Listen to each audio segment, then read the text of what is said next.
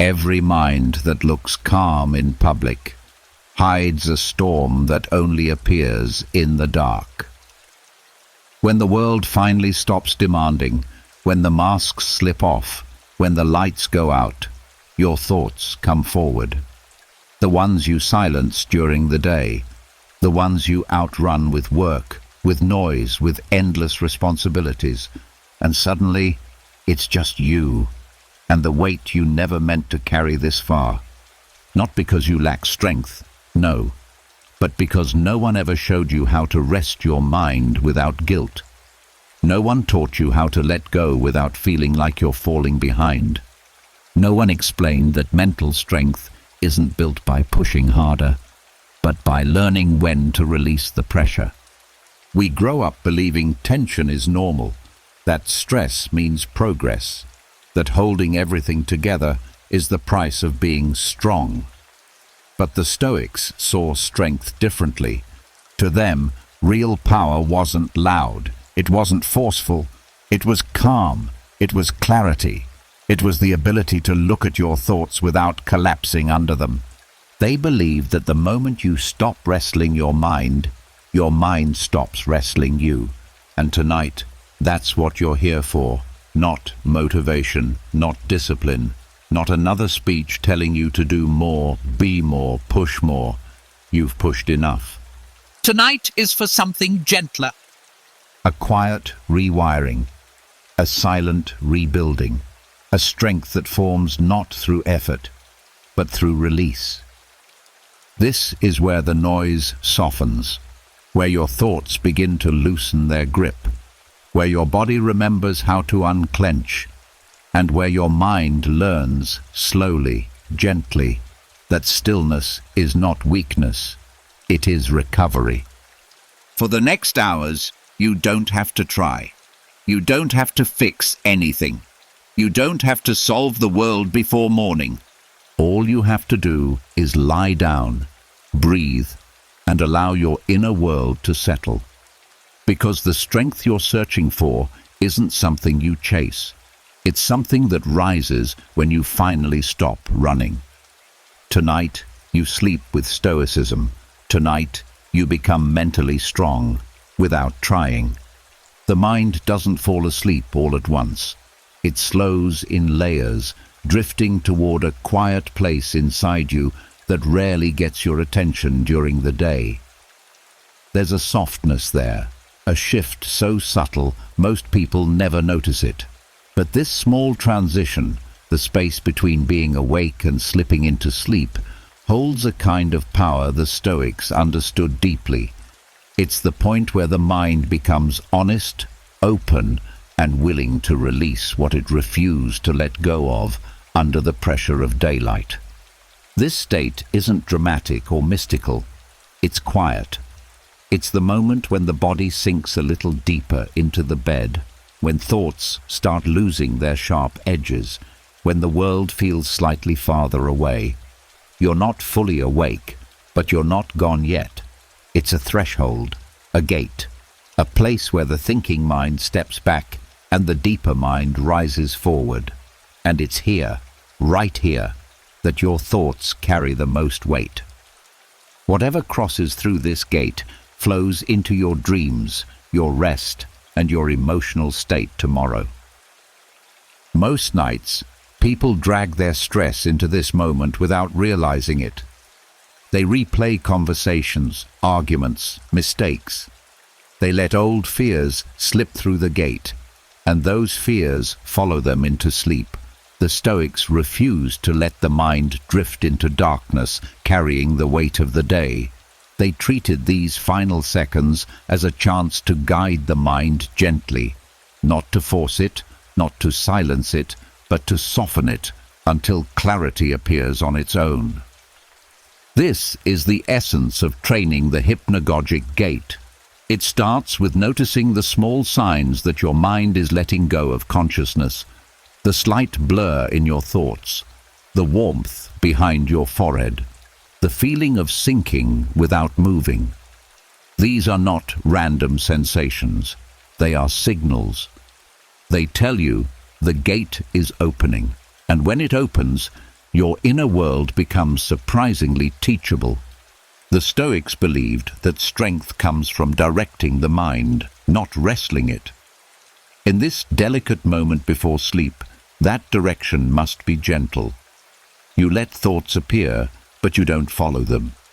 You let emotions rise, but you don't grab them. Everything is allowed, but nothing is obeyed. The mind learns from this. It learns that not every thought deserves attention, that not every emotion demands action, that peace can exist even while the mind is active. This is how the subconscious begins to shift. Not through effort, but through allowance. You're giving the mind permission to settle the way dust settles in a quiet room, naturally, slowly, without force. And when it settles, it becomes clear. This clarity is why the hypnagogic gait matters so much. It's the only moment when your defenses drop without feeling unsafe. The only moment when the mind is soft enough to reshape itself. When you guide your thoughts here, even with the lightest touch, the guidance sinks deeper than it ever could while fully awake. The Stoics used this space to plant simple, grounding truths, short phrases that calm the mind because they're based in reality, not fantasy. Truths like letting the day be over, releasing what cannot be controlled, allowing the body to rest without guilt. These phrases don't force optimism, they create room, a small opening where tension can slip out quietly. When repeated in the seconds before sleep, these truths pass through the gate and land where habits form, where emotional reactions begin, where the roots of your thoughts live. This is why a single calming phrase at night can change how you wake up the next morning. You're not trying to be stronger. You're giving your mind the conditions to reset. Even your breath matters here. Not deep or dramatic breathing, just a slow, gentle lengthening of the exhale. The body speaks to the mind through rhythm, and the mind listens closely in this state. When your breath softens, the inner world follows. Muscles loosen. Thoughts drift instead of cling. The nervous system shifts out of survival mode and into safety. That safety becomes the bridge into sleep. Over time, this practice becomes a quiet ritual, not a chore, not a technique, but a way of meeting yourself at the boundary between waking and sleeping. You begin to trust this moment. You begin to feel how much easier sleep comes when you're not dragging the weight of the day into it. You begin to realize that you wake up clearer, calmer, and less reactive, not because you forced discipline, but because you guided the mind at the only moment when it's willing to listen without resistance.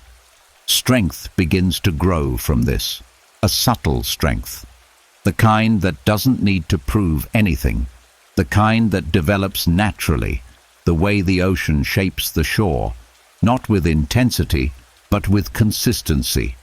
Night after night, the mind learns how to release instead of cling, how to soften instead of brace, how to rest without fear. This is the quiet power of the Stoic hypnagogic gait. Not a trick, not a technique, a shift, a gentle rewiring of the inner world during the one moment soft enough to shape. A way of becoming mentally stronger without force, without tension, without trying. The mind learns to let go. The body learns to trust sleep. And you learn that strength often begins in the silence between one breath and the next.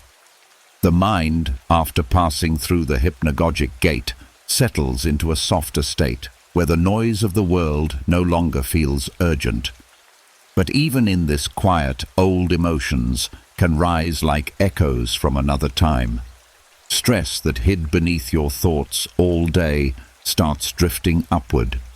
Memories that felt distant suddenly feel close again. The body tightens without movement. The mind repeats things you thought you were done with. This is the point where many people lose control of their night. But it's also the point where the Stoics placed one of their most life-changing practices: pre-sleep indifference. There's a certain heaviness that appears right before sleep, a heaviness made of thoughts that refuse to settle. Not dramatic ones, just the small worries that stack up until they feel overwhelming. The Stoics never tried to fight these feelings. They didn't try to silence them or force them away. They treated them with indifference, not coldness, not denial, a gentle refusal to carry their weight. Pre-sleep indifference is the art of recognizing emotional overload without allowing it to rule the inner world. It's the practice of seeing your thoughts the way you see passing clouds, noticeable but powerless to change the sky itself. When the Stoics used this method, they weren't ignoring their problems. They were separating themselves from the emotional heat that makes problems feel bigger than they are. They understood that most suffering comes not from the event, but from the mental story attached to it. This practice begins with acknowledging how full your mind feels at the end of the day. The build-up of expectations, interactions, misunderstandings, responsibilities, none of it disappears on its own. The mind holds on to everything unless you teach it how to let go. Indifference gives the mind permission to stop gripping every thought like it's a threat. It's not apathy, it's clarity. It's choosing which thoughts deserve your attention and which are nothing more than leftover noise. In the seconds before sleep, emotional overload tends to feel heavier because the mind finally has space to show you everything it's been carrying. This is where indifference becomes a kind of protection. When a stressful thought rises, you let it float without responding. You don't argue with it, you don't solve it, you don't judge yourself for having it. You simply observe it with the same calmness the Stoics trained for all their lives. This shift is powerful because the mind expects you to react. It expects tension. When you respond with neutrality, the emotional energy behind the thought dissolves. You break the cycle without effort. And when the mind realizes you're not feeding the thought with fear or concern, it stops pushing it forward. The storm quiets not because you conquered it, but because you stopped stepping into it. The beauty of pre-sleep indifference is that it resets the emotional system. Every emotion has a beginning, a rise, and a natural end. But most emotions linger because we keep reacting to them. Indifference disrupts this pattern. It lets the emotional wave move through without your involvement. The nervous system softens, the breath loosens. The body releases tension it has been holding for hours or even years. This release is subtle but deeply healing. The Stoics also used indifference to separate outcomes from identity. A mistake didn't mean you were flawed. A difficult day didn't mean you were failing. A conflict didn't mean you were broken. By seeing these experiences as external events, not personal definitions, emotional overload lost its ability to take over the mind at night. You start recognizing that most emotional weight isn't yours, it's the world's. You simply picked it up without noticing. Before sleep, this separation becomes easier because the ego quiets. You're not defending yourself. You're not performing for anyone. You're not trying to be strong. You're simply being. And in this raw state, indifference becomes natural. You stop giving importance to things that don't deserve the power to disturb your rest. The mind starts to understand that not every thought requires your emotional presence. Practicing this nightly changes the way you move through life. You begin waking up lighter because you're not dragging emotional residue from yesterday. Decisions feel simpler. Conversations feel clearer. Stress loses its grip. You're not becoming numb. You're becoming free from the pressure that once controlled your reactions. Emotional strength forms quietly, built through nights where you chose neutrality over exhaustion. Indifference also stops the habit of emotional forecasting. the tendency to worry about things that haven't happened yet. Before sleep, the mind loves to create scenarios that don't exist. Indifference cuts the connection between thought and belief. A worry becomes nothing more than a passing idea. The future loses its power to disturb the present moment. You rest in the only place that's real, here, now, sinking into stillness. As this becomes your nightly practice, something deep shifts. Your mind starts trusting itself again. Your emotions stop overwhelming you because they no longer have momentum. You're no longer carrying the day into sleep. You're no longer waking up with the weight of yesterday. You're no longer reacting to every sensation in your chest. You're learning the rare skill of seeing everything without absorbing anything. This is how the Stoics reset the mind. This is how emotional overload dissolves without force. This is how you gain mental strength without effort. The quiet neutrality you bring into the seconds before sleep becomes the anchor that steadies your entire inner world. Indifference becomes freedom, and freedom becomes rest. There is a point during the night when even indifference quiets, when the mind has stopped reacting and starts simply existing. In that softness, something unexpected rises to the surface, the identity you carried all day, the roles you played, the pressure to be competent, composed, responsible, useful, strong, all the things you force yourself to be under the sun.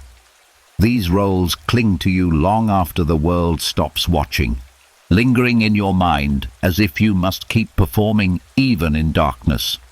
This is where the Stoics introduced one of the most overlooked practices of all, releasing the identity you wore that day. Identity, for most people, becomes a cage without them noticing.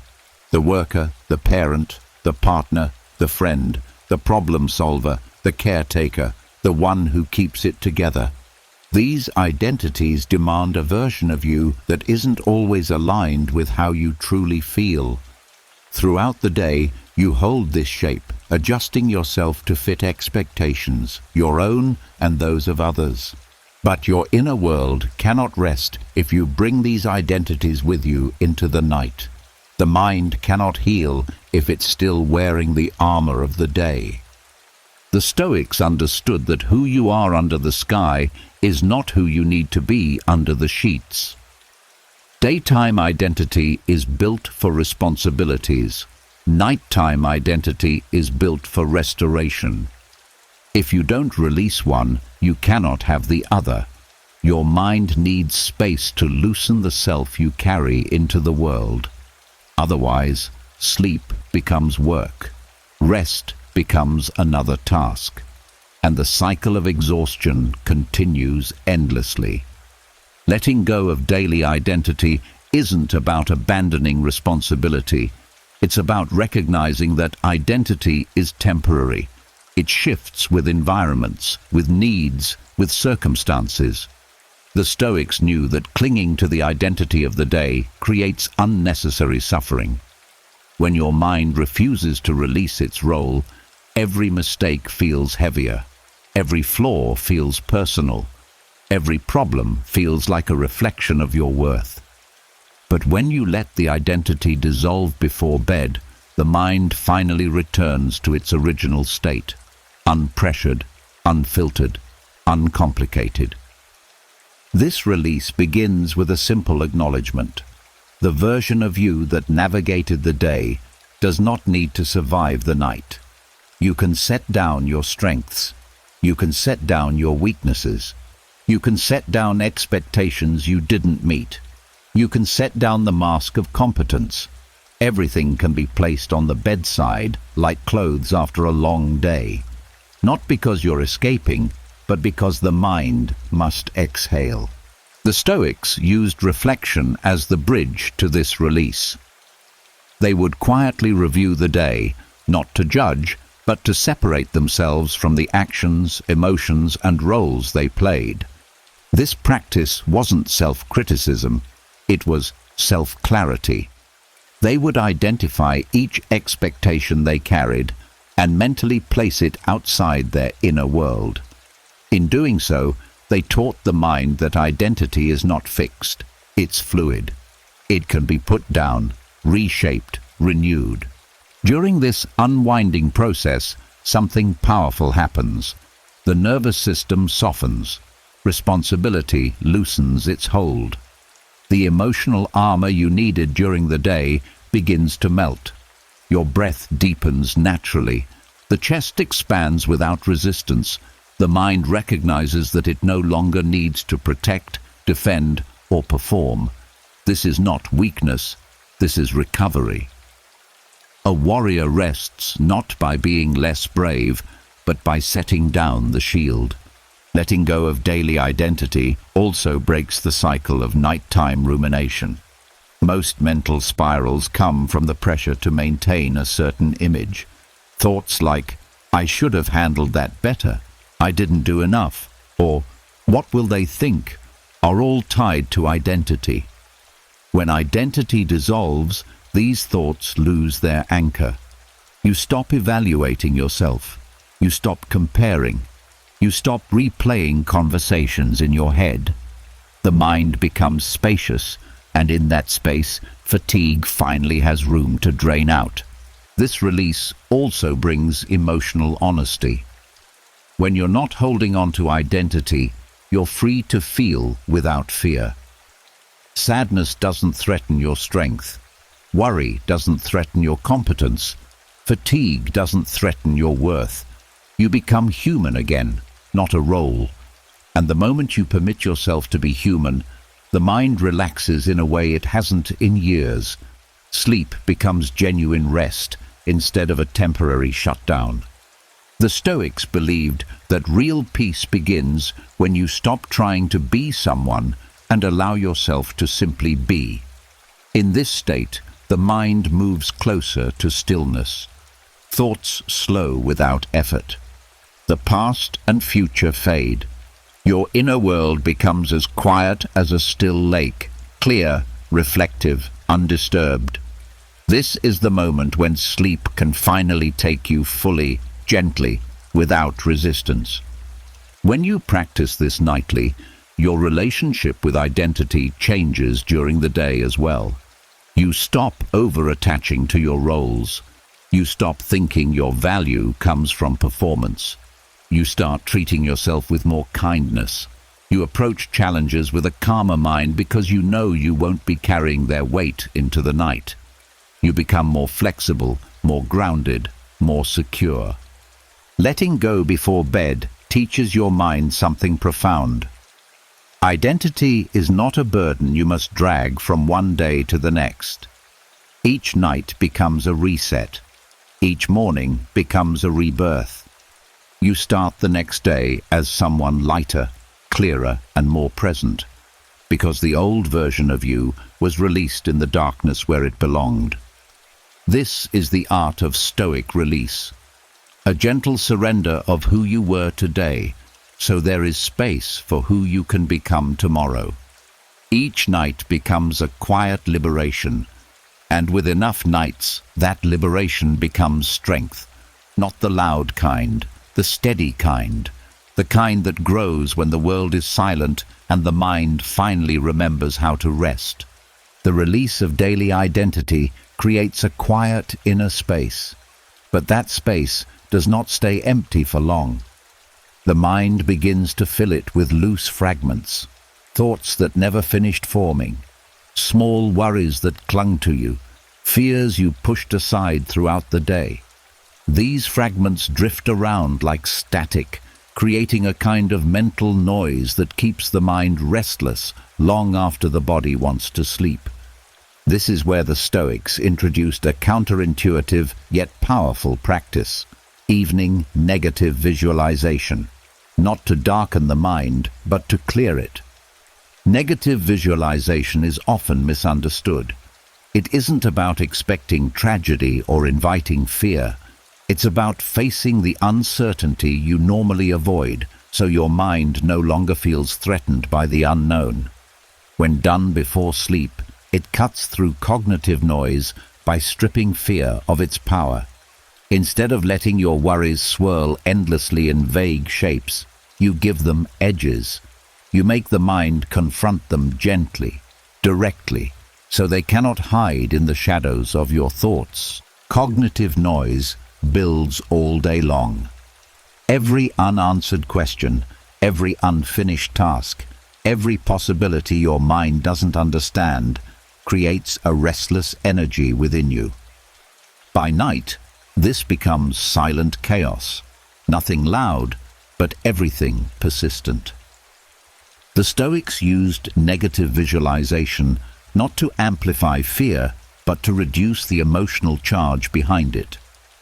When you calmly acknowledge what you're afraid of, the mind stops reacting like it's in danger. The noise quiets. Thought becomes clear. This practice begins with acknowledging the possibilities that normally unsettle you, not dramatizing them, not exaggerating them, simply seeing what could go wrong in ordinary life. The loss of something you value, the delay of something you're waiting for, the absence of something you rely on. You walk your mind through these possibilities with calm acceptance. You're not inviting them, you're removing their power to shock you. The reason this works so deeply at night is because the mind becomes more sensitive when responsibilities fade. Small fears grow bigger when you're lying still with no distractions. But when you take a moment to calmly face those fears before they can latch onto you, they lose their grip. Instead of spiraling, the mind settles. Instead of clinging, it releases. Instead of overthinking, it rests. What negative visualization truly does is reframe loss and uncertainty. Most cognitive noise comes from resisting reality, wanting things to stay the same, fearing change, worrying about losing control. When you visualize the possibility of change with calm neutrality, you unconsciously strengthen your emotional resilience. You prepare the mind not for disaster, but for acceptance, and acceptance dissolves noise faster than positivity ever could. The Stoics believed that peace comes from rehearsing life's fragility, not to cause sadness, but to remind the mind that everything temporary is meant to be embraced without attachment. When you accept that things may shift, your fear of losing them softens. When you accept that life moves unpredictably, your anxiety about tomorrow quiets. The noise fades because the resistance fades. Evening negative visualization also sharpens appreciation. When you reflect on what could disappear, the mind stops taking it for granted. Gratitude grows naturally, not the forced kind, but the grounded kind that calms the nervous system. Gratitude, when felt honestly, becomes a shelter that replaces worry. It gives the mind something steady to rest on, something real. Practicing this before sleep doesn't disturb the mind, it organizes it. It takes every loose thought and places it in perspective. The mind stops inventing scenarios because you've already acknowledged the truth. Life is uncertain, and that's okay. With this acceptance, the mind doesn't cling to control, it doesn't create noise. It relaxes into the simple fact that you can face whatever comes, and you can release what you can't. This clarity also reduces emotional sensitivity. When your mind is prepared for change, setbacks lose their sting. Disappointments shrink. Mistakes stop feeling catastrophic.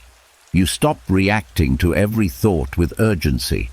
This emotional stability is especially important at night, when the mind is most vulnerable to exaggeration. Negative visualization gives the mind a grounded anchor, one that prevents small concerns from becoming storms. As the practice deepens, you begin to notice that fear doesn't rise as easily. Thoughts that once created tension now appear softer, almost harmless. You no longer fear the worst because you've already accepted the possibility. This doesn't invite negativity. It creates freedom.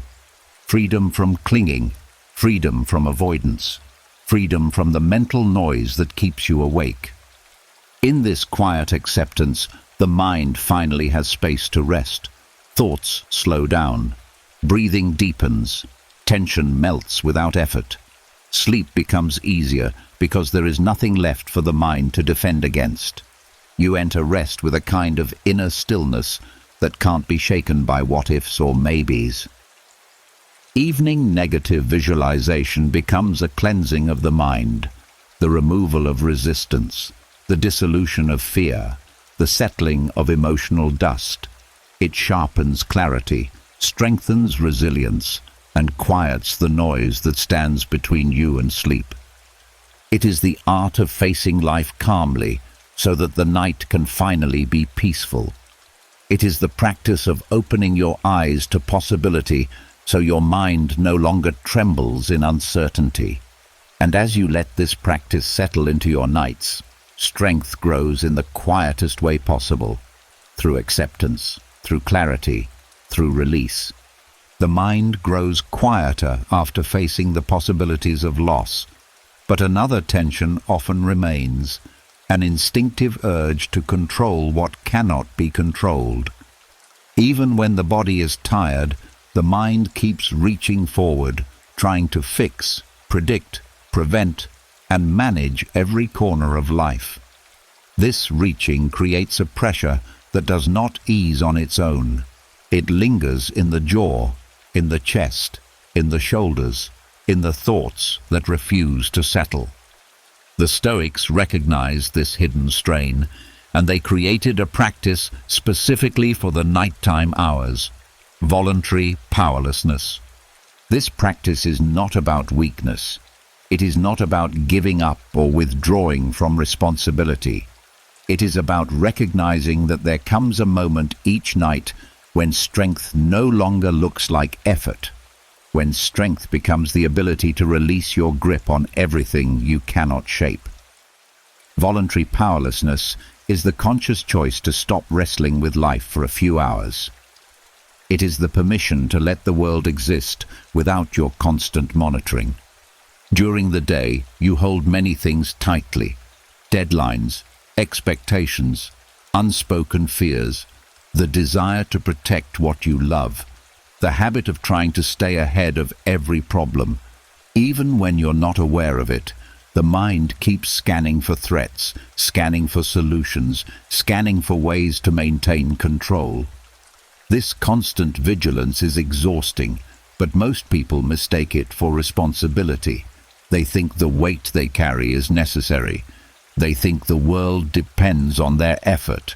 They don't realize how much of this effort is a survival pattern, not a requirement. The Stoics understood that nighttime has a different rule. The mind cannot rest while believing it must remain in charge. Voluntary powerlessness is the antidote to this. It is the act of telling the mind, "You are allowed to stop now." It is the moment when you step out of the role of protector, planner, or problem solver and return to a simpler state, one where rest is safe and control is no longer needed. This practice begins with acknowledging the invisible weight you've been carrying all day, not judging yourself for it, not trying to analyze it, just noticing. The tension in your breath, the thoughts looping without direction, the urge to mentally plan tomorrow, the uncomfortable pressure in your chest when your mind wanders to something unresolved. These sensations are signs that the mind is refusing to surrender. Voluntary powerlessness interrupts this pattern by giving the mind a clear signal. It is not your job to hold this right now. The moment you choose powerlessness intentionally, something shifts inside you. The nervous system loosens. The breath deepens. The thoughts lose their urgency. Your mind stops trying to anticipate every possible outcome.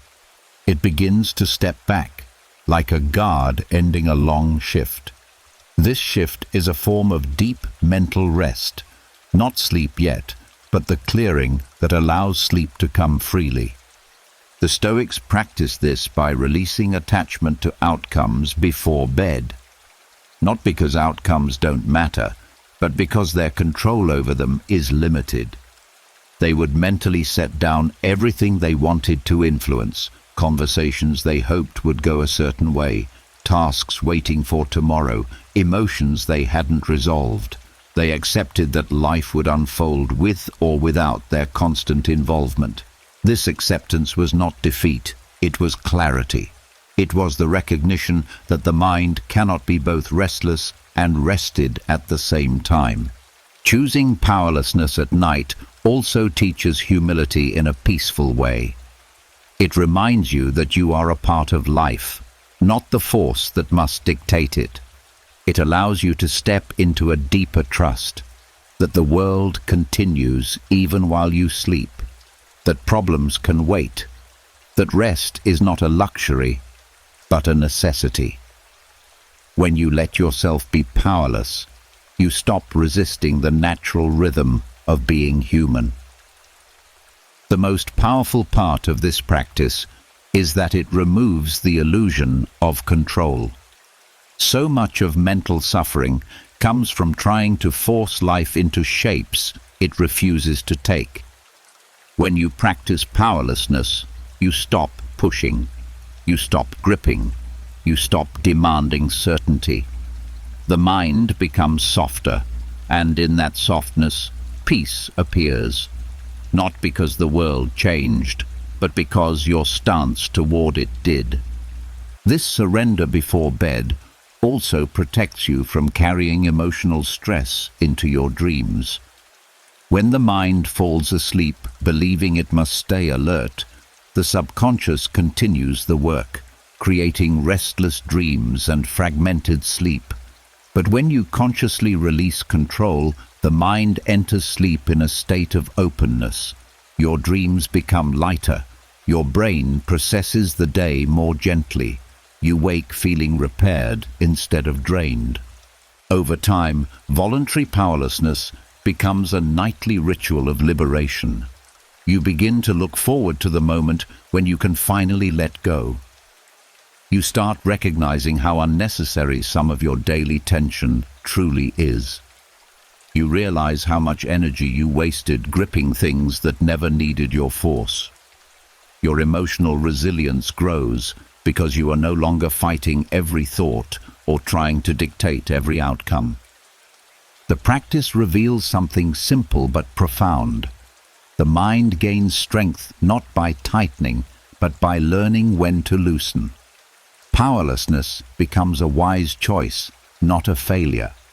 A form of mental emptiness that is not hollow, but peaceful.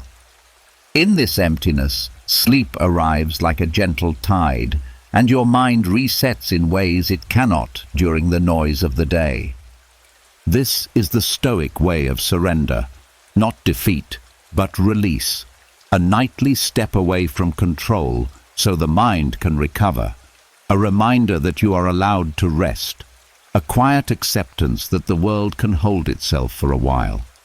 And when you wake, you rise with a mind that feels lighter, steadier, clearer, because the strength you gain at night is built in the silence of letting go.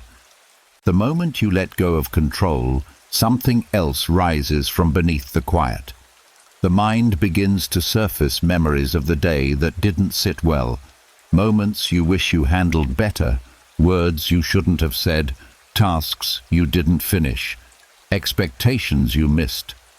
Failure, in all its forms, likes to appear right when you're trying to rest.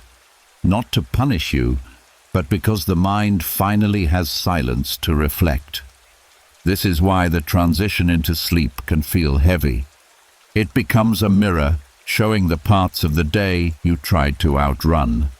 The Stoics understood this nightly confrontation. They believed that the moments before sleep offer a rare chance to reshape failure, to change the meaning you attach to it, not through force, not through self-criticism, but through gentle reframing.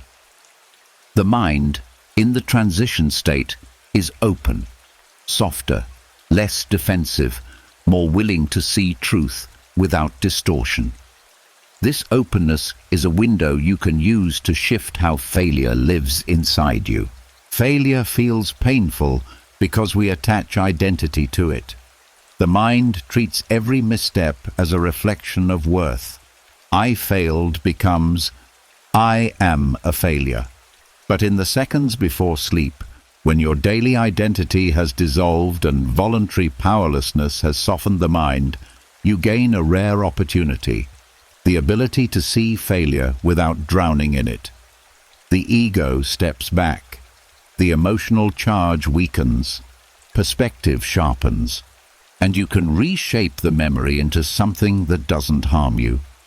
Reframing in this state begins by allowing the memory of failure to rise without resistance. The mistake you made, the opportunity you missed, the moment that didn't go the way you hoped. Let it appear. Not to relive it, but to look at it from a distance. The Stoics believed that when you observe something without attaching yourself to it, its power dissolves. You see the event as separate from your identity, separate from your worth, separate from the person you are becoming. In this softened state, failure becomes a piece of information instead of a wound. It becomes feedback instead of shame. You can acknowledge what happened without letting the mind spiral. You see the truth clearly. You acted with the knowledge you had at the time. You responded with the emotions you carried that day. You learned something you didn't know before. You moved one step forward in understanding, even if the outcome wasn't what you wanted. The transition into sleep intensifies emotions, but it also reduces resistance. This combination allows you to reshape the meaning behind failure in a way that sticks. Instead of replaying the memory through a lens of regret, you view it through the lens of growth. The mind, relaxed and open, absorbs this reframe deeply. It begins to store the memory differently, not as a threat to your identity, but as a natural part of the human experience. Failure also becomes less intimidating when you see it as temporary. Nighttime softens the edges of the day, reminding you that nothing stays the same. The mistake that feels heavy now will not matter in the same way tomorrow, or next week, or next year. The Stoics often meditated on impermanence to break the emotional grip of failure. They understood that time reduces the weight of everything, and the sleep transition state allows you to feel that truth directly. This reframing also teaches the mind to separate intention from outcome. You may not always get the result you want, but your intention to grow, to learn, to do your best remains intact. When the mind recognizes this separation, disappointment begins to fade.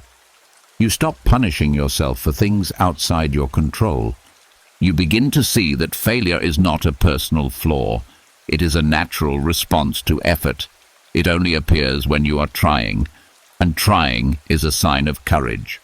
As the mind transitions towards sleep, it becomes easier to replace self-judgment with compassion. You can speak to yourself with the same softness you would offer a friend. Not excuses, not denial, just understanding.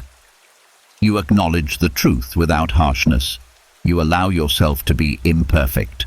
And in doing so, you create the emotional safety that the mind needs to heal. This safety changes the entire relationship you have with failure. You stop shrinking from it. You stop replaying it with shame. You begin to see it as a stepping stone instead of a setback. The mind starts to prepare you for tomorrow, not with fear, but with readiness. You fall asleep not feeling defeated, but grounded. not haunted by what went wrong, but supported by what you learned. Over time, this nightly reframing builds resilience.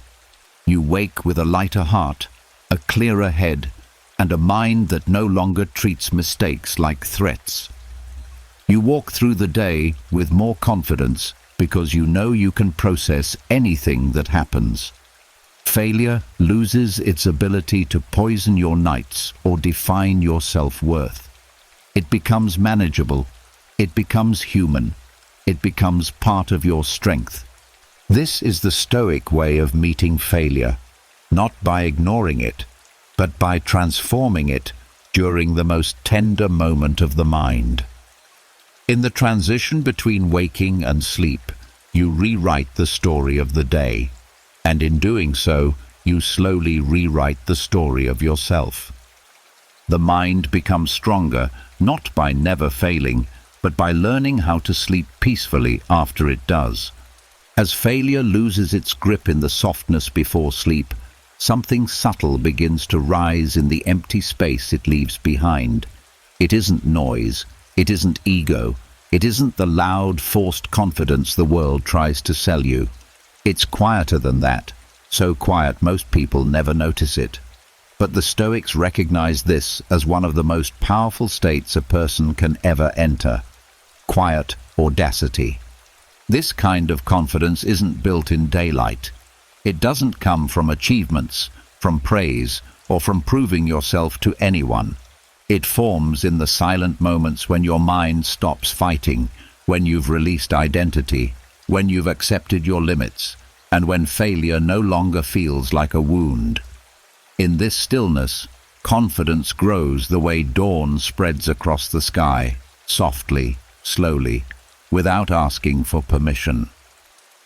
Quiet audacity is the certainty that you can handle life without needing to announce it. A strength that doesn't need applause, a self-trust that doesn't need validation, a belief in your own resilience that whispers instead of shouts. The moments before sleep are the perfect soil for this belief to take root, because the mind is stripped of its daytime defenses. You aren't pretending, you aren't performing, you aren't comparing, you're just yourself, raw, honest, unguarded. The Stoics valued this state because true confidence doesn't come from winning. It comes from knowing that you can survive losing. When everything else has been released, the pressure, the roles, the fear, the noise, you meet yourself in a pure form. And what you see in that moment defines the kind of strength you carry into tomorrow. Quiet audacity begins with self-trust. Not a dramatic declaration, but a small internal acknowledgement. I can meet whatever comes. This is not arrogance.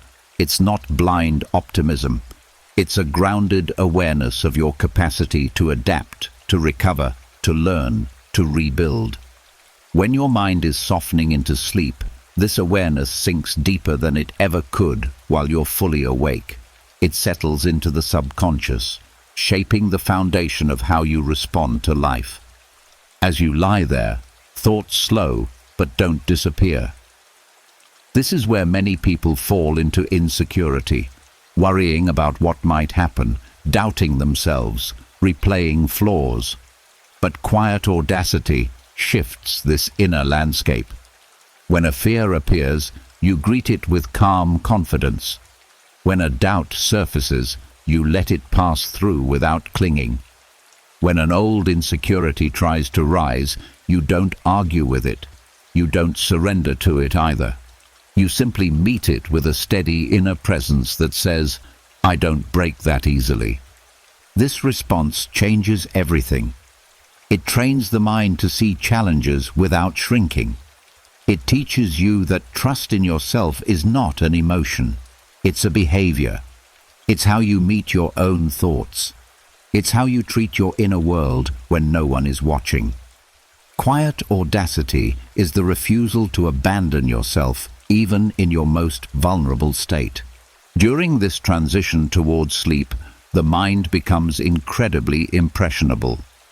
The beliefs you hold here seep into your emotional patterns. If you let fear dominate this space, you reinforce fragility. But if you hold yourself with steady conviction, even a gentle one, you reinforce resilience. This is how you build confidence without forcing it. The mind absorbs your quiet strength like soft ground absorbs rain. Quiet audacity also redefines how you perceive difficulty. Instead of seeing obstacles as personal threats, you begin to view them as part of the path. You stop expecting life to be easy and start trusting that you can walk through it anyway. This trust makes fear lose its sharpness. You stop bracing for impact and start allowing life to unfold. You stop doubting your ability to rise and start remembering that you always have. The beauty of this practice is that confidence becomes internal rather than situational. It's no longer tied to success, approval, or control. It becomes your default state, a calm readiness, a grounded certainty, a quiet strength that doesn't fluctuate with circumstances.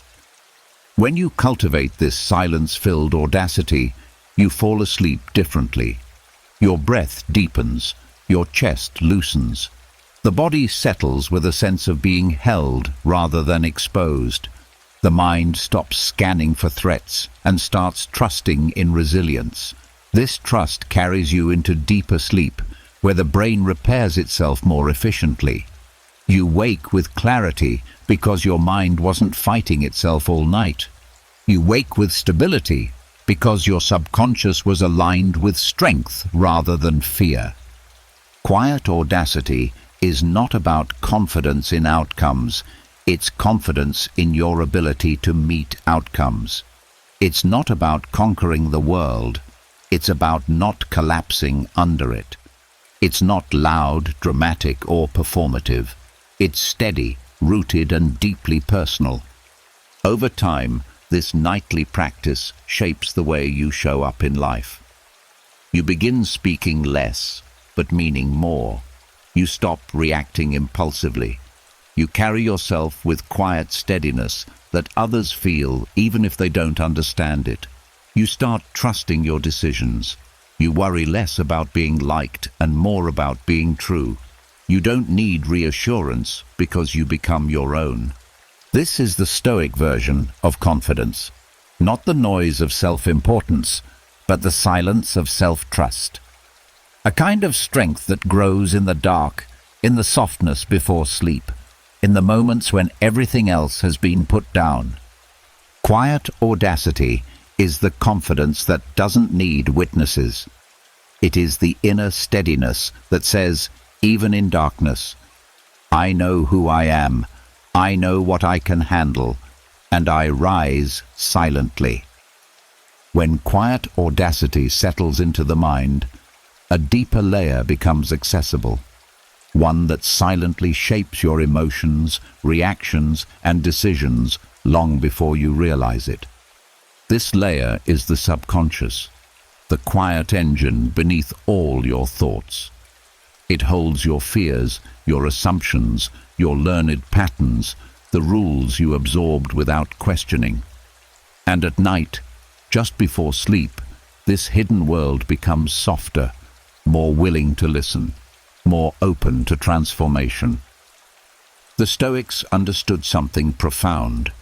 If you don't teach the subconscious what is yours to carry and what is not, it will try to carry everything. It will pick up burdens that don't belong to you. It will take responsibility for outcomes you cannot influence. It will respond to events with fear instead of clarity. This is why so much anxiety appears at night. The subconscious is overloaded with things it was never meant to manage. The dichotomy of control is the heart of Stoic wisdom. It separates life into two simple categories: what you can influence and what you cannot. But knowing this intellectually is one thing. Teaching it to the subconscious, the emotional core, is another. The moments before sleep are the ideal time for this teaching because the mind is shifting into a receptive state where new interpretations can sink deeper than during the day. As your body relaxes and the mind drifts towards sleep, there is a subtle loosening of rigidity. Thoughts stop clinging so tightly. The need to analyze weakens. The ego steps aside. This is when the subconscious listens without filtering. It absorbs not just words but tone, intention, emotional meaning. This is why nighttime thoughts have so much power. They bypass your logical mind and go straight into habit formation. Teaching the subconscious the dichotomy of control begins with acknowledging the truth that most of what troubles you is outside your hands. Not as an excuse, not as resignation, but as clarity. The mind worries because it thinks worry is a form of protection. It thinks anticipating every possibility will keep you safe. But when you quietly remind yourself in the half-conscious state before sleep that external events are not under your command, the subconscious begins to loosen its grip. This shift does not come from forcing a mantra. It comes from gently guiding the mind towards separation.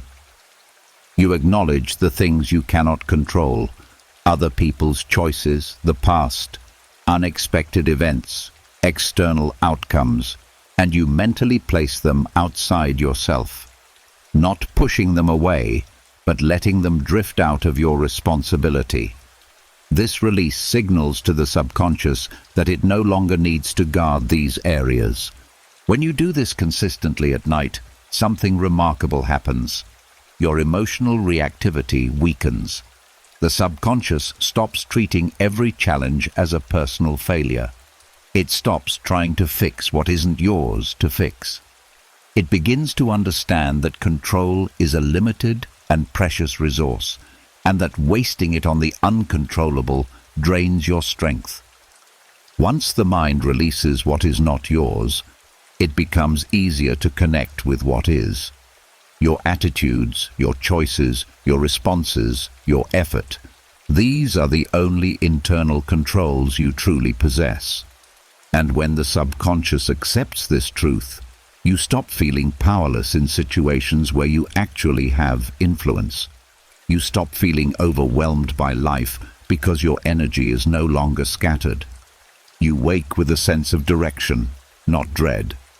This internal alignment creates emotional stability. When something goes wrong, your mind no longer leaps into panic. Instead, the subconscious automatically asks, "Is this mine to control?" If the answer is no, it lets the emotion pass. If the answer is yes, it focuses calmly on action. This separation becomes instinctive, a natural filter that shields you from unnecessary stress. Teaching this at night also changes the way you speak to yourself. The subconscious, in its softened state, replaces harsh internal commentary with balanced understanding. You're no longer blaming yourself for things outside your power. You stop replaying conversations trying to fix them. You stop rehearsing fear about tomorrow. The mind stops dragging you into places you cannot influence. And this freedom, felt consistently, is transformative. This nightly practice also helps regulate the nervous system. When the mind believes it must control everything, the body stays in a low-level state of tension. Muscles tighten, breathing shortens, the heart beats faster. But when the subconscious learns that most things do not require your intervention, the body relaxes without effort. Stress hormones lower, breathing deepens, the mind enters sleep from a state of peace instead of survival. Over time, this teaching becomes a quiet form of mastery. You stop seeing life as something to wrestle with. Challenges no longer overwhelm you. People's opinions lose their sharpness. Unexpected events stop feeling like personal attacks. You carry yourself with a grounded presence that is not shaken by chaos, because your subconscious knows where your responsibility ends. This is the secret behind Stoic calm. Not coldness, not detachment, but clarity. A clarity that settles into the subconscious when the mind is soft, tired, and open. A clarity that shapes your mornings without you realizing it. A clarity that turns anxiety into focus and helplessness into acceptance. The dichotomy of control becomes more than a philosophy. It becomes your emotional operating system. And each night, as you drift into sleep, the subconscious absorbs this truth more deeply. You are responsible for your actions, not the world's outcomes. You command your responses, not the wind around you. You influence your mindset, not the movement of fate. This is how true strength takes root. Quietly, softly, in the moments when the mind is finally ready to learn. When the subconscious begins to understand what belongs to you and what never did, a deeper shift becomes possible. The mind no longer fears life's unpredictability. But clarity alone isn't enough to create lasting peace. You need something that sinks even further, something that strengthens your emotional foundation so deeply that life cannot shake it easily. This is where the Stoic practice of amor fati, the love of fate, enters the night. Amor fati is often misunderstood as simply accepting life. Acceptance is passive. Amor fati is active. It is the willingness to meet life as it is, without resentment, without resistance, without the constant wish for something different. It is the quiet courage to embrace what comes, not because you enjoy the difficulty, but because you trust your ability to grow from it. The reason nighttime is so powerful for this practice is simple. The mind becomes honest. The protective barriers fall. You're no longer performing for the world. You're no longer pretending to be unaffected. In this softness, the truth you whisper to yourself is absorbed deeply, stored where your emotional patterns are formed. Amor fati becomes not a forced philosophy, but a lived one. Long-term calm doesn't come from pushing negativity away. It comes from changing your inner relationship with reality. When you practice amor fati before sleep, you train the subconscious to stop fearing the unknown and start working with it. You show the mind that difficulty doesn't mean doom. Uncertainty doesn't mean danger. Challenges aren't personal punishments. They're part of the human design. This training begins in the quiet before sleep, when your breath slows and the mind drifts. In this softened state, you gently remind yourself that life unfolds in ways you cannot predict, but not in ways you cannot handle. You acknowledge the events of the day, the pleasant, the uneasy, the disappointing, and instead of resisting them, you let them settle with a sense of neutrality. You stop asking why things happened, and you start meeting them as stepping stones in your own growth. The subconscious listens closely to this shift. During the day, it reacts out of instinct and habit. At night, it reacts out of openness. When you offer it acceptance wrapped in trust, it begins to internalize a new worldview. Life is not happening against you. It's happening with you. Amor fati before sleep becomes a kind of emotional alignment.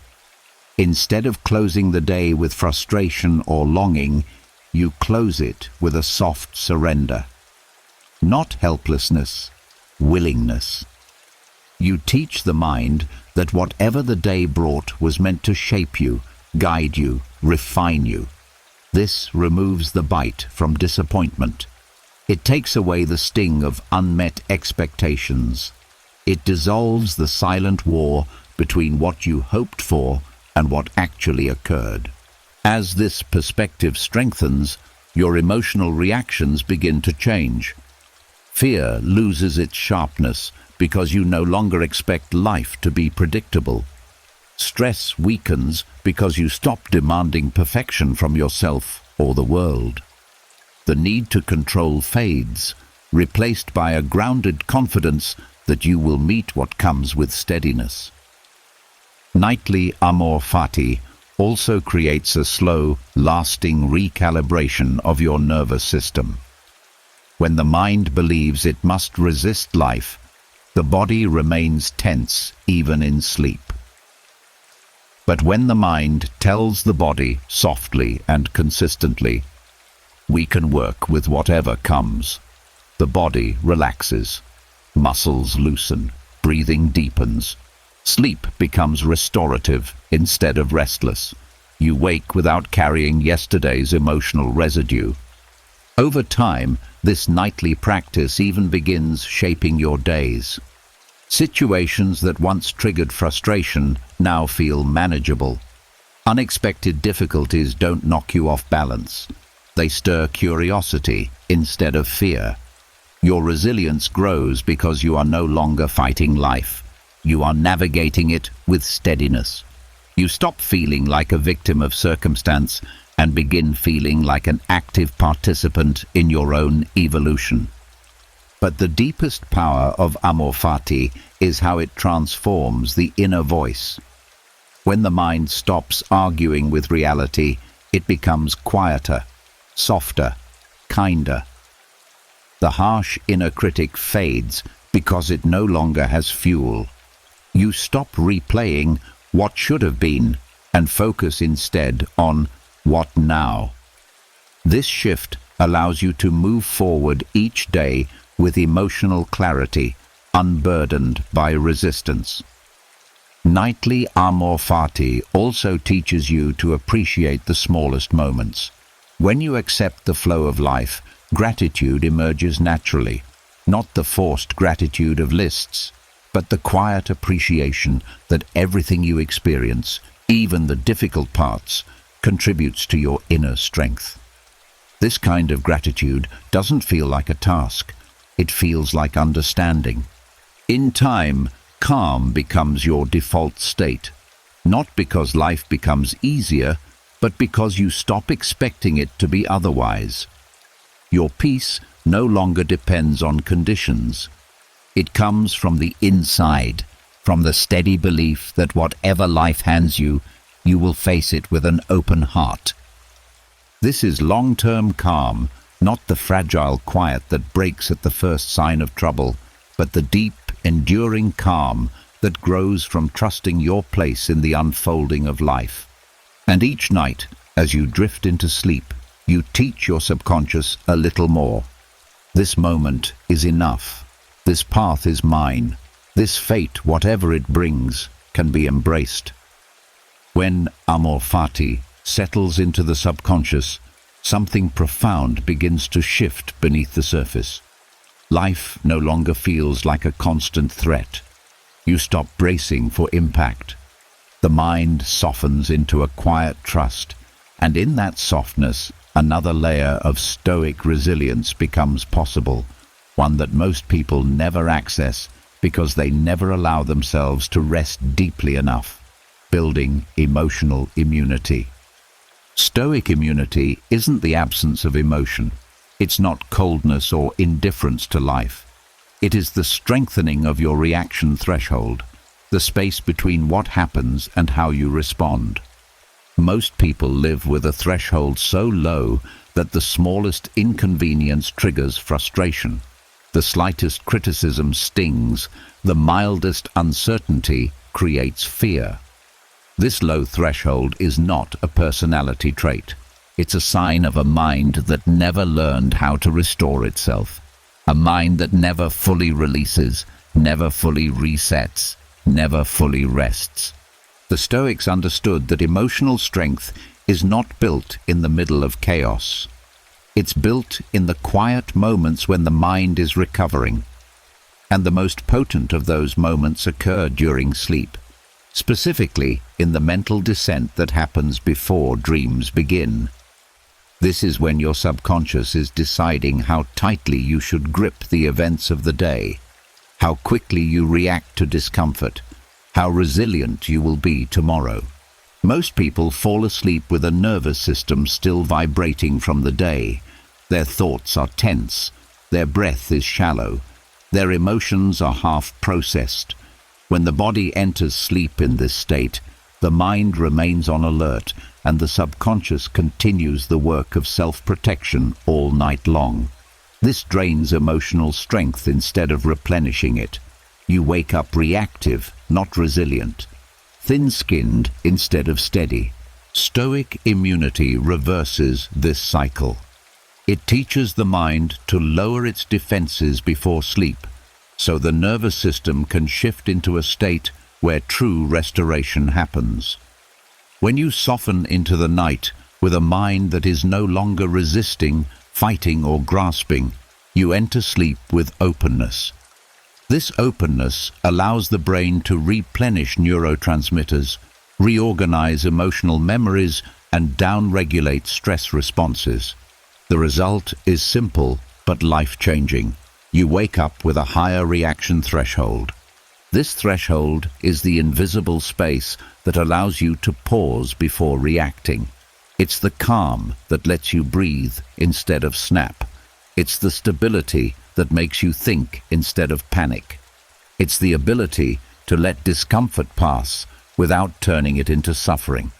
This is emotional immunity, not a wall around your heart, but a deeper resilience within it. The process begins in the minutes before sleep, when the mind is softening, the breath is slowing, and your defenses are lowering. In this vulnerable state, you can speak to your subconscious with honesty. You can guide it towards steadiness by acknowledging the truth that not every discomfort is a danger. Not every inconvenience is a crisis.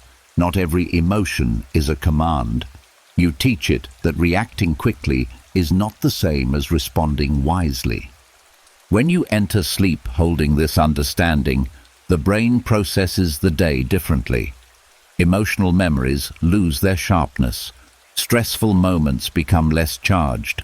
Your inner world recalibrates. You wake up with a mind that doesn't leap into fear or anger at the first sign of tension. You become someone who holds themselves with quiet stability even when the world asks for chaos. Stoic immunity also strengthens because sleep allows the mind to reorganize its priorities. When you're awake, everything feels immediate. Messages, tasks, expectations, worries.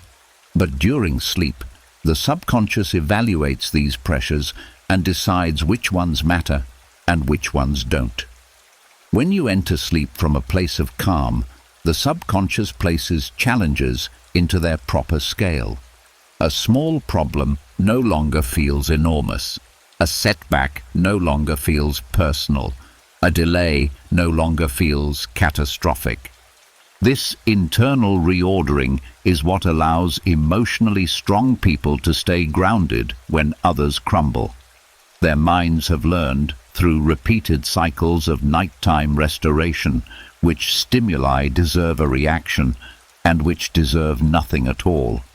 They wake with a natural sense of proportion, a clear understanding of what truly matters. Stoic immunity deepens even further as the mind learns that rest is not a weakness but a form of strength. Many people believe they must stay mentally tense to be prepared for life. They mistake readiness for rigidity. But the Stoics taught the opposite.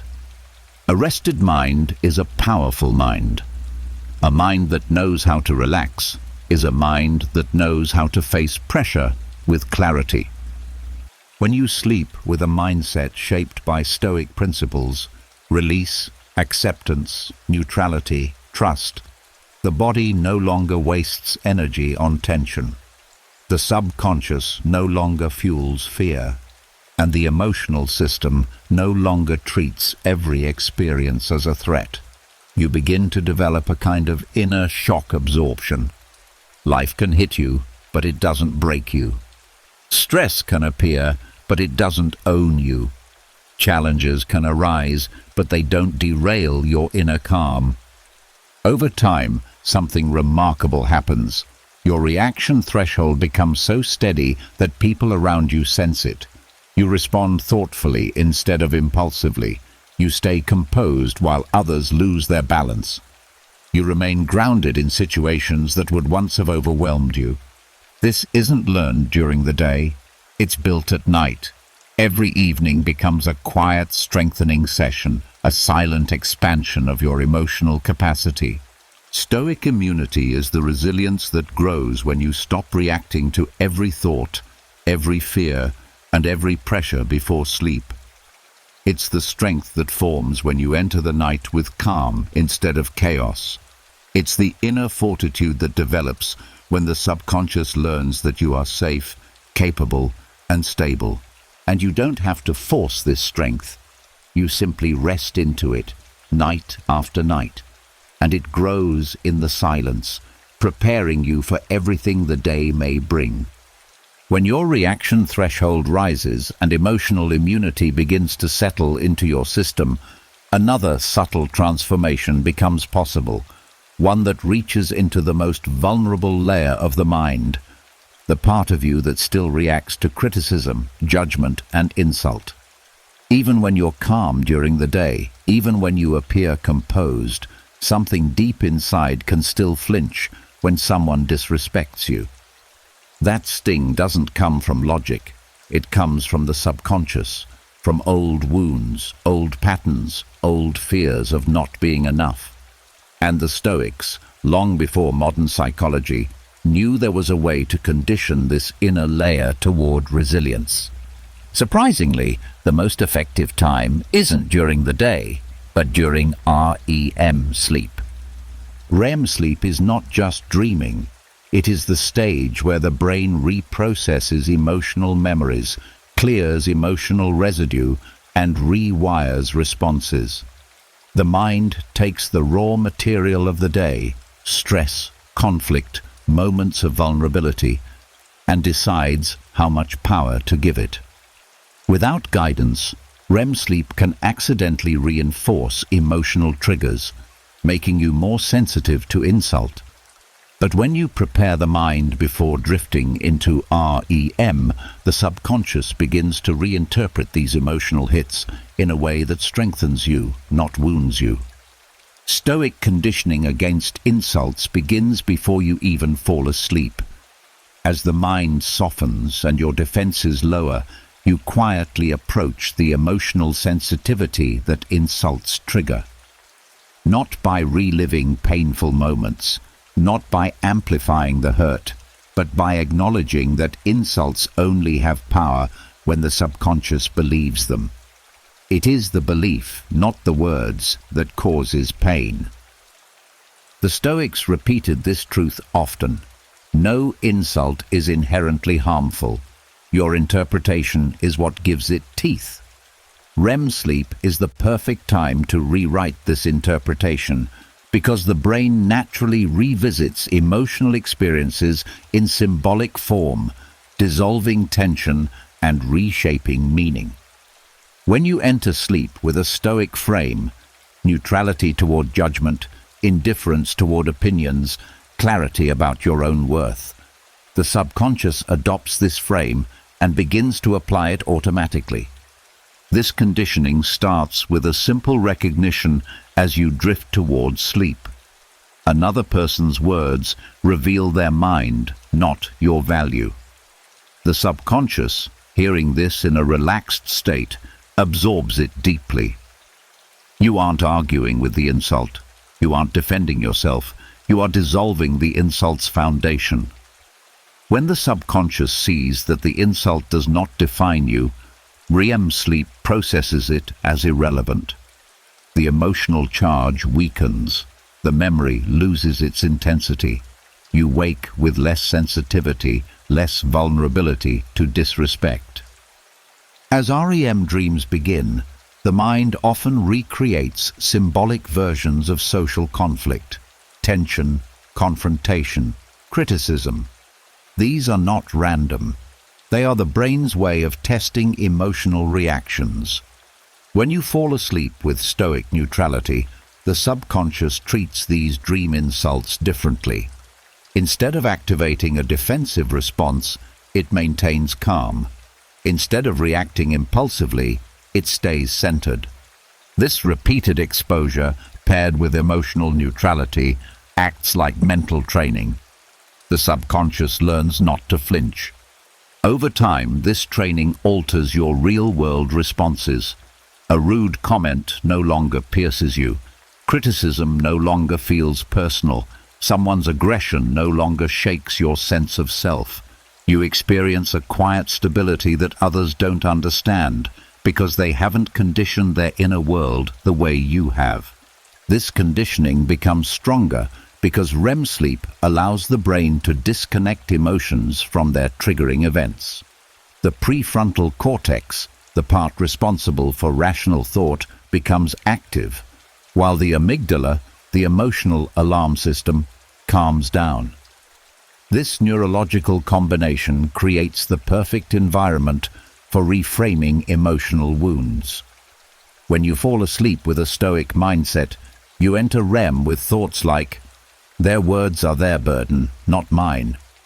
I decide what defines me. Insults can only hurt if I give them value." These thoughts become the lens through which your brain processes social conflict in dreams. The subconscious learns from repetition, not intensity. Every night you fall asleep with this clarity, you reinforce a new emotional pattern. Insults become noise instead of threats. Opinions become external events, not internal wounds. You stop absorbing negativity automatically. You gain control over your emotional boundaries.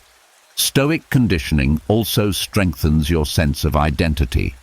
When insults lose their power, you no longer seek validation. You stop fearing rejection. You stop blending yourself into other people's definitions of you. Your mind becomes anchored in self-trust, not approval. And REM sleep reinforces this anchor by repeatedly placing you in symbolic scenarios where your emotional steadiness is tested and strengthened. The beauty of this training is that you don't have to consciously confront insults during the day. You don't have to pretend to be unfazed. You don't have to suppress your reactions. The conditioning happens gently, silently, while you sleep. You wake up feeling like a slightly stronger version of yourself without knowing exactly why. Over weeks, this accumulates. You become unshakable in a way that feels effortless. This nightly Stoic conditioning creates a shield, not a hard wall, but a soft, grounded resilience that keeps negativity from embedding itself in your identity. You hear critical words differently. You feel disrespect differently. You respond from clarity rather than pain. As this process continues, you realize something powerful. An insult says everything about the person delivering it, and nothing about the person receiving it. Your subconscious learns this truth so deeply that even your dreams no longer react to disrespect with fear or hurt. And when your dreams stop reacting, your waking mind follows. This is how the Stoics built emotional fortitude, not by forcing confidence, not by suppressing feelings, but by training the subconscious to remain unshaken. Night after night, REM sleep becomes a workshop for resilience, a quiet rehearsal where your mind learns to meet insult with neutrality instead of pain. You don't become hardened, you become free. When the subconscious stops reacting to insult and the emotional core begins to steady, you enter a place few people ever reach, a space where your inner world becomes ready to establish long-term stability. Not momentary peace, not a temporary calm, but a mental baseline so steady, so grounded, that the world's chaos no longer drags you into its rhythm. This foundation isn't something you build during the noise of the day. It forms in the quiet of the night when the mind is stripped of its roles, distractions, and masks. This is where night reflection takes its place as one of the Stoics' most powerful tools. Night reflection is not rumination. Rumination circles the same fear again and again until it tightens around your chest. Stoic reflection does the opposite. It releases, it clarifies, it organizes, it converts emotion into understanding. It creates room where pressure once lived. When practiced consistently, it shapes the subconscious into a calmer version of itself, lowering emotional volatility and raising inner steadiness. Over time, this transforms into a mental baseline that doesn't fluctuate with circumstance. Most people wake each morning in whatever emotional state the previous day left them. Their baseline shifts constantly, calm one day, overwhelmed the next, sensitive after conflict, mentally scattered after stress.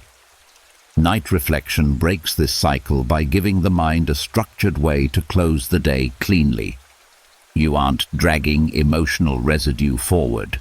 You aren't carrying unresolved tension into tomorrow. You are resetting the system at its deepest level. The process begins when the noise of the day is gone and the mind starts drifting toward the early stages of sleep. In this softened state, you quietly review the events of the day, not with self-judgment, but with gentle observation. The Stoics believed clarity appears when emotion settles, and the night is the only time when the emotional charge naturally weakens.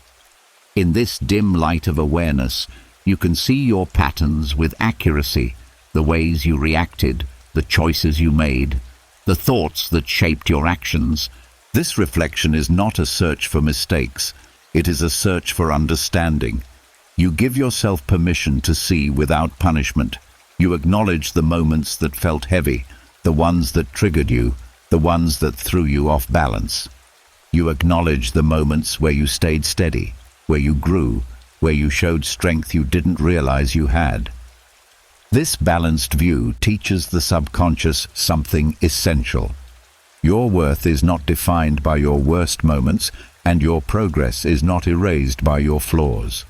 As you reflect, something begins to rearrange inside you. The experiences of the day are sorted into their proper place. Emotions that were tangled start to loosen. Thoughts that felt important begin to shrink. Patterns that were invisible become clear. This sorting process is how unshakable baselines are formed. The mind no longer wakes up in yesterday's emotional weather. It returns to a consistent, grounded center. Night reflection also trains the mind to detach from extremes. During the day, strong emotions pull your baseline upward or downward. Anger, anxiety, excitement, disappointment. At night, when you review these experiences with calm neutrality, the subconscious learns that emotions are temporary waves, not instructions. You stop clinging to highs. You stop sinking into lows. You begin to find a steady middle, a mental posture that holds you regardless of circumstances. This steadiness becomes stronger the more you practice reflection without judgment. You are not analyzing yourself to improve your worth. You are simply understanding yourself to improve your clarity. Clarity is what creates a stable baseline. Clarity is what prevents emotional whiplash. Clarity is what makes you wake up grounded even after a difficult day. As this practice deepens, something remarkable happens. Your baseline becomes your identity, not your emotions.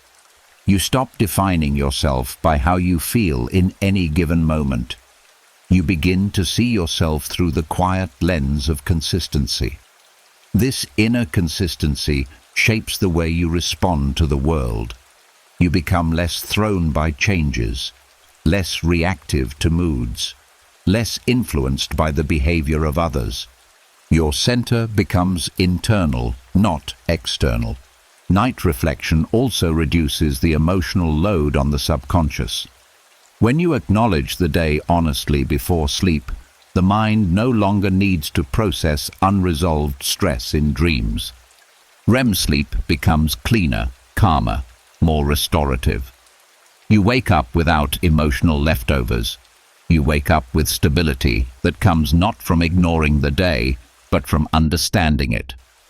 This practice also sharpens self-awareness in a way that feels effortless. You begin to notice your triggers, not in the moment, but during the nightly review where the emotional charge is low. You start seeing where your boundaries were tested, where your ego took over, where your patience broke, where your inner world remained solid. This awareness naturally reshapes your habits. You start responding differently during the day because you understand yourself better at night. Over time, your baseline becomes so consistent that daily stress loses its power. You no longer spike into panic or drop into discouragement. You meet challenges with steadiness. You speak from clarity instead of emotion. You recover from setbacks quickly. You move through life with a quiet inner gravity, an anchored presence that doesn't waver. This is unshakable calm, not the fragile calm that disappears when something goes wrong, but the deep calm that grows from knowing yourself, accepting yourself, and reorganizing your inner world each night. The Stoics knew that lasting strength is not built through daytime discipline alone. It is shaped in the silence before sleep, where truth meets acceptance and acceptance becomes transformation. Night reflection is not a task. It is a gift you give the mind. A gentle reset, a nightly renewal, a slow strengthening of your emotional core. And with each night, your inner foundation becomes more stable until unshakable calm is no longer something you chase. It becomes who you are. As night reflection smooths out the emotional landscape of the day, something deeper becomes visible. Patterns from the past that still cling to you, old memories that no longer serve you, emotional attachments that drain your strength, moments that shaped you once but continue to echo long after their purpose has ended. These attachments don't appear loudly. They hide in the background of your mind, influencing reactions, shaping beliefs, and coloring how you interpret the world. And the Stoics understood that if you don't prune these attachments, they begin to define you. Stoic memory pruning is not erasing the past. It is removing the emotional weight tied to memories that no longer need to influence your present self. It is the gentle act of separating the lesson from the pain, the experience from the identity, the moment from the meaning you once attached to it. This process happens most effectively at night, when the mind is fading into softness and the subconscious is open to letting go. During the day, your mind is too busy, too alert, too entangled with tasks and interactions to release anything deeply rooted. At night, after reflection, when the mind has settled into quiet awareness, emotional attachments rise naturally because they finally have the space to be seen. You remember old disappointments without their original intensity. You recall past criticisms with less sting. Painful moments appear not to reopen wounds, but because the mind senses it is safe enough to release them. Stoic memory pruning begins with recognizing these memories when they surface. You don't suppress them. You don't indulge in them. You simply allow them to float into awareness the same way you'd watch leaves drifting on still water. Without the emotional storm of the moment, you can see these memories through a clearer lens. You see what actually happened, not the exaggerated version your hurt created, not the interpretation your fear added, not the story your ego repeated. You see the event, small and finite, not the monster your younger mind once turned it into. This clarity breaks the emotional attachment. The subconscious begins to understand that the memory does not represent danger anymore. Its purpose is complete. The moment can be archived without the weight it once carried. By observing the memory without reliving it, you separate your identity from the event. You show your brain that you are not the person you were back then. You are not defined by those experiences, and the mind begins to release its grip. Stoic memory. Pruning also involves recognizing what belongs to the memory and what you've been carrying unnecessarily. Often, the pain tied to a memory is not the event itself. It's the meaning you attach to it. Rejection becomes, "I'm not worthy." Failure becomes, "I'm not capable." Conflict becomes, "I'm not lovable." But at night, when the mind is softer, you can examine these interpretations without being overwhelmed by them. You can acknowledge the truth. The event was real, but the belief you built around it is optional. When the subconscious sees the event without the story, emotional healing begins. The memory loses its sharpness. Its influence dissolves. You wake feeling lighter without knowing exactly why. This is pruning, the gentle removal of emotional debris accumulated over years of experience. The Stoics saw memory as a tool, not a burden. They practiced nightly letting go because they knew the mind naturally stores emotional residue unless guided to release it. And this residue, left unaddressed, affects how you react, how you love, how you trust, how you fear. Memory pruning prevents old wounds from shaping new moments. As you drift towards sleep, you mentally thank the memory for what it taught you without clinging to the pain. Gratitude transforms attachment. It tells the subconscious that the lesson has been received and the suffering no longer needs to continue. This gratitude isn't forced. It's a soft acknowledgement that every difficulty shaped your strength, even if imperfectly. Over time, this process rewires your emotional landscape. You stop reacting to new experiences as if they were old ones. You stop expecting past pain to repeat. The subconscious stops projecting outdated fears into the present. New moments become genuinely new. You experience clarity where you once felt confusion. You respond from the present instead of the past. Stoic memory pruning also increases emotional capacity. When old attachments fall away, space opens inside you. Space for calmer thinking, steadier emotions, deeper resilience. Your mind becomes less cluttered. Your reactions become less dramatic. Your thoughts become cleaner. Emotional peace becomes easier to access because your subconscious is no longer weighed down by unresolved history. This nightly practice cultivates a powerful kind of freedom. You begin to see memories as experiences, not identities. You stop reliving moments that no longer deserve your energy. You start living from a place of emotional truth rather than emotional habit. And something else happens. Your mind stops fearing the past because it no longer has power over you. Each night becomes an opportunity to release one more thread of attachment, one more old belief, one more painful memory, one more emotional imprint that no longer serves your growth.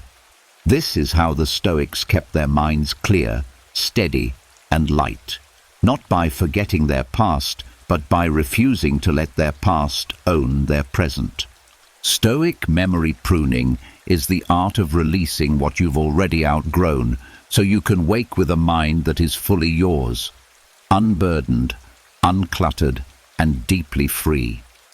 When old emotional attachments begin to dissolve and the mind stops clinging to outdated wounds, a new possibility opens, one that very few people ever experience fully. You become capable of shaping a mind that doesn't bend or break every time someone speaks carelessly, acts thoughtlessly, or projects their own pain onto you. This is the practice the Stoics valued deeply, becoming unoffendable, not hardened, not numb, not detached, but inwardly untouchable, grounded in a sense of self that daily irritations, disrespect, or misunderstanding simply cannot penetrate. Night is the perfect place for this transformation. During the day, the ego is alert, defensive, sensitive to tone, sensitive to expression, sensitive to anything that feels like a threat to worth. But at night, in that soft descent towards sleep, the ego relaxes. The emotional walls loosen. The mind stops rehearsing social roles and starts revealing the deeper patterns behind why offense lands so easily. And in this gentler space, you can teach the subconscious a new way of responding, one that doesn't flinch at every perceived slight. Being easily offended doesn't come from weakness. It comes from old insecurities, unprocessed memories, and a subconscious that still believes you must protect yourself from every sharp word. But once memory pruning loosens the emotional weight of the past, the mind becomes ready for a new lesson. Not every comment requires a wound. Not every tone deserves a reaction. Not every opinion about you is truth. This lesson sinks deepest when the mind is tired enough to listen without fighting back. Training the mind to be unoffendable begins by acknowledging the truth that offense is not created by the world, it is created inside you. The Stoics repeated this endlessly. Nothing has the power to disturb you unless you give it permission.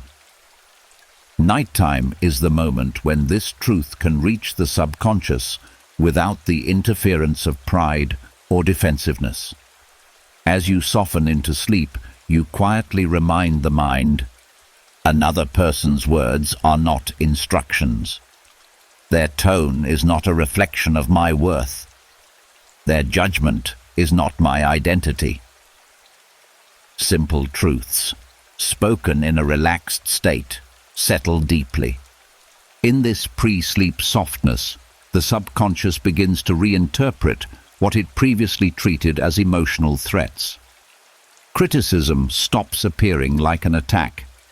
Disagreement stops feeling like rejection. Someone else's negativity stops triggering your defensive reflex. The mind gradually rewires its emotional associations. What once provoked you now barely ripples the surface. This is not suppression. Suppression traps emotion in the body. Stoic unoffendability releases it by removing the belief that created the sensitivity in the first place. During the transition into sleep, the subconscious tests emotional patterns. It revisits social tensions. It replays moments of friction. This is not punishment. It is the brain searching for resolution. When you enter sleep with a Stoic understanding of offense, the subconscious processes these memories differently. Instead of reinforcing emotional vulnerability, it reinforces emotional neutrality. Slowly, you begin to feel less threatened by the behavior of others. You stop absorbing negativity by default. Your emotional system learns that offense is optional, not automatic. You wake with a sense of internal stability that feels gentle but unmistakably strong. This training also exposes hidden attachments. Offense arises when your self-worth depends on how others treat you. But as you practice letting go each night, the subconscious detaches worth from external validation. Your value becomes internal, consistent, and unaffected by outside noise. Comments no longer shake you because they no longer define you.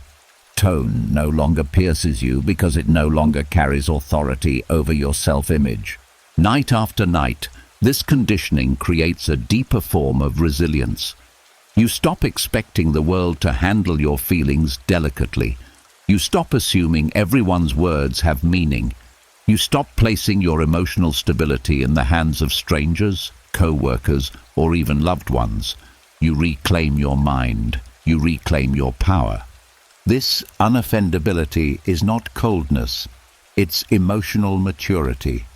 It's the ability to stay open without being penetrated by every careless remark. It's the strength to remain compassionate even when someone else is unkind. It's the clarity to see that their behavior is a reflection of their inner world, not yours. Over time, you notice something subtle but life-changing. Offense doesn't even appear in your mind anymore. Not because you suppress it, but because the subconscious has learned that it is unnecessary.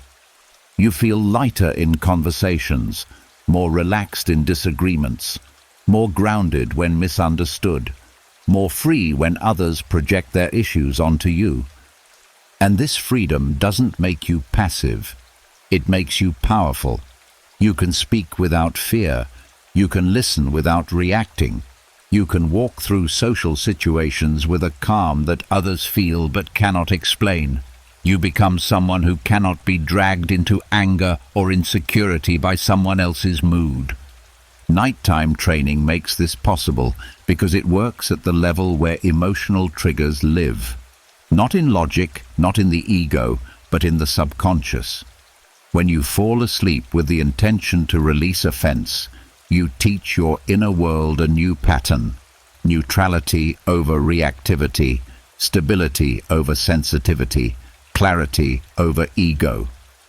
You build a mind that doesn't shatter under blunt words, a mind that doesn't bend under judgment, a mind that remains yours, regardless of what others say. This is the Stoic way, not to fight the world, but to rise above its noise, quietly, steadily, unshakably, night after night.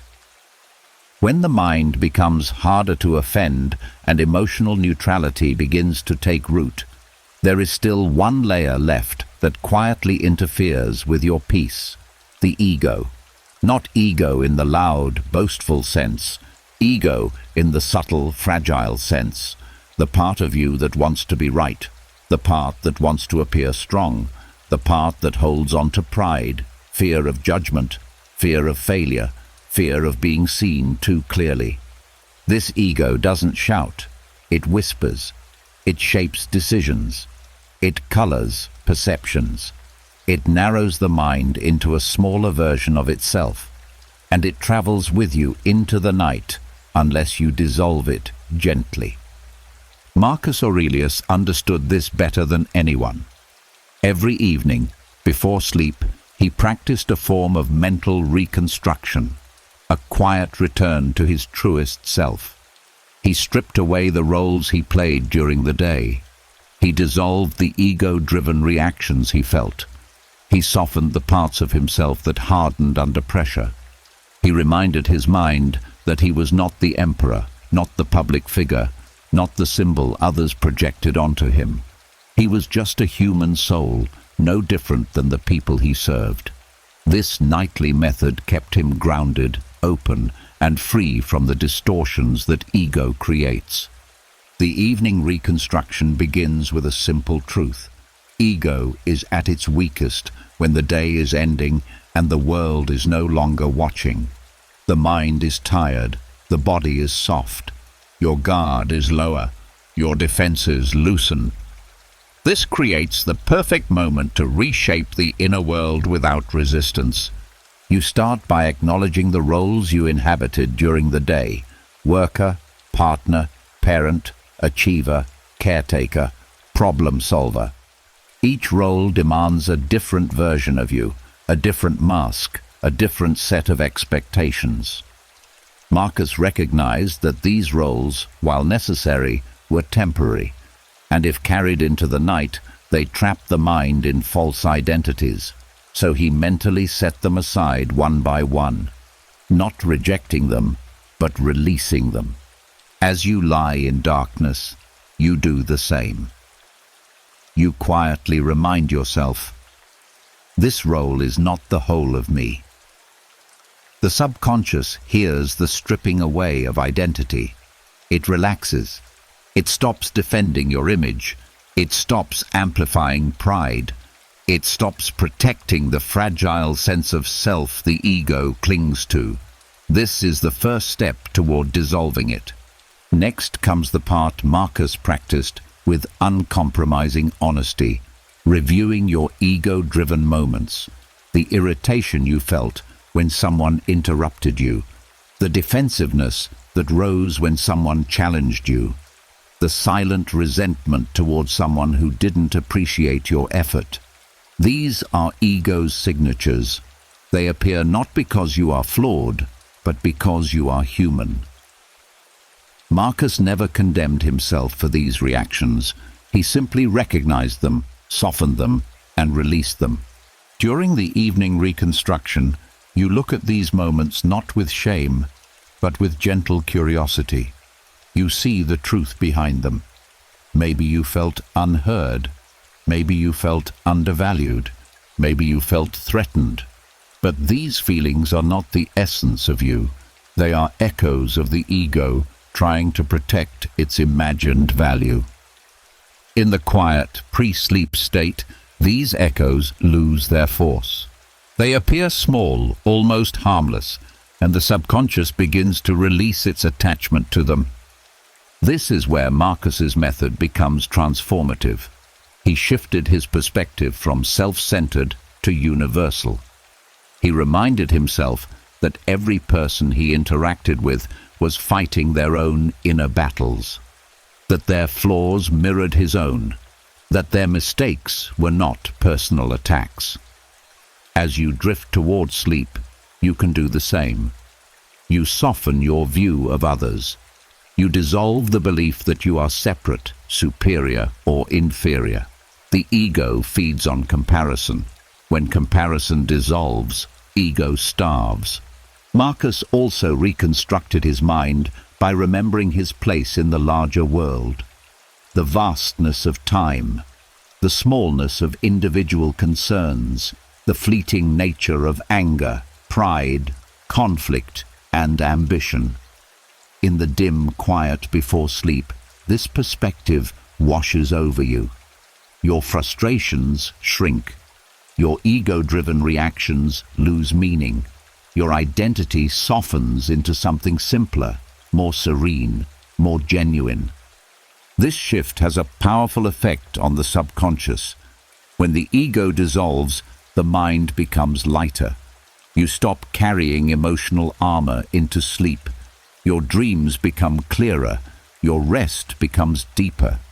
You wake with less tension, less sensitivity, less pressure to uphold an image. You wake more yourself. Over time, nightly reconstruction creates a self that is steady, humble, unburdened. You no longer react from ego during the day because you dissolve its influence at night. You become harder to provoke, not because you suppress emotion, but because you no longer take things personally. You speak more honestly because you no longer fear how you're perceived. You make decisions from clarity rather than pride. You live with more authenticity because you no longer need to defend a false identity. This is the quiet power of Marcus Aurelius's method. It gently dismantles the structures inside you that never belonged there. It returns you to your truest self before you enter sleep. It builds a strength rooted not in superiority, but in humility and self-awareness. Each night, you reconstruct your inner world so that each morning you rise clearer, lighter, and more aligned with the person you are meant to be. Not the mask ego created, but the self that remains when all masks fall away. When the ego dissolves and the layers of identity soften, something powerful becomes visible beneath them, a quiet tension you've carried for most of your life. a pressure that doesn't shout, yet shapes your every day. It lives in the background of your thoughts, pushing you forward, weighing you down, whispering that everything you do is an obligation. This is the voice of, I must. I must be productive. I must achieve. I must handle everything. I must stay strong. I must keep going, even when I'm exhausted. This voice is so familiar that most people never question it. They mistake it for discipline, responsibility, even identity. But the Stoics saw it differently. They understood that a life ruled by I must slowly erodes the mind. It creates invisible chains. It turns effort into burden. It suffocates the spirit and keeps the nervous system in a constant state of tension. And this tension doesn't disappear at night. It crawls into sleep, sabotages rest, and drains tomorrow before it even arrives. The moment before rest is when I must becomes loudest. It tries to finalize the day, correct mistakes, predict tomorrow, carry every responsibility into the darkness. This is why sleep feels difficult for so many people. They aren't trying to fall asleep, they're trying not to fail. The body is tired, but the mind still thinks it has obligations to meet. The Stoics knew that this mindset corrodes peace, and they offered a different path, shifting from I must to I choose. This shift may seem small, but it changes everything. I must enslaves the mind. I choose liberates it. At night, when your defense is lower and the subconscious is listening closely, this shift becomes especially powerful. The mind is open. The ego is quiet. The emotional charge has softened. This is the moment when you can reshape the pressure system inside you, not through force, but through intention. Shifting to I choose begins with acknowledging what the day demanded of you. You recognize the weight you carried, not to judge yourself, but to understand the pressure system working beneath the surface. Then, in the gentle quiet before sleep, you tell yourself, I don't have to carry this into the night. This simple truth is the doorway to choice. Choice is power. Choice is agency. Choice is internal freedom. When you remind the subconscious that life is not a series of obligations, but a series of decisions, the emotional load attached to your responsibilities begins to loosen. You still act. You still commit. You still work. But you stop doing it under the threat of failure. You begin doing it under the clarity of intention. Before sleep, this shift affects the mind deeply. The nervous system feels it. The breath opens. The chest softens. The subconscious absorbs a new pattern.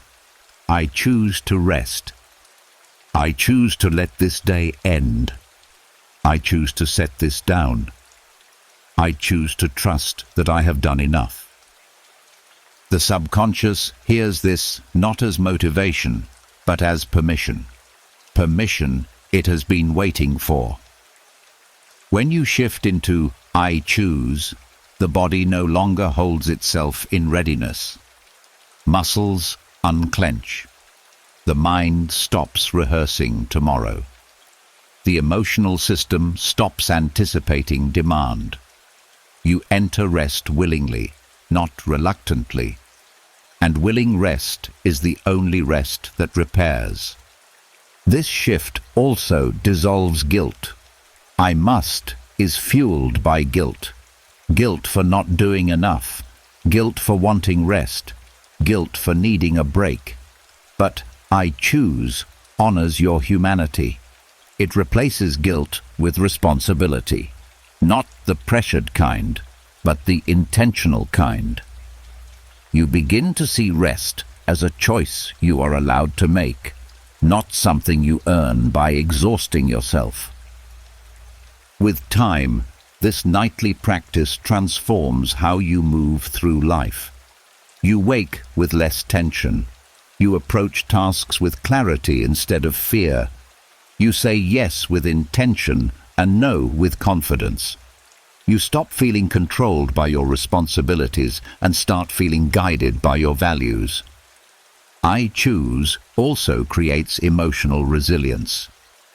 When you act from choice, not pressure, criticism loses its sting, stress loses its urgency, conflict loses its intensity. You can stand in difficult situations without being overwhelmed, because you are not acting from obligation. You are acting from inner alignment. This shift strengthens identity in a healthy way. You begin to see yourself as a person with agency, not a person trapped by expectations. You begin honoring your boundaries. You begin shaping your life, not reacting to it. And this empowerment grows quietly during the night, when your subconscious reorganizes the stories you tell yourself about who you are. Every time you fall asleep from a place of choice rather than pressure, you train the mind to embrace freedom instead of burden. You create a habit of internal permission that carries into the day. You stop living in resistance and start living in alignment.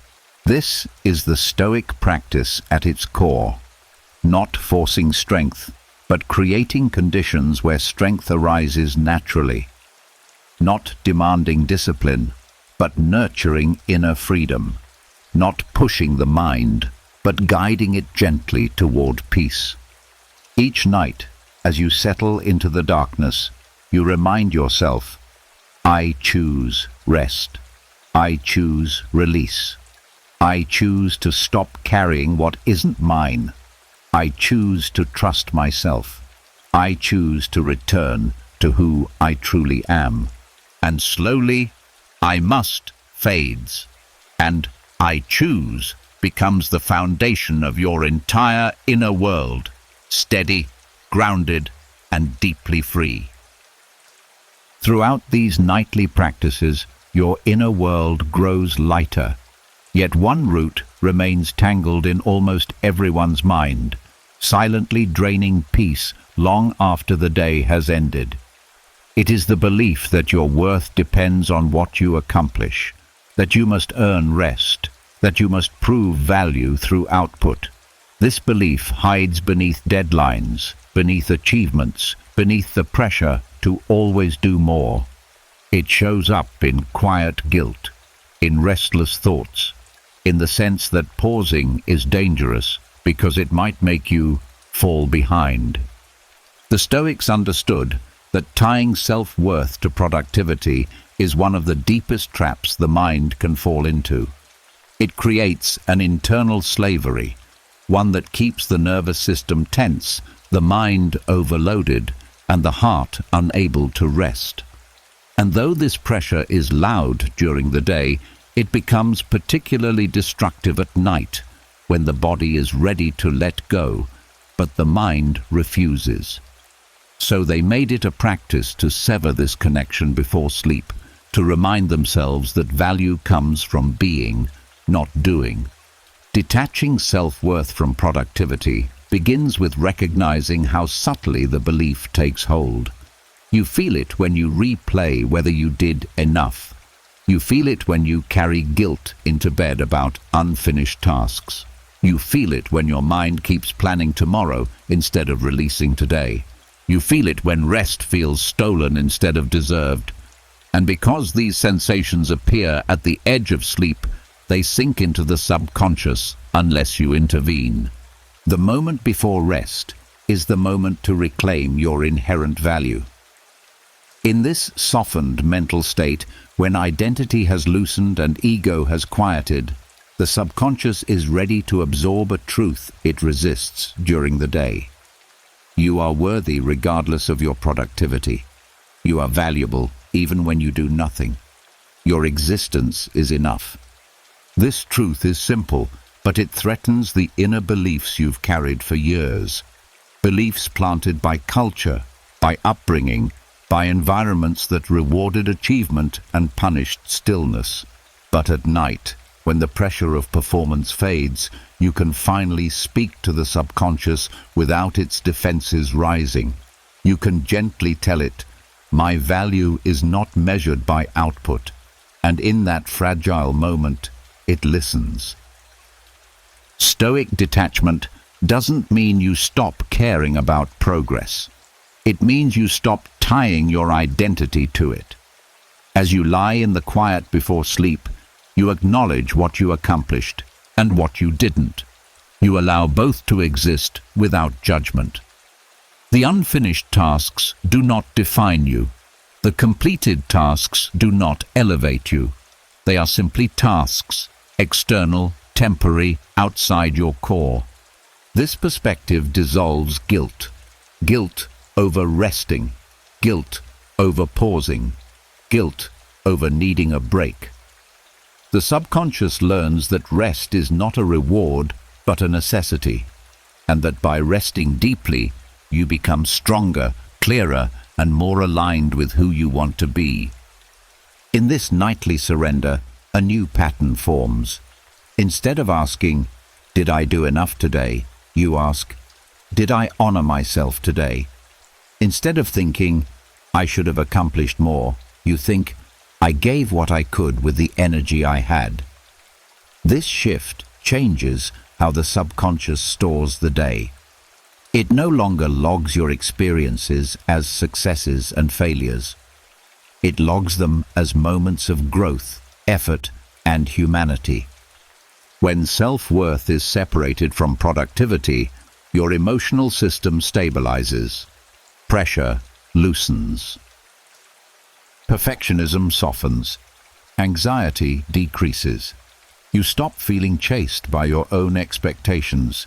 You enter sleep without the shame of incompletion, without the fear of falling behind, without the burden of constant performance. Sleep becomes what it was meant to be, a time of restoration, not self-evaluation.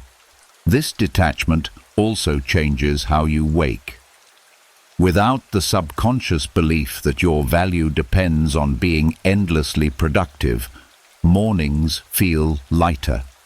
You begin acting from desire instead of pressure, from clarity instead of fear. You choose tasks instead of feeling controlled by them. Productivity becomes meaningful instead of compulsive. Over time, you begin to see yourself differently. You stop measuring your worth in hours, achievements, or output. You stop comparing yourself to others whose paths have nothing to do with yours. You stop punishing yourself for being tired. You become more compassionate toward your own limits. And this compassion is not weakness, it is stability. The kind of stability that allows you to work with intention rather than desperation. Detaching self-worth from productivity also protects your joy. When work is no longer tied to identity, you can engage with it more freely. You can rest without shame. You can play without guilt. You can fail without collapsing. You can be human without apologizing. The Stoics knew that self-worth anchored in productivity is fragile. It breaks under pressure. It shatters with failure. It disappears in rest. But self-worth anchored in being, simply being, cannot be shaken. It survives exhaustion, disappointment, and uncertainty. It thrives in silence. It grows in the dark. This is why night is the perfect time to teach this truth to the subconscious. When you lie in bed, breathing slowly, shedding the demands of the day, you create a space where worth can exist without conditions. And each night you do this, the subconscious learns a little more. Your value is not earned. It already exists.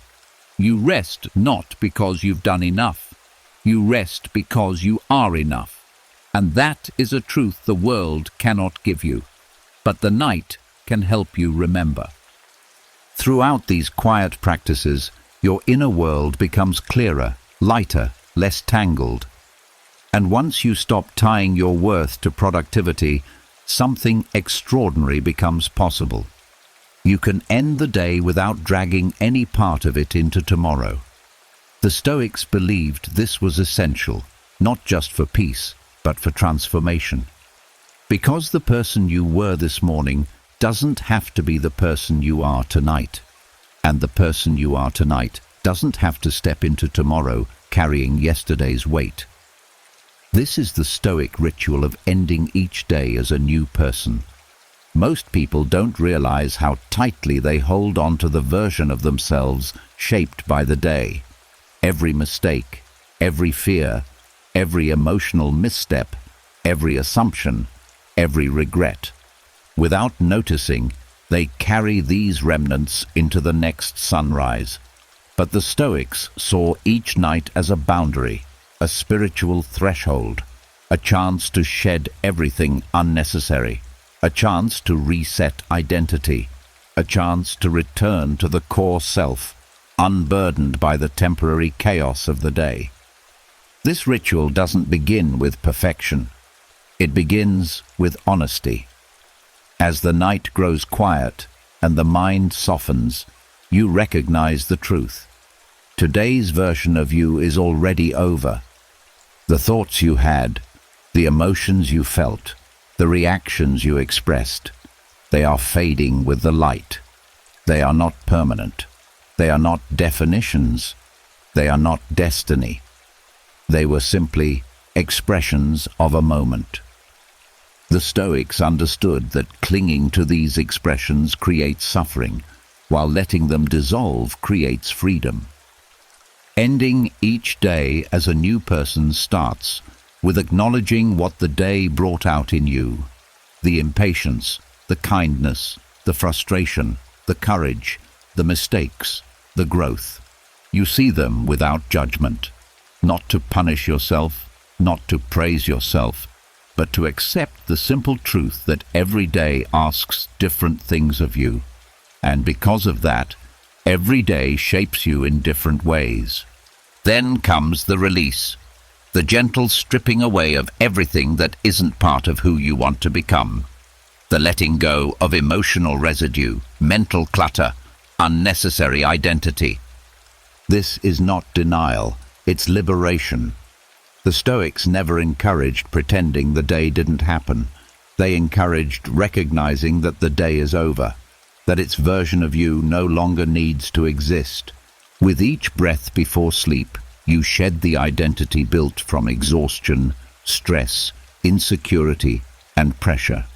You let the mistakes belong to the past. You let misunderstandings cool. You let your mind loosen its grip on who you think you're supposed to be. You allow a quiet rebirth to unfold inside your subconscious.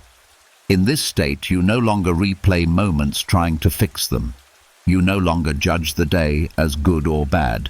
You simply let it pass through you the way a tide washes over the shore and retreats, leaving the sand smooth again. Night becomes a cleansing, a quiet erasure, a soft reset. And in this reset, something powerful happens. Identity stops being a prison. You stop waking up defined by yesterday's emotions. You stop dragging forward the heaviness of who you were. You stop expecting yourself to be the same person day after day. Instead, you allow change. You allow evolution. You allow growth without resistance. The Stoics believed that a wise person dies each night and is reborn each morning. Not literally, but mentally. They understood that staying attached to old versions of yourself suffocates progress. When you allow yourself to end the day as a new person, you access the freedom to approach tomorrow without the limitations of yesterday. This ritual also dissolves shame. Mistakes feel permanent only when you carry them forward. When you release them nightly, you stop identifying with them. You start seeing them as temporary expressions, not reflections of who you truly are. The subconscious learns this separation, and over time, shame loses its power to control you. Ending each day as a new person also strengthens resilience. You become less afraid of failure because you know you don't have to keep the version of yourself who failed. You become less afraid of imperfection because you know you can shed it tonight. You become less afraid of emotional missteps because you know they don't travel with you into the next sunrise unless you choose to carry them. This ritual creates a powerful lens through which the subconscious views life. Everything temporary can be released. Everything learned can be kept. Everything heavy can be put down. Everything beautiful can remain. Over time, this nightly rebirth gives you the freedom to approach each morning with clarity and intention. You start choosing who you want to be instead of repeating who you used to be. You step into each new day with a mind that is uncluttered, steady, and open. The Stoics knew that transformation doesn't happen once. It happens daily. It happens at night, in the quiet between who you were and who you're becoming. They understood the spiritual truth hidden in the darkness. To grow, you must let the old self die each night. To find peace, you must stop carrying what no longer belongs to you. To become strong, you must make room for a new version of yourself again and again. And each night, as your breath slows and your mind slips into softness, you whisper to your subconscious, "Today's version of me is complete. Tomorrow, I begin again." As you learn to end each day as a new person, shedding the weight of yesterday's identity, you create room for something far more profound to grow: inner independence. Not the surface kind that looks confident on the outside while secretly needing approval, validation, or direction. This is deeper. It's a form of independence that rises from the subconscious, shaping how you stand in the world even when no one is watching. And the Stoics knew that the most powerful place to rebuild this inner core is during sleep. Daylight makes independence difficult. You're surrounded by expectations, demands, comparisons, and noise. Your decisions are influenced by reactions, by urgency, by social pressure. Your sense of self gets tangled in roles, interactions, and responsibilities. But at night, when the world quiets and your mind softens, your deeper self becomes accessible. The part untouched by others' opinions. The part hidden beneath layers of adaptation. The part that remembers your own voice. That voice becomes clearer when the mind enters the fluid state between waking and sleep. This transitional space is where the subconscious rewrites beliefs. It's where emotional dependencies loosen. It's where the inner child stops seeking approval, the ego stops fearing judgment, and the deeper self emerges without asking permission. Rebuilding inner independence doesn't start with loudly declaring, "I don't need anyone." That's ego, not strength. True independence begins softly, with the recognition that you can rely on yourself emotionally, that your stability doesn't depend on someone else's reaction, that your peace doesn't hinge on external praise, that your identity is something internal, not something negotiated through the eyes of others. Night is the only time when you're free from influence long enough to recognize this truth. As you settle into bed, you release the expectations placed on you during the day. You let go of the subtle ways you adjusted yourself to avoid conflict, to gain approval, to fit in. These adjustments may feel small, but they shape how much of yourself you feel allowed to express. When you shed them before sleep, the subconscious begins to learn that your inner world belongs to you again. The Stoics practiced this nightly. They reflected on external influences and separated them from their internal choices. They asked themselves, which of my actions today were mine, and which were shaped by others' opinions? This wasn't self-criticism. It was reclaiming territory, the territory of the mind. This nightly separation slowly rebuilds the core of independence that gets lost in the noise of daily life. As you drift toward sleep, you quietly reaffirm, I am allowed to exist without approval. I am allowed to rest without permission. I am allowed to be myself without apology. These truths settle into the subconscious where emotional habits are formed. Over time, they become a foundation you stand on without effort. Sleep itself reinforces this independence. When the mind enters deep stages of rest, it isn't influenced by external forces. It isn't negotiating identity. It isn't trying to impress anyone. It is rebuilding the neurological patterns that form self-regulation, confidence, emotional resilience, and self-trust. You aren't just resting, you are reconstructing your internal architecture. In REM sleep, the brain strengthens the circuits responsible for emotional autonomy. It processes memories without attaching your self-worth to them. It releases the emotional residues that connect your identity to someone else's opinion. It reorganizes your internal landscape so that you wake with a clearer sense of what belongs to you and what doesn't. The more you practice this nightly, the less dependent you become emotionally. You stop needing reassurance to feel secure. You stop fearing disapproval. You stop shaping your decisions around external expectations. You become someone who can stand still in the midst of uncertainty because your sense of self no longer shifts with the world around you. This inner independence does not make you distant. It makes you authentic.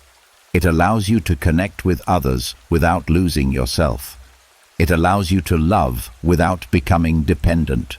It allows you to support others without absorbing their emotions. It creates a balanced center within you, steady, grounded, unwavering. Over time, you notice something profound. You no longer respond to life from insecurity. You respond from clarity. You no longer chase validation. You choose direction. You no longer lose yourself in relationships or social pressure. You remain whole. This transformation is not forced. It grows quietly at night, shaped by the way you guide your mind into rest. The subconscious becomes your ally rather than your saboteur. It stops replaying old fears and starts reinforcing your inner strength. Sleep becomes the workshop where your independence is rebuilt, one night at a time. The world may still be chaotic. People may still misunderstand you. Challenges may still arise. But you no longer crumble when the world shifts. Because you are not anchored in the world, you are anchored in yourself. This is the gift the Stoics found in the night. The chance to return home to your inner core. The chance to rebuild your independence silently. The chance to wake as someone less controlled by the world and more guided by your own spirit.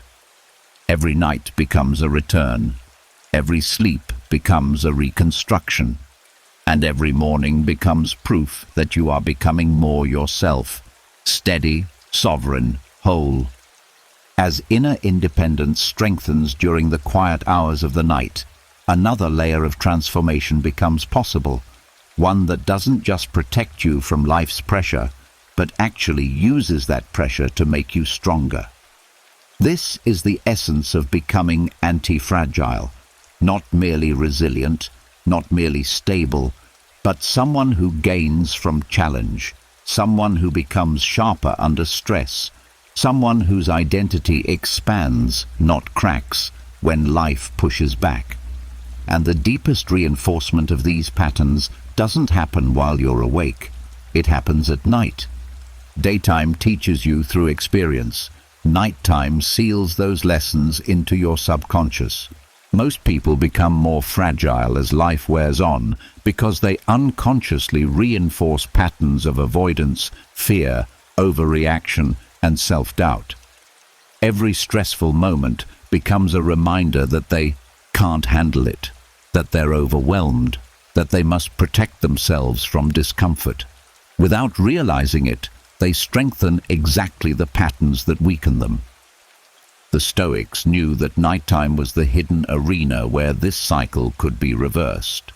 When the body relaxes and the mind drifts into softness, the subconscious becomes open to reorganization. Identity stops being rigid and becomes fluid again. This is where anti-fragility begins, in the quiet repatterning that occurs before sleep and deep within REM. The first step in nightly reinforcement is simple but profound, acknowledging that discomfort is not a threat. When you whisper to the mind, "I grow through challenge," you plant a seed, not a motivational seed, but a neurological one. The subconscious hears truth more clearly when the conscious mind has softened.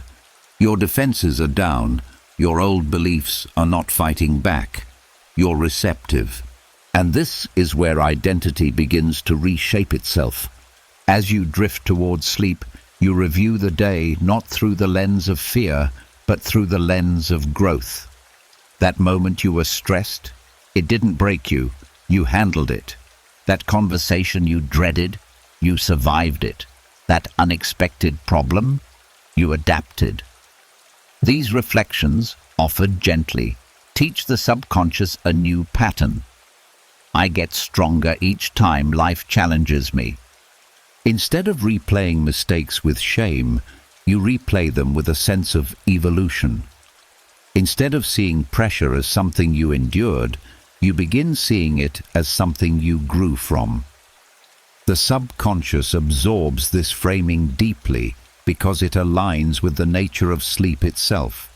Restoration through stress recovery, healing through recalibration. This nightly reinforcement turns daily difficulties into personal training. The subconscious starts interpreting stress not as danger, but as stimulus for growth. You stop collapsing under discomfort because your identity no longer treats discomfort as a threat. In REM sleep, the brain naturally replays emotional experiences. When you've primed your mind with Stoic understanding before bed, this replay becomes an internal gym. The subconscious strengthens the circuits responsible for courage, clarity, and adaptability. Emotional sensitivity lowers. Flexibility increases. Your self-image reshapes itself around strength, not fragility. Over time, this creates a powerful shift. You stop identifying as someone who barely manages. You start identifying as someone who transforms. Anti-fragile identity is the opposite of brittle ego. A brittle ego cracks under pressure. An anti-fragile identity expands. Night after night, this reinforcement builds a core belief inside you. Pressure does not diminish me, it refines me. Not in a dramatic way, not in a loud, motivational way, but in a quiet, foundational way that changes how you stand in the world. You wake differently. You think differently. You face challenges differently. Instead of shrinking from discomfort, you feel a subtle readiness, an inner forwardness. The mind stops bracing. Instead, it begins leaning in, not recklessly, but with confidence. This is not forced positivity. It is the result of subconscious conditioning. Your nervous system becomes less reactive. Your thoughts become less catastrophic. Your emotions become less volatile. You find yourself recovering faster from setbacks. You stop replaying difficulties for hours. You stop fearing the next challenge. You stop doubting your capacity. All because the mind, night after night, learns a new identity. I grow from this. And over weeks, months, years, this identity becomes who you are. Not because you tried to become stronger, but because you rewrote the deepest layers of yourself while the world slept. This is the quiet genius of the Stoics. They didn't wait for crises to train strength. They cultivated it each night in silence through gentle self-direction and deep internal clarity. Anti-fragility is not a personality trait. It is a pattern built slowly, a pattern reinforced nightly, a pattern that transforms you from the inside out. Every night becomes a silent apprenticeship with strength. Every sleep becomes a workshop where identity is rebuilt. Every morning becomes proof that you are becoming someone who does not break, someone who does not fear pressure, someone who thrives not despite life, but through it. This is nightly reinforcement. This is the birth of an anti-fragile self. As anti-fragile identity begins to take shape in the quiet depths of sleep, another transformation becomes possible. One so subtle that most people never notice it, yet so powerful that it determines how they experience nearly every moment of their waking lives. It is the ability to remain unmoved in the gap between stimulus and response. The Stoics called this mastery. Modern psychology calls it emotional regulation. But in practice, it feels like something much simpler. Non-reaction. And the most potent moment to train it is not during an argument, not during conflict, not during stress, but in the half-asleep state, when your mind drifts in and out of awareness and thoughts appear without your permission. In this state, your ego is quiet. Your emotional defenses are down. Your conscious mind is barely holding the reins. Thoughts and fears rise unfiltered. Memories float up. Random emotions pulse through. Normally, this is the moment when the mind spirals, overthinking, catastrophizing, reacting to its own shadows. But to the Stoics, this twilight state between wakefulness and sleep is a sacred training ground, because here, in this fragile mental space, you learn the purest form of non-reaction. Half-asleep thoughts feel powerful because the mind cannot distract itself. You can't suppress. You can't rationalize. You can't escape into tasks or noise. This is the raw mind, the one responsible for emotional reactivity during the day. When you train this version of yourself to remain still, you rewire your entire inner world. The practice begins by noticing the drift. You're not fully awake, but you're not gone. Thoughts appear like faint shapes in fog. Emotions rise like quiet waves. This is where most people get swept away. They begin believing every thought, tightening around every fear. But the Stoic path asks you to do something radically different. Simply watch. Not analyze, not judge, not chase, just watch. In the half-asleep state, this watching is easier because the mind is too tired to pretend. There's no performance, no overthinking, just presence. You learn the art of allowing thoughts to appear without giving them energy. You let emotions move through without reacting. You give the mind the message it rarely receives. You don't have to respond. This message becomes a blueprint for your subconscious. In this twilight, the subconscious absorbs patterns more quickly than during full wakefulness. When you choose stillness here, you train the deepest layers of the mind to stay calm even in chaos. You teach your emotional system that a thought is not an emergency. A fear is not a command. A memory is not a threat. This reprogramming carries into your daytime reactions.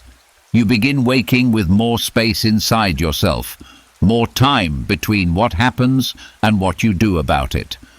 This half-asleep training also dissolves the habit of rumination. Rumination thrives on reaction, reacting to the thought, then reacting to the reaction, spiraling deeper. But when you practice non-reaction, While drifting towards sleep, the spiral collapses. The mind learns that it is safe to let thoughts fade naturally. You build a habit of emotional detachment that becomes instinctive. Over time, you notice something extraordinary during the day. Conversations that used to trigger you now barely move you. Moments that once caused panic now feel manageable. Discomfort no longer demands a reaction. You pause naturally. You respond intentionally. You live from steadiness instead of impulse. This is not suppression, it's mastery. Suppression tightens the body. Non-reaction relaxes it. Suppression hides emotion. Non-reaction dissolves its power. Suppression creates fragility. Non-reaction creates freedom. This half-asleep practice also strengthens self-trust. You learn that you don't have to control everything inside your mind. Thoughts can come and go without harming you. Emotions can rise and fall without defining you. The subconscious begins to trust itself, and that trust becomes a form of quiet confidence. As the nights go on, this training deepens. You start greeting thoughts like temporary weather rather than threats. You stop getting hooked by the mind's late-night stories. You learn how to relax, even when a wave of anxiety appears. The mind becomes less afraid of itself, and that liberation is priceless. The Stoics called this inner stillness the ultimate form of strength, not because it avoids life's intensity, but because it withstands it without flinching. And the half-asleep state gives you a backstage pass to this mastery. In the day, you practice non-reaction consciously. At night, you practice it subconsciously. That combination rewires your entire emotional infrastructure.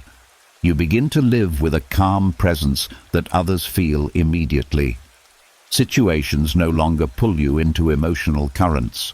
People's behaviors no longer hijack your peace.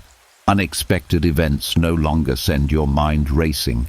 You become harder to provoke, harder to manipulate, harder to destabilize, not with rigidity, but with grounded softness. Non-reaction is not the absence of emotion.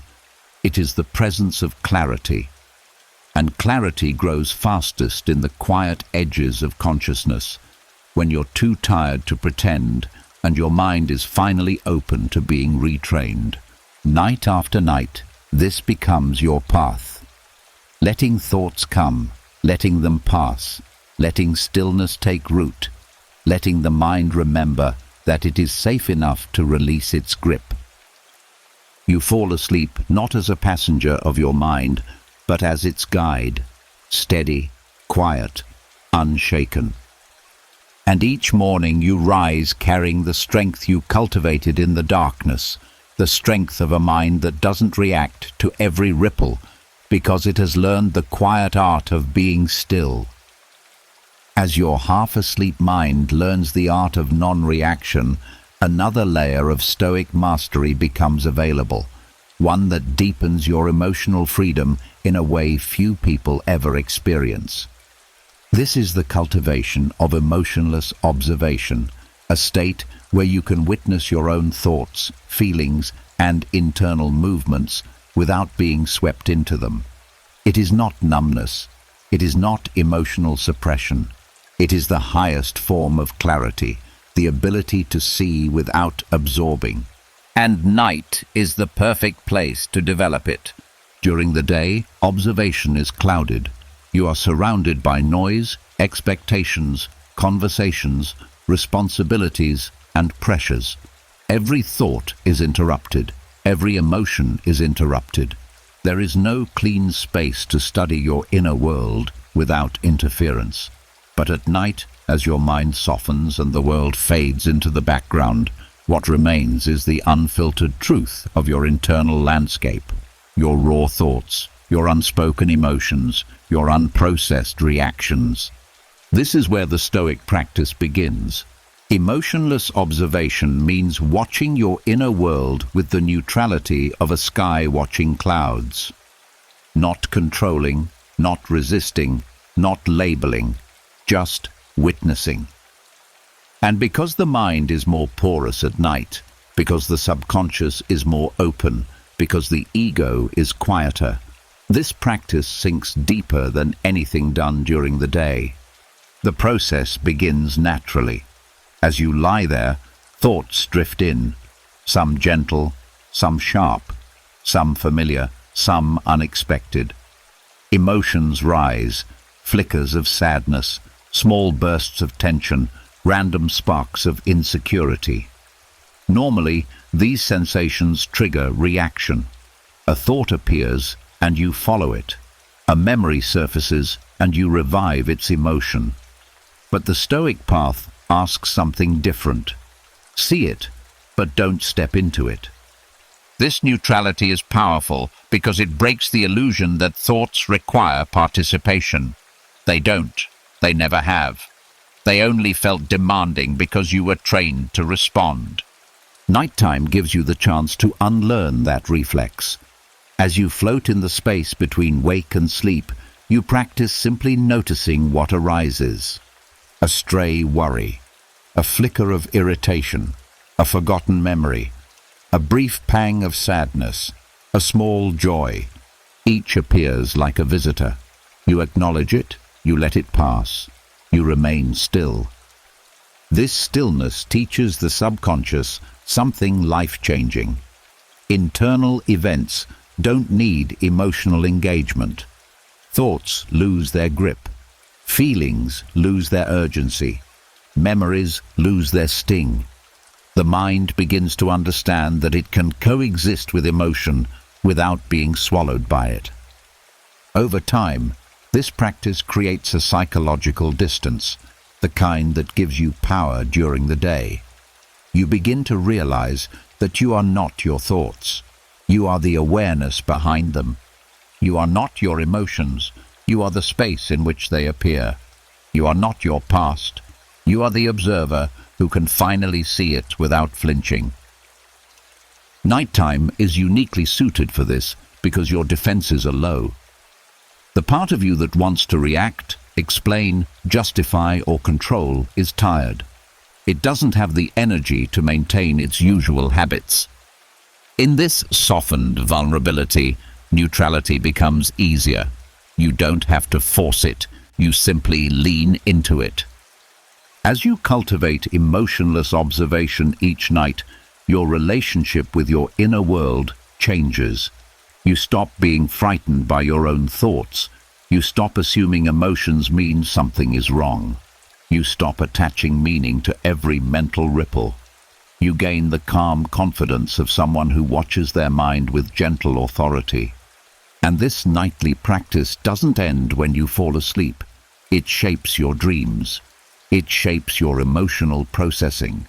It shapes the way your subconscious organizes the day's experiences. Dreams become less chaotic. Emotional charge decreases. Mental clutter fades. By the time you wake, something feels different. You no longer react to everything instinctively. You have a gap, a breath, a space between stimulus and response. An inner pause that feels like a superpower. People say something sharp and you don't sting. A problem appears and you don't panic. A fear arises and you don't collapse. Because you've trained the deepest part of your mind to observe before it engages. Emotionless observation is not coldness. It is clarity. It is freedom. It is inner stability so solid that you can experience emotion fully without being owned by it. You can feel joy without clinging. You can feel sadness without drowning. You can feel fear without obeying it. Night after night, this neutrality becomes part of your identity. You become someone who sees clearly, responds deliberately, and moves through life with a stillness that others sense but cannot explain. This is the gift of the night. A private dojo where you train the mind in silence. A sanctuary, where observation replaces reaction. A space where your emotional world becomes something you witness, not something you fear. Over time, emotionless observation doesn't just become a skill, it becomes your natural state. A quiet strength, a steady presence, a freedom that grows in the dark and shines through everything you do in the light. As emotionless observation becomes natural in the quiet hours of the night, another layer of strength begins to rise, one that the Stoics valued profoundly. It is the quiet reclaiming of personal authority, not the loud, forceful kind people imitate in the day, not the type that needs dominance or attention. This is self-authority, the inner command that comes from trusting your own judgment, your own values, your own compass. And the most potent time to cultivate it is just before dreams, when the mind is slipping into openness and the subconscious is ready to be guided. During the day, your authority is constantly challenged. Opinions, expectations, demands, criticism, comparison. Everything around you tries to bend your sense of direction. Most people unconsciously let the world shape their choices. They internalize voices that are not their own. They adjust themselves to avoid conflict. They seek permission, validation, reassurance. They forget their own voice in the noise of others. But at night, when everything external grows quiet, your inner authority finally has room to speak. This is the moment when you can reconnect with your own center, the part of you that knows what matters, what doesn't, what your life is truly about. And because the subconscious becomes highly impressionable just before dreams begin, whatever tone you set here becomes your unspoken guide the next day. Effortless self-authority doesn't come from forcing yourself to be confident. It comes from removing the internal barriers that make you doubt your own voice. It begins with a simple recognition as you lie in the dark. My life is shaped by my choices. This is not pressure, it is liberation. It shifts you from being someone who reacts to circumstances to someone who directs their own path. In this drowsy, in-between state, your inner critic becomes quieter. Your fears lose their sharpness. The emotional noise that usually influences your decisions softens. This creates a rare opening where self-authority can be reinforced gently instead of demanded forcefully. You begin by acknowledging the decisions you made today, big ones, small ones, even the ones you second-guessed. But instead of judging them, you see them as expressions of your current understanding. You remind yourself that every choice, even imperfect ones, teaches you how to lead yourself with more clarity. The subconscious absorbs this message and slowly replaces self-doubt with trust. This shift is powerful because authority is built on trust, and trust is built on consistency. Night after night, you teach your mind, I guide myself. I trust my judgment. I choose my direction. I don't need approval to know what is right for me. This repetition, spoken in the softness before sleep, settles into the deepest layers of your identity. Over time, it becomes your baseline, not forced, not willed, but natural. Effortless self-authority also requires separating your voice from the voices you've absorbed throughout life. Parents, teachers, friends, society, all the shoulds, musts, and ought-tos that shaped you without your consent. At night, when the ego relaxes, you can look at these influences with clarity. You can quietly ask, is this belief mine? If the answer is no, the subconscious begins letting it go. You slowly peel off layers of imposed identity. You rediscover what feels true. You return to your internal compass. This returning is the essence of self-authority. As you drift closer to sleep, you also release the fear of making mistakes. Mistakes only frighten you when you doubt your ability to recover. But the Stoics taught that mistakes are nothing more than practice. Nighttime is where this belief becomes real. You remind the mind that missteps don't diminish your authority, they refine it.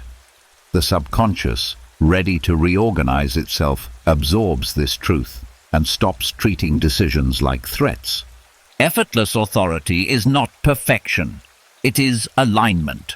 The alignment of your choices with your values, the alignment of your actions with your inner truth, The alignment of your behavior with your deeper self.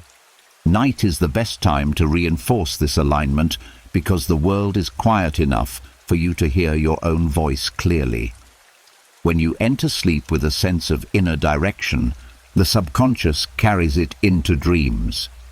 Dreams become a rehearsal for self-confidence, self-guidance, self-alignment. And when you wake, you feel it, an almost invisible but unmistakable shift. The day no longer pulls you around. You move with your own gravity. People notice it. Your decisions become clearer. Your presence becomes stronger. Your reactions become steadier.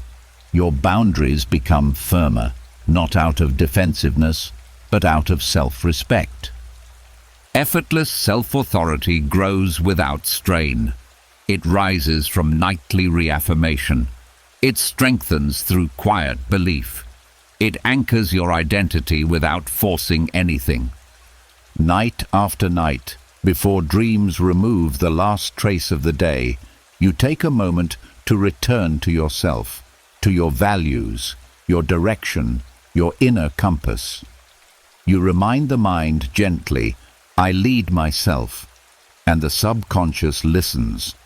This is how the Stoics built unshakable presence, not through force, not through ego, but through nightly, effortless authority, a soft power that dissolves self-doubt and rebuilds a self that knows how to stand, how to choose, how to live from the inside out. As effortless self-authority settles into your subconscious, another layer of strength begins to awaken within you, one that doesn't need force, praise, productivity, or external momentum to exist. It is the quiet, invisible strength the Stoics called stillness. Not stillness as in inactivity or passivity, but an internal steadiness that remains calm regardless of what unfolds outside. A strength so subtle, most people overlook it because it hides beneath silence. Yet this quiet stability influences everything: how you react, how you speak, how you hold yourself, and how you face the world's unpredictability. And night, more than any other time, is where this stillness grows the most. During the day, that inner quiet is constantly drowned out by deadlines, interruptions, pressure, opinions, decisions, noise, and motion. Even in calm environments, the mind is busy carrying the weight of responsibilities and expectations. Your thoughts don't get enough space to breathe. Your emotions don't get enough room to settle. You rarely get a moment to meet yourself without something pulling you outward. But at night, when the world stops asking anything from you, you are given access to the untouched version of yourself, the part of you that is not reacting, not performing, not adjusting, not defending. This is where Stoic stillness begins to reveal itself. It starts subtly, breath deepening, thoughts slowing, tension leaving the shoulders, the grip of the day loosening. You begin sinking inward, not away from life, but toward a truer part of yourself. Beneath the noise, beneath the movement, beneath the worry, there is a layer of calm that has always existed. The Stoics believed that stillness is not something you must create. It's something you uncover. When the outer world fades, this inner world rises. This stillness is not emptiness. It's not numbness. It is strength in its purest form, the ability to remain grounded without needing constant reassurance, the ability to rest without guilt, the ability to let life unfold without panicking. When the mind touches this stillness before sleep, even briefly, the subconscious absorbs it as a reference point. It becomes a quiet reminder. Your power is in your presence, not your speed, in your composure, not your reaction, in your clarity, not your noise. As you settle deeper into this internal quiet, your body relaxes in ways it cannot during the day. The nervous system shifts from tension to restoration. Muscles release what they've been holding. The breath finds its natural rhythm again. Thoughts lose their urgency because your mind finally receives the message, you are safe to stop now. That simple shift begins reprogramming the emotional core. You no longer feel the need to fight or fix every thought. You begin trusting the stillness within yourself as a place of power rather than a threat. With nightly practice, this stillness becomes less of a temporary state and more of a baseline. You wake feeling grounded instead of reactive, clear instead of scattered. The mind begins to trust calmness instead of chaos. You start noticing a new kind of patience in your reactions, a new kind of clarity in your choices, a new kind of resilience in your emotional responses. You find yourself pausing where you once panicked, observing where you once overreacted. This is stillness training your subconscious. This is stillness reshaping your behavior without effort. The Stoics knew that real strength is invisible. It is not about dominating life, but about not being dominated by it. It is not about controlling everything, but about not losing yourself when things shift. It is the ability to remain steady in the presence of pressure. And this steadiness grows in silence, especially in the moments before dreams, when your identity softens and the subconscious becomes open to absorbing new patterns.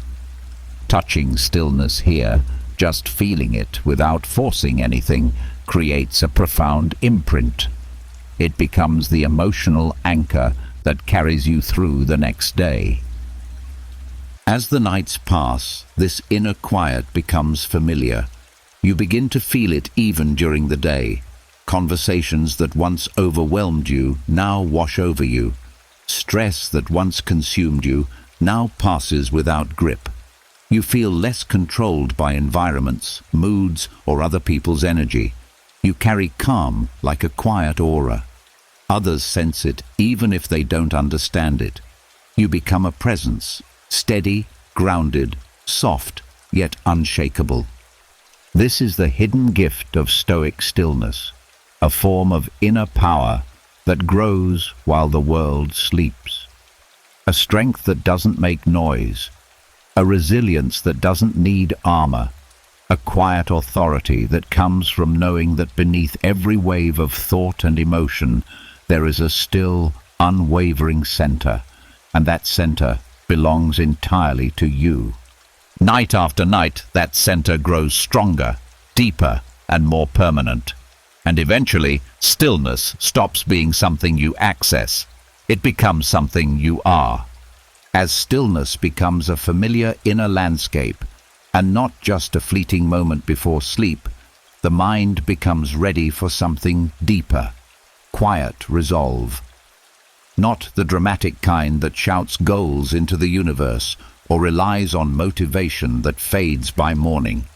This is the calm, grounded resolve that grows slowly, silently, and steadily inside you. The kind that guides your future behavior without needing to be forced.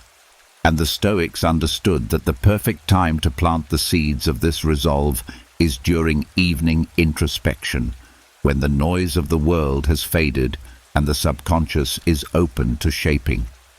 During the day, resolve is easily distorted by pressure, fatigue, frustration, and external influences.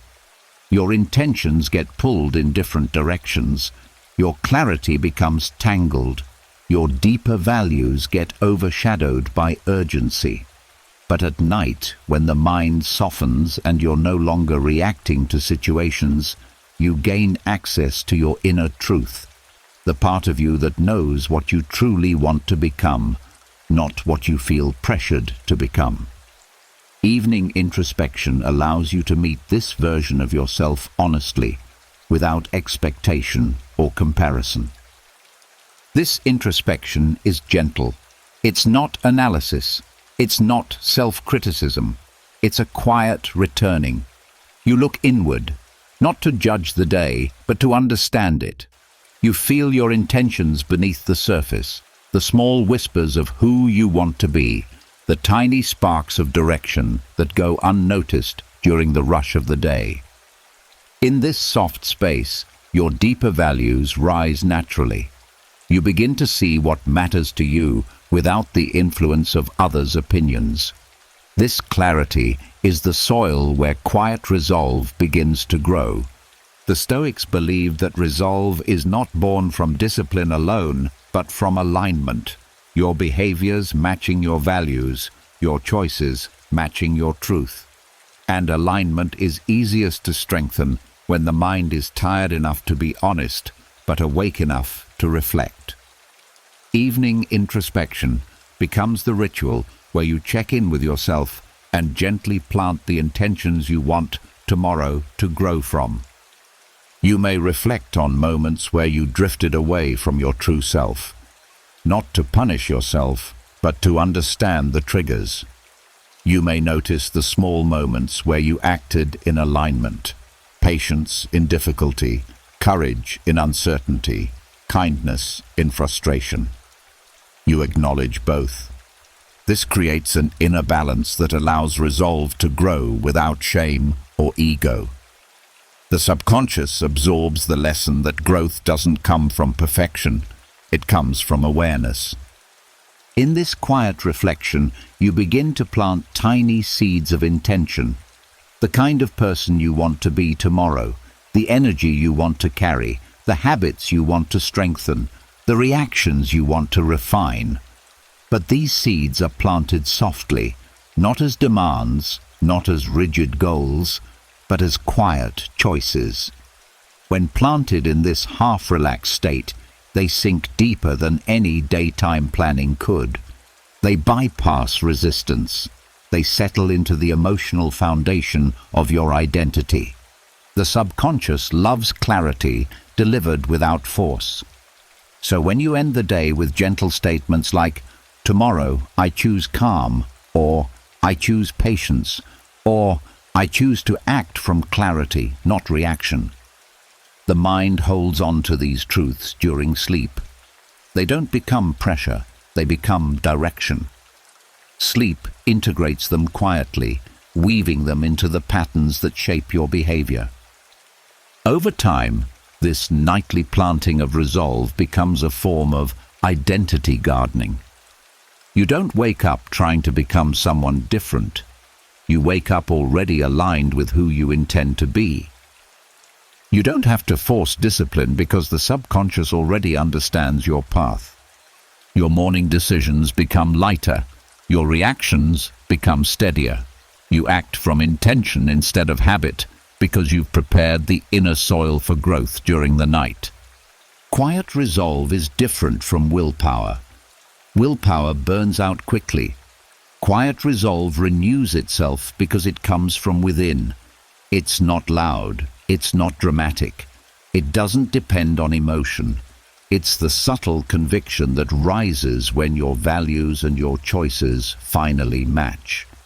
Evening introspection gives you the chance to realign those two every night, gently correcting your path without judgment. This practice also frees you from guilt. Instead of feeling like you failed when the day wasn't perfect, you simply evaluate and adjust. You don't carry the day's missteps into tomorrow. You don't cling to mistakes. You simply plant a better seed. This emotional reset is what prevents discouragement from becoming identity. It keeps your inner world moving forward, even on your hardest days. As the weeks pass, you begin to notice that your resolve is no longer something you chase. It's something you embody. You respond intentionally without trying. You follow your values naturally. You no longer need motivation spikes to act with integrity. The seeds you've been planting nightly have grown roots. They hold you steady. They guide you quietly. They influence your actions without overwhelming you. And this is the power the Stoics understood, that quiet practices done consistently shape identity far more deeply than grand efforts done occasionally. Evening introspection becomes the daily moment where you water the inner self you're becoming, slowly, intentionally, gently. You look inward not to fix yourself, but to align yourself. You plant the seeds of tomorrow's strength, and each night the soil becomes a little richer. The roots grow a little deeper. The resolve becomes a little steadier. You go to sleep not as someone trying to become better, but as someone already growing, quietly, steadily, authentically, from the inside out. As quiet resolve begins to take root through evening introspection, you'll notice something else rising from beneath the surface. Tomorrow. Not the literal day, but the idea of it, the weight of it, the uncertainty of it. Tomorrow has a way of creeping into the mind, right when you're trying to rest. It shows up as subtle tension in the chest, scattered thoughts, imagined problems, silent fears of what might unfold. Even when today is ending, tomorrow tries to enter early. And for many people, this is where anxiety begins its nightly ritual. The Stoics knew this pattern well. They understood that the mind fears the unknown more than anything concrete. But they didn't avoid looking at tomorrow. They didn't run from uncertainty. Instead, they practiced forethought, premeditatio malorum, not to scare themselves, but to neutralize the emotional charge around what lies ahead. Forethought isn't pessimism. It's preparation. It's clarity. It's taking control of tomorrow's anxiety by meeting it calmly the night before, when your mind is soft enough to reshape how you relate to the future.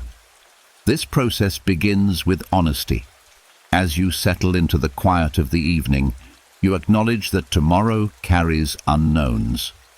Tasks, conversations, decisions, possibilities that feel bigger at night. Your mind, tired from the day, wants certainty, but there is none. And this craving for certainty is what creates anxiety. The Stoics met this directly. They didn't pretend tomorrow would be easy. They didn't pretend nothing could go wrong. They simply recognized that fear shrinks when you bring it into the light. Neutralizing tomorrow's anxiety starts by letting the mind calmly look at the things it fears, not emotionally, not catastrophically, just clearly. You let the possibilities appear, not because you want to suffer ahead of time, but because the mind relaxes when it sees that you are willing to face what may come. When you acknowledge potential difficulties with neutrality instead of dread, the subconscious stops treating them like threats. Then something subtle happens. The mind shifts from imagining disaster to preparing for reality. Stoic forethought isn't about predicting every detail. It's about reinforcing the belief that you are capable of handling whatever appears. As you lie in bed, you remind yourself gently, I can meet tomorrow as it comes. This simple truth weakens the emotional charge behind uncertainty. The subconscious absorbs the message that you don't need perfect conditions to be stable. This practice becomes even more powerful when you take a moment to walk your mind through the worst-case scenario, not to scare yourself, but to disarm the fear. You see that even if things go wrong, you can adapt, you can adjust, you can respond calmly, you can carry yourself with clarity. The moment the mind sees that you can survive the worst, it stops fearing the unknown. Anxiety loses its momentum because fear loses its exaggeration. Forethought also helps you separate what is within your control from what isn't. Anxiety comes from trying to micromanage the future.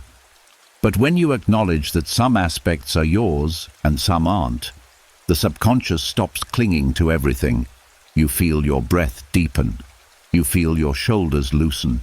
You feel tomorrow shrink back into its proper size, no longer a giant shadow hanging over the night. As you continue this gentle process, the mind begins to trust your ability to handle the coming day. That trust transforms the entire emotional landscape of your night. You're no longer bracing. You're no longer imagining endless possibilities. You're no longer mentally solving problems that don't exist yet. You're simply preparing yourself with an inner calm that remains steady regardless of what tomorrow brings. And here is the quiet magic. When you approach tomorrow with calm anticipation instead of anxious resistance, the subconscious starts reshaping your relationship with the future itself. You wake up feeling lighter. You think more clearly. You begin the day without tension because your mind no longer sees tomorrow as a threat. You approach the morning with a kind of gentle readiness, a grounded confidence that says, "Whatever comes, I meet it with strength." Over time, this nightly forethought becomes a shield against anticipatory anxiety. You stop losing sleep over what-ifs. You stop wasting energy rehearsing scenarios. You stop carrying tomorrow's weight into tonight's rest. You learn to meet the future with steady composure instead of fear.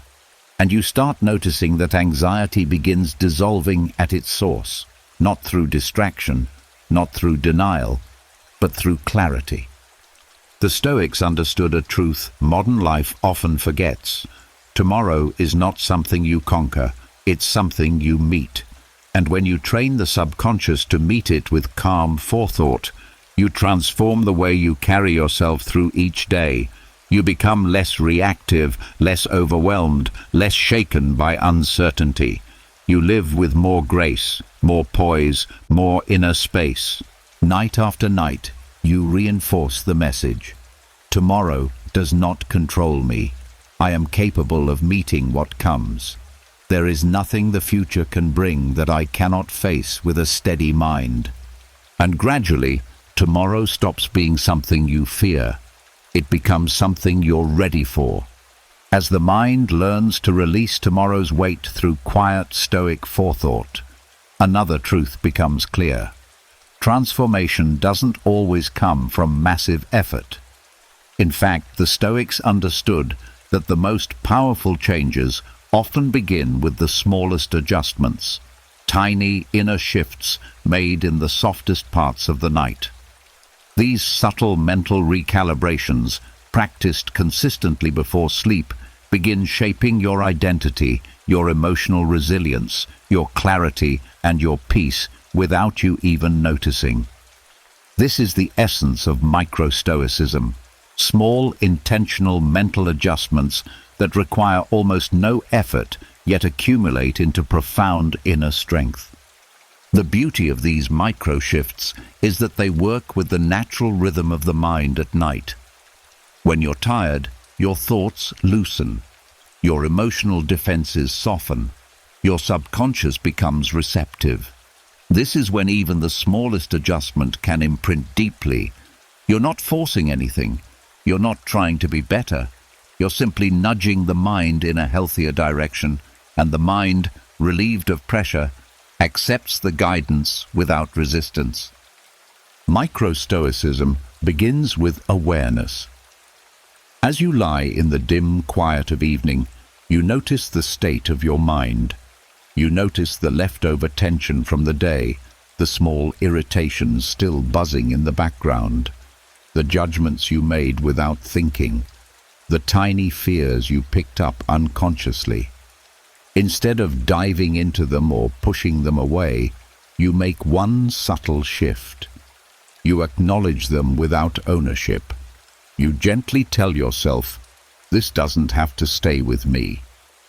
That single thought allows the emotional residue to loosen its hold. One small adjustment, yet it stops the mind from dragging unnecessary weight into sleep. Another micro-adjustment is soft reframing.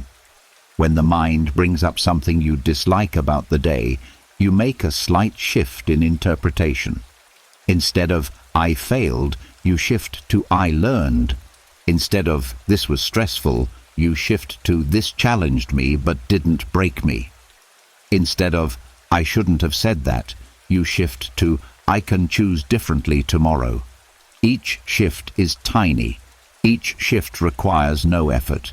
Yet each one trains the subconscious to see life through clarity rather than self-criticism.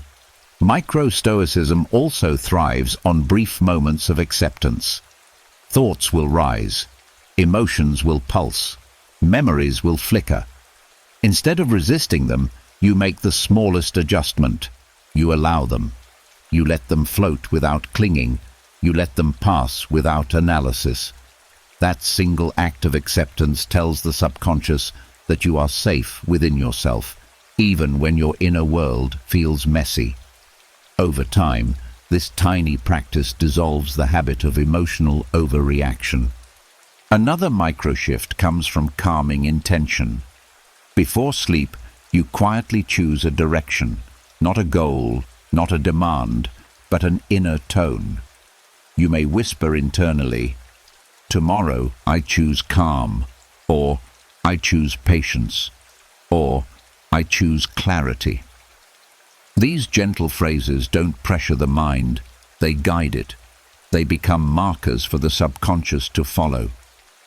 Because you're in a receptive state, these intentions sink deeper than anything you tell yourself during the day. Micro-Stoicism also includes momentary detachment. When you feel a lingering fear about tomorrow, you make a tiny shift. You mentally place the fear outside of yourself. You tell your mind, "This is not happening now." That second of clarity stops the anxiety cycle before it forms. The subconscious begins learning the difference between imagination and reality.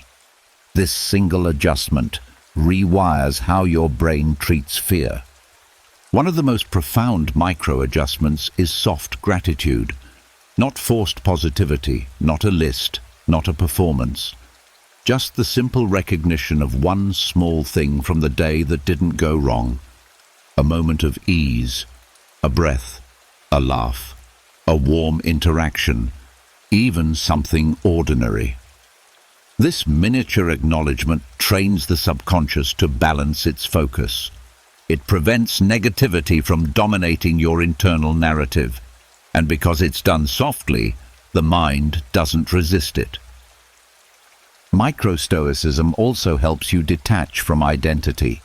If the day made you feel inadequate or overwhelmed, you make one tiny internal shift. That was a moment, not a definition. This slight mental correction prevents the day from shaping the story you tell about yourself. The subconscious absorbs the truth that identity is fluid, not fixed. And with nightly repetition, you stop carrying emotional labels into tomorrow. These small adjustments, practiced consistently, change everything. They shift your emotional baseline. They reshape your inner story. They reduce reactivity. They build resilience quietly, the way nature strengthens roots in darkness. Micro-Stoicism doesn't ask for discipline. It asks for awareness. It doesn't require effort. It requires presence. It doesn't demand transformation. It nurtures it. Over time, you wake with more ease. You handle setbacks without spiraling. You approach conversations with more balance. You think with more clarity. You feel less pressure to control everything. People sense something different within you. Not intensity, but steadiness. Not confidence, but quiet self-possession. This strength didn't come from grand gestures. It came from tiny recalibrations you made night after night. Life changes most when the mind changes quietly. Micro-Stoicism proves that you don't need more effort. You need more gentleness, more awareness, more inner precision. Small shifts repeated nightly become lifelong transformations. As Micro-Stoicism begins shaping your nightly rhythm, you start noticing something subtle but profound. A growing ability to step back from emotional noise without feeling cold, distant, or disconnected. This is where the Stoics introduce one of their most misunderstood yet life-changing skills: strategic withdrawal. Not avoidance, not suppression, not running away, but consciously stepping back from emotional chaos so your clarity, dignity, and inner stability aren't swallowed by it. And night is the perfect time to practice this, because the emotional chaos of the day still echoes inside you, with far less force, far less momentum, and far less distortion. During the day, when chaos hits, arguments, disappointments, misunderstandings, overwhelm, you don't always have space to process it. You're expected to respond quickly, keep functioning, stay composed, keep moving. So the emotional residue stays stuck in your system, circling your thoughts, tightening your breath, reducing your perspective.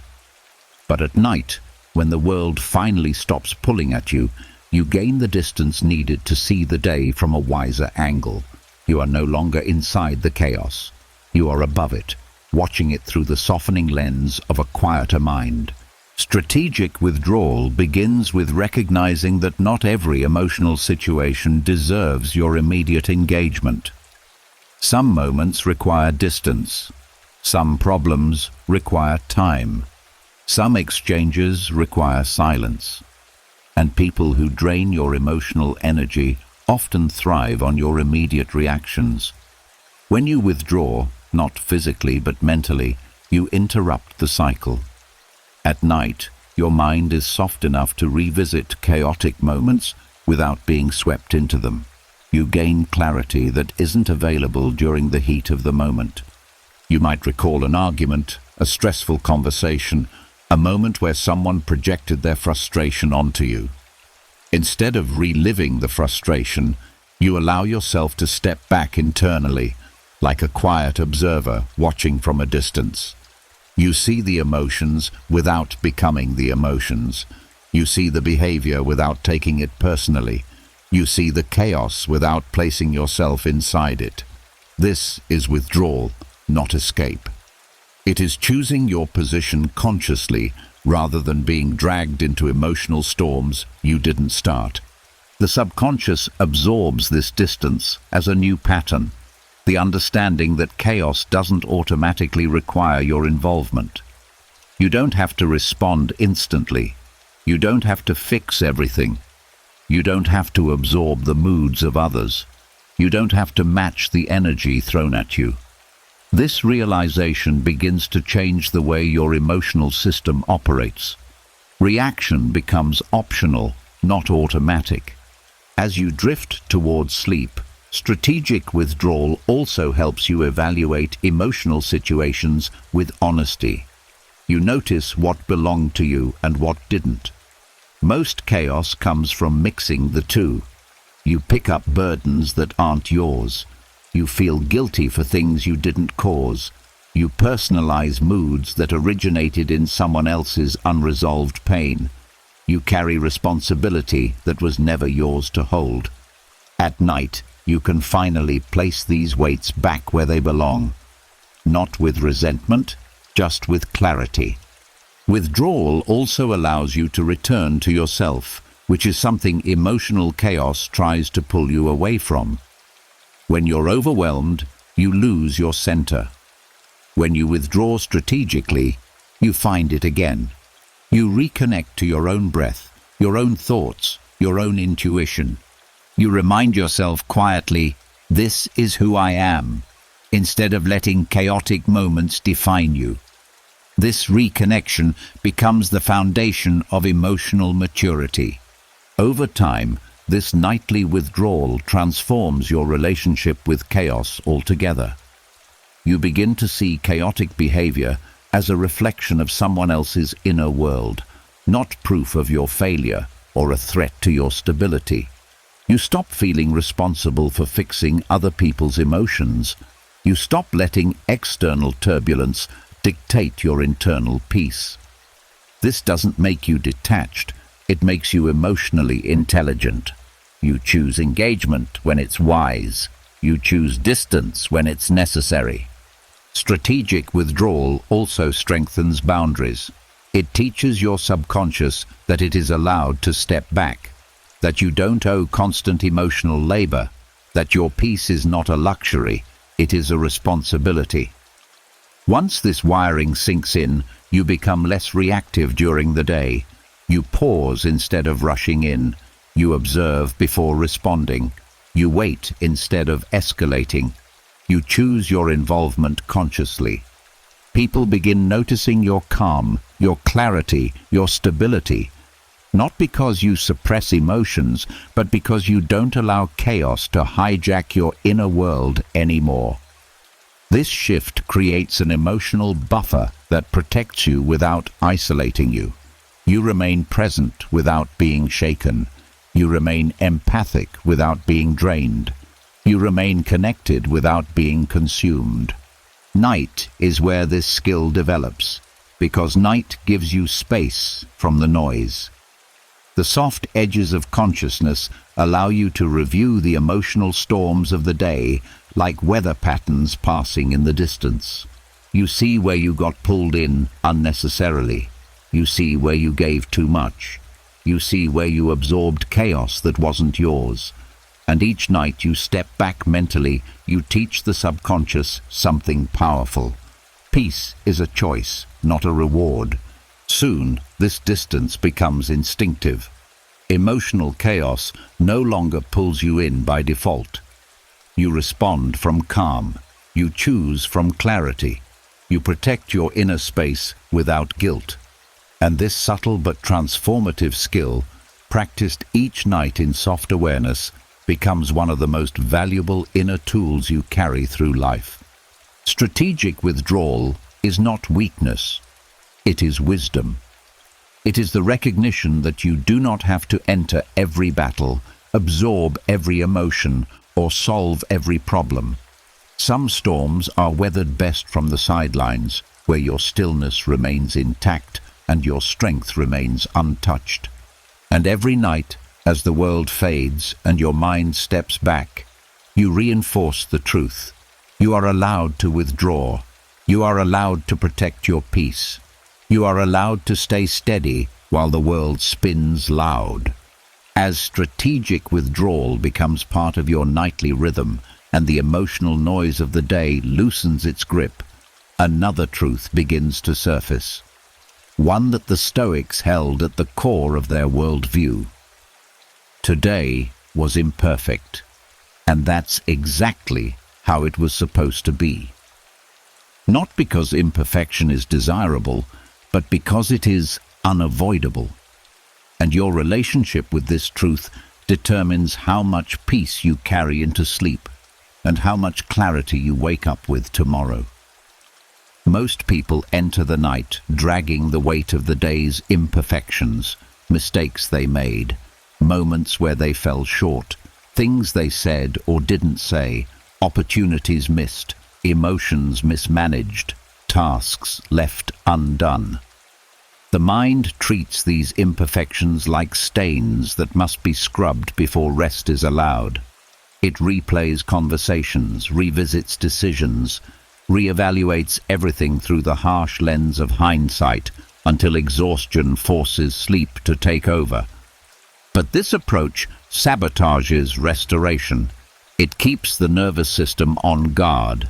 It turns sleep into a continuation of the day's struggle rather than a relief from it. The Stoics practiced something radically different, grounding through acceptance. Not passive resignation, not hopeless surrender. Acceptance was clarity. It was the recognition that what happened could not have unfolded any other way, not because fate forces your hand, but because every detail of the moment shaped the outcome.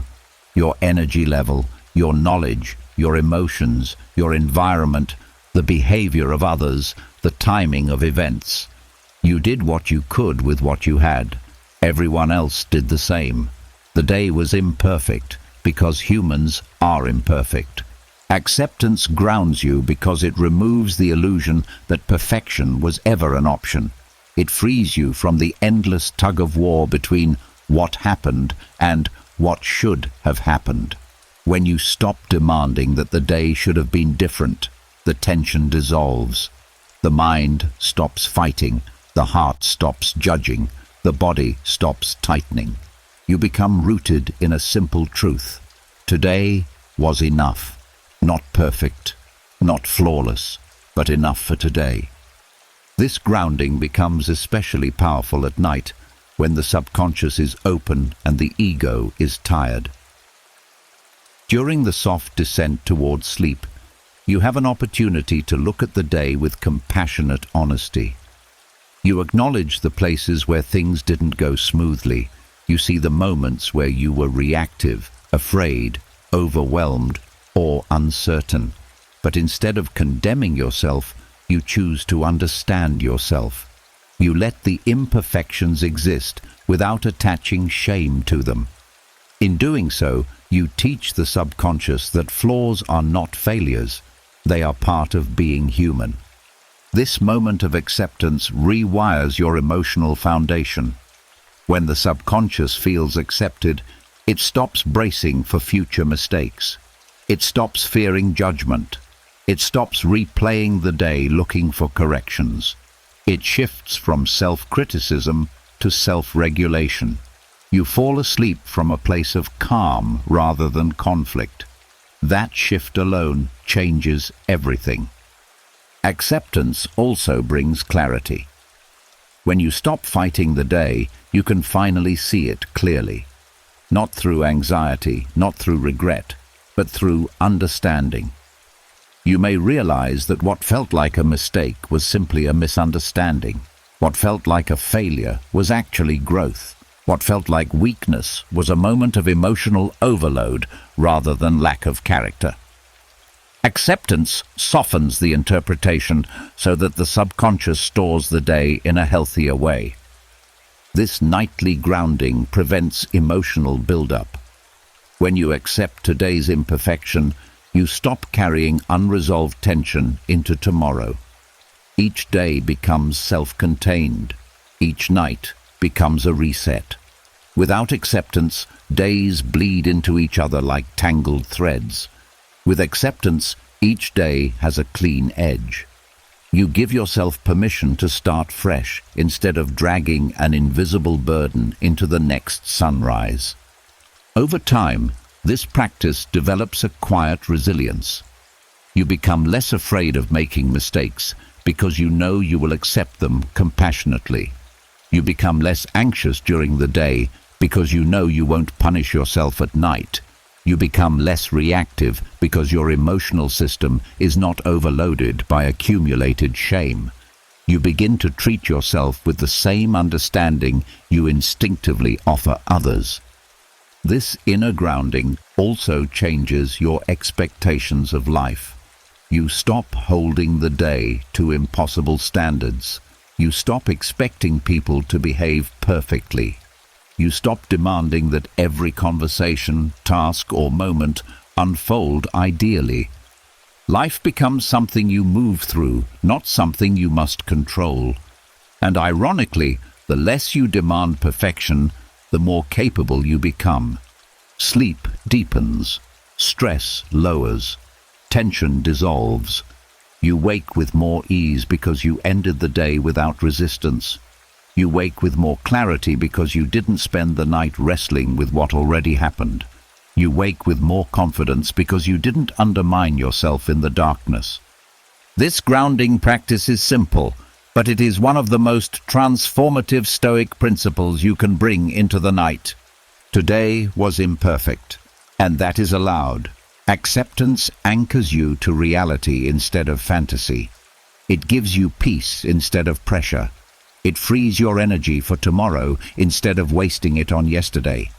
And each night, as you soften into sleep, you reinforce the truth the Stoics lived by. Imperfection is not a failure. It is the nature of life and the soil where wisdom grows. As acceptance of today's imperfection becomes part of your nightly rhythm, the mind becomes ready to face one of its oldest habits: worry. Not the small passing concerns that vanish as the day ends, but the deeper, repetitive worries that sit beneath the surface. The ones that whisper at night, not because they matter, but because they are unresolved. These worries don't ask for your attention, they steal it. They create loops that the mind rehearses endlessly, even when the situation is far beyond your influence. And this is where the Stoics brought in one of their sharpest tools: dissolving uncontrollable worries through reasoning. The unique power of nighttime is that the emotional charge of the day weakens. You're no longer in the middle of the chaos that fed the worry. You're not reacting to new stimuli. You're not performing. You're not problem-solving. In this softer atmosphere, worries show themselves clearly, stripped of exaggeration, stripped of urgency. They reveal what they truly are: fears about things you cannot control. And the Stoics knew that once you see this clearly, the worry loses its authority. Stoic reasoning is not intellectual overthinking. It's not analysis that spirals into more anxiety. It's calm truth-telling. It's the act of gently questioning the mind's assumptions until the illusion breaks. You meet each worry with clarity, not panic. You strip it of its power by separating what's yours from what isn't. And night is the perfect time for this, because your defenses are low enough for truth to enter without resistance. The process begins with recognition. As the mind quiets and drifting thoughts rise, you notice the worries that linger. Maybe it's something someone might think, something someone might do, something you fear could happen, something outside your reach entirely. You don't suppress the worry. You let it appear fully. Many people suffer because they fight their worries instead of looking at them. But when you look directly at a worry from a calm state, it shrinks. Then comes the key Stoic question, the one that cuts through fear like a clean blade. Do I have any control over this? If the answer is no, the mind resists at first. It wants certainty. It wants prediction. It wants guarantees. But if you hold the question gently, the truth becomes undeniable. You cannot control another person's choices. You cannot control the past. You cannot control the future. You cannot control someone's opinions, someone's emotions, or the randomness of life. Once your mind acknowledges this truth, the emotional grip loosens. You stop feeling responsible for outcomes that were never yours. If the worry concerns something you can influence, Stoic reasoning shifts again. What small action can I take tomorrow? Not what you can do now. Not what you must fix instantly. Just the smallest next step. This transforms anxiety into direction. The subconscious learns that problems are handled through action, not overthinking. But the most powerful relief comes from facing the worries that are truly outside your influence. The Stoics recognized that worrying about the uncontrollable is a misunderstanding of responsibility. Anxiety thrives on the illusion that you must prevent every possible negative outcome. But when you dissolve that illusion, the worry collapses. It has no structure left to stand on. As you drift deeper into the quiet, your reasoning becomes softer, more intuitive. You begin to see that uncontrollable worries are mental ghosts, nothing more. They appear to keep you safe, but they only exhaust you. You realize that worry has never protected you. It has only drained your energy, tightened your breath, disturbed your sleep, and distorted your clarity. This realization is not forced. It reveals itself naturally when the mind is tired enough to stop clinging. The subconscious absorbs this reasoning deeply. It begins to understand that if something is outside your influence, worrying about it is wasted life. And as this truth settles in, your nervous system relaxes. The body stops bracing. The mind stops looping. A quiet relief spreads inside you, not because the world changed, but because your relationship with it did. Over time, this nightly practice transforms your emotional architecture. You wake up lighter because you didn't spend the night wrestling with what you cannot command. You move through the day more grounded because you no longer carry invisible pressure to control the uncontrollable. You become more patient, more present, more resilient. People sense that your calm is real. It isn't forced. It isn't performative. It isn't fragile. The real magic happens when Stoic reasoning becomes instinctive. Worries arise, but your mind immediately checks. Is this mine? If not, it releases. Not with struggle, naturally. If it is yours, you create a plan. If it isn't, you return to yourself. This is freedom. Not the absence of problems, but the absence of unnecessary suffering. Every night, as you lie in the quiet, you dissolve the worries that don't belong to you. You separate reality from imagination. You reclaim the energy that anxiety once stole, and slowly you teach the deepest parts of yourself the truth the Stoics lived by. Uncontrollable things deserve no fear. Uncontrollable things deserve no tension. Uncontrollable things deserve no space in your heart. Only what is yours belongs to you, and the rest can finally fall away. As your mind grows stronger at dissolving worries you cannot control, another subtle burden rises into awareness: criticism. Not just the harsh kind that is spoken aloud, but the quiet judgments you imagine others hold. The tones you replay, the expressions you overanalyze, the opinions you fear, and the disapproval you brace yourself for. Criticism, whether real or imagined, leaves an imprint, and that imprint becomes part of your emotional reflex system unless you retrain it. The Stoics understood that nothing weakens a person more than being overly sensitive to judgment. They also understood that this sensitivity is not a conscious choice. It lives in the subconscious.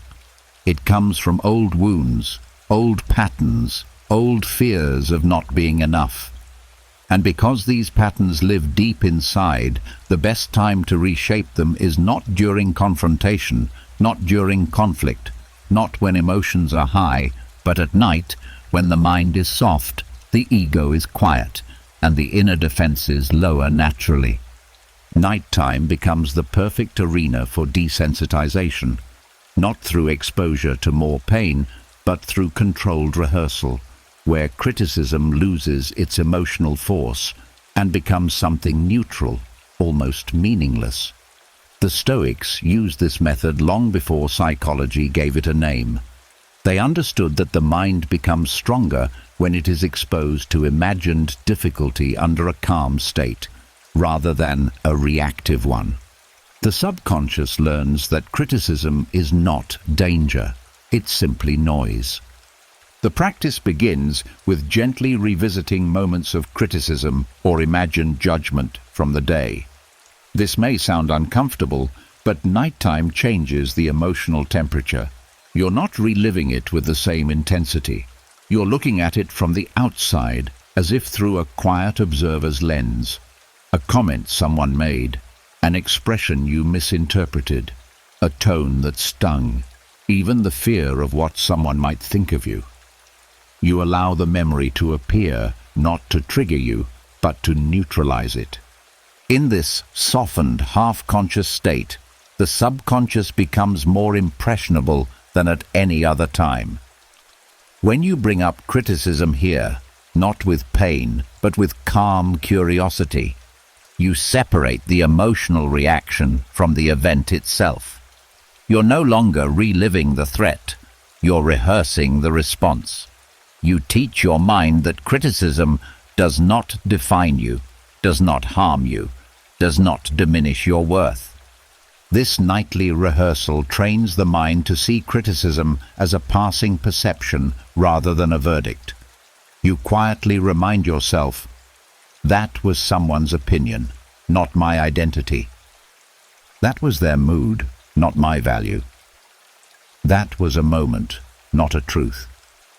These statements, delivered in the relaxed edges of consciousness, sink deeper than anything you tell yourself while fully awake. During the day, your ego resists these truths. At night, your subconscious accepts them easily. The next layer of this practice involves imagining criticism, not to wound yourself, but to weaken the emotional response that criticism triggers. You picture someone misunderstanding you, judging you, dismissing you, or disagreeing with you. But instead of reacting, you hold your ground calmly. You breathe. You watch. You feel the emotional wave appear and then fade, because you are not feeding it.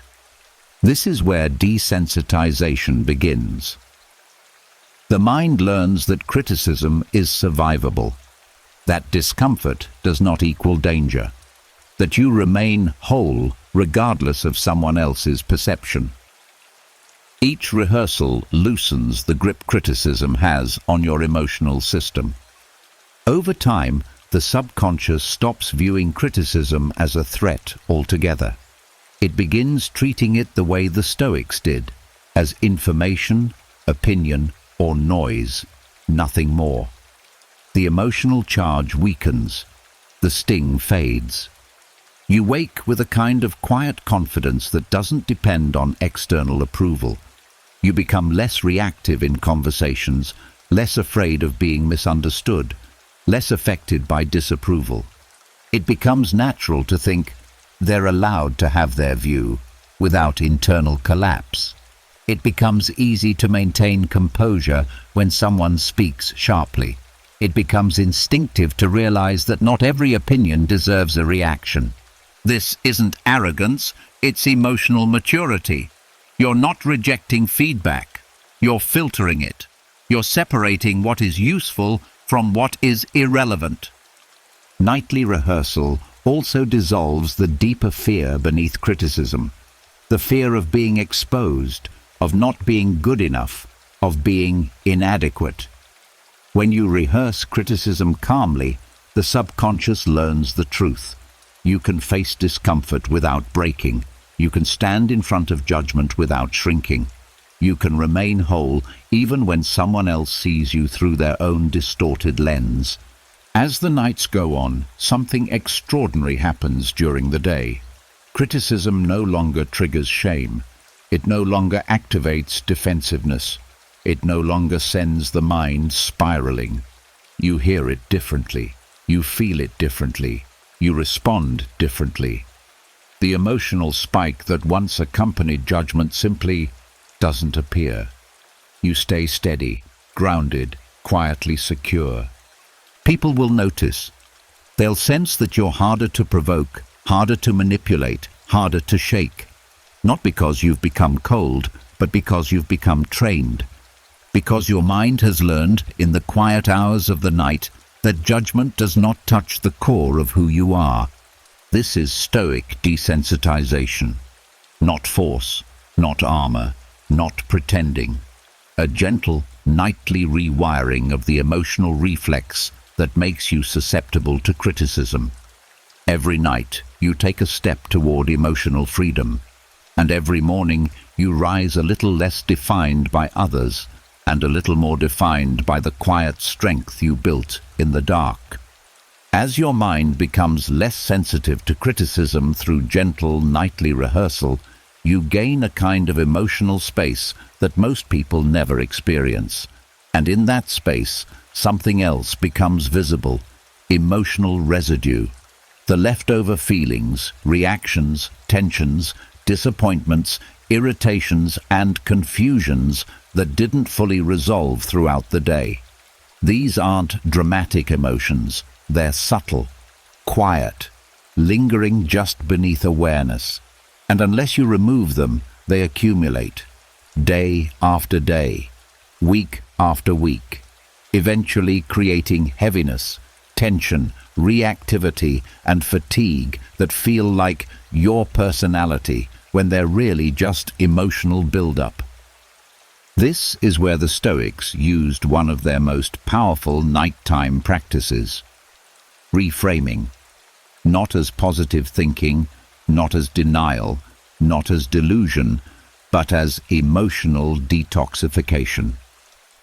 Reframing is a gentle shift in perspective that neutralizes emotional residue so the subconscious doesn't carry it into tomorrow. It is a nightly cleaning of the mind, the way you would rinse the day's dust from your skin. Stoic reframing begins with one simple truth: emotions come from interpretations, not events. What happened today is fixed. What it meant is flexible. And the meaning you attach to events determines the emotional weight you carry. At night, your mind is soft enough to question the meanings it clung to during the day. You are no longer defending your ego. You are no longer trying to be right. You are no longer lost in immediacy. In this softness, reframing becomes effortless. You begin by recalling something that bothered you today. Not to relive it, but to view it with new clarity. You look at the moment from a slight distance, less emotionally charged, more observational. Maybe a conversation lingered in your mind. Maybe someone's tone bothered you. Maybe something didn't go your way. Maybe your own reaction felt too strong. In the quiet of night, these events lose their intensity. You can finally see them without being swallowed. Once the event is clear, you softly introduce a new interpretation. Not an overly optimistic one, not a forced one, just a kinder, truer one. Maybe they acted that way because they were stressed. Maybe this setback protected me from a worse outcome. Maybe this wasn't personal. Maybe my reaction came from exhaustion, not failure. Maybe I learned something valuable. These gentle reinterpretations are not excuses. They are emotional corrections. They remove layers of negativity the ego added during the day. The subconscious absorbs these new meanings instantly because nighttime lowers its resistance. This allows emotional charge to dissolve. What felt sharp now feels dull. What felt heavy now feels light. What felt personal now feels neutral. This emotional detoxification is not about rewriting reality. It's about rewriting the harmful narratives your mind created automatically. The subconscious clings to these narratives unless you challenge them. But when you reframe at night, the mind receives a new blueprint, a calmer, more rational understanding of the day. Sleep then seals this understanding, storing it as emotional truth. As you continue reframing different moments, you begin to notice something remarkable. Patterns. You see which situations consistently trigger you. You see which beliefs distort your emotional responses. You see how often your mind assumes the worst. You see how many of your reactions come from misunderstanding, projection, or old conditioning. And with each reframed moment, the pattern weakens. This process also detoxifies the body. Emotional residue isn't just mental. Your muscles store tension, your breath shortens, your chest tightens, your jaw clenches. When you reframe an emotional moment, your physiology responds. A loosening, a softening, a sense of release. This is not imagined, it is neurological. The brain updates its understanding, and the nervous system follows. Stoic reframing also reduces rumination. Rumination is the mind trying to make sense of something it interpreted incorrectly. When you correct the interpretation, the loop breaks. The subconscious stops circling. It no longer needs to replay the memory because the emotional confusion is resolved. You fall asleep cleaner, lighter, more grounded. Over time, this nightly detox shapes your daytime emotional life. You no longer carry days' worth of tension into new situations. You no longer react with old emotional baggage. You no longer blur today with yesterday. You become more present, more stable, more objective. You respond to situations as they are, not as your past conditioned you to believe they are. People begin noticing this shift. They sense a calm but alert presence in you, a person who doesn't get tangled emotionally, who doesn't escalate unnecessarily, who can see clearly while others drown in their own interpretations. You begin feeling mentally spacious, emotionally uncluttered, psychologically fresh. This isn't because life changed. It's because you began clearing the emotional dust every night instead of letting it form layers. This is emotional hygiene. This is psychological clarity. This is Stoic reframing at night, the quiet practice that purifies the mind, resets the emotional system, and prepares the subconscious to meet tomorrow without yesterday's residue. Your nights become healing. Your mornings become lighter. Your days become clearer. And slowly, without effort, you become someone who carries far less emotional weight. Not because life became easier, but because you finally learned to release what was never meant to be carried. As your nightly reframing clears away emotional residue, something profound begins to open inside you. A space not filled with stress or distortion, but with clarity. And in that clarity, the Stoics introduced one of their most counterintuitive practices, a technique powerful enough to transform both your emotional resilience and your capacity for gratitude, preparing for the worst to feel more appreciation for the best. This idea confuses many people because they misunderstand it. They think preparing for the worst means expecting the worst, living in fear, or imagining catastrophe. But Stoic preparation is something entirely different. It's not a dark imagination exercise, it's a grounding practice. It's a calibration of perspective. It's a nightly reminder that the things you rely on, the people you love, and the comforts you enjoy are not guaranteed, which is precisely why they matter so deeply. And night is the perfect time for this practice. During the day, your mind is too busy to notice how much you take for granted. You're focused on tasks, distractions, responsibilities, and details. You forget the miracle of ordinary moments. But at night, in the quiet softness before sleep, there's enough space to see clearly again. The mind becomes honest. It becomes reflective. It becomes capable of feeling appreciation without forcing it.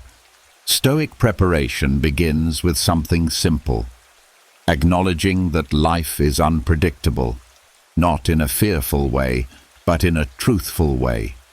You let the mind gently recognize that everything familiar, your home, your routines, your relationships, exists on loan from a world that owes you nothing.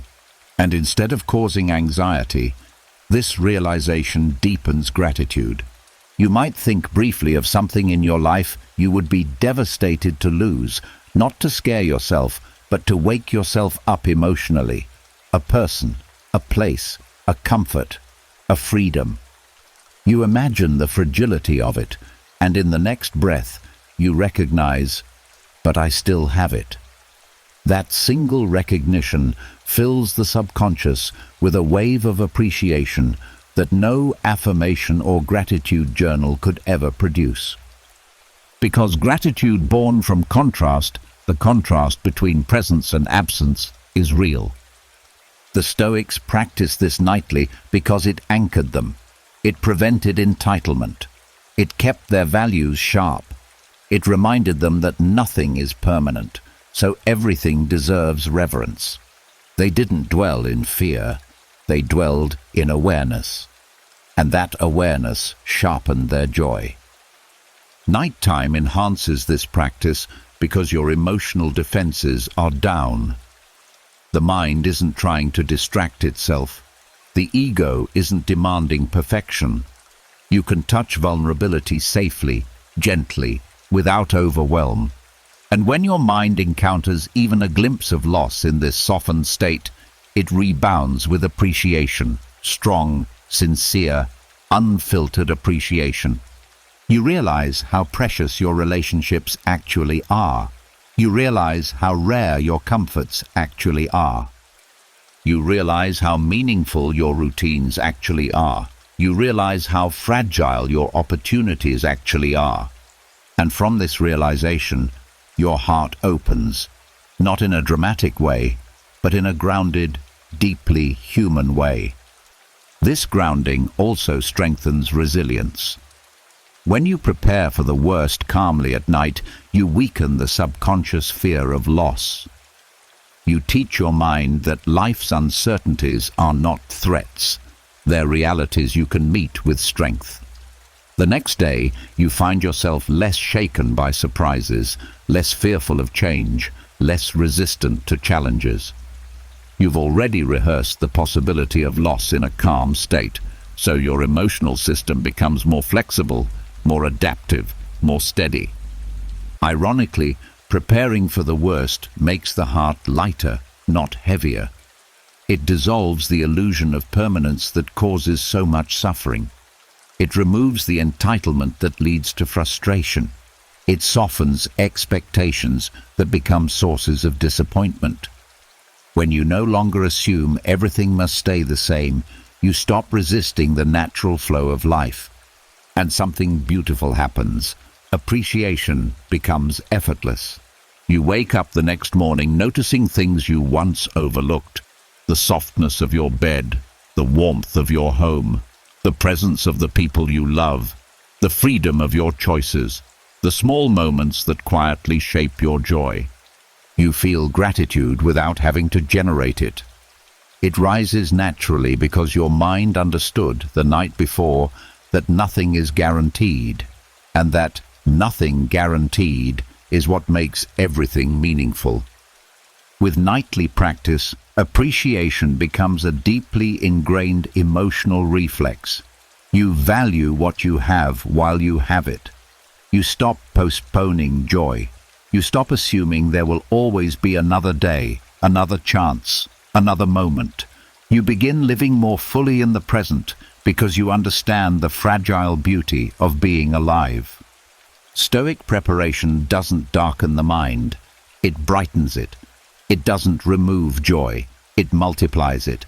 It doesn't create fear. It destroys fear's illusion of control.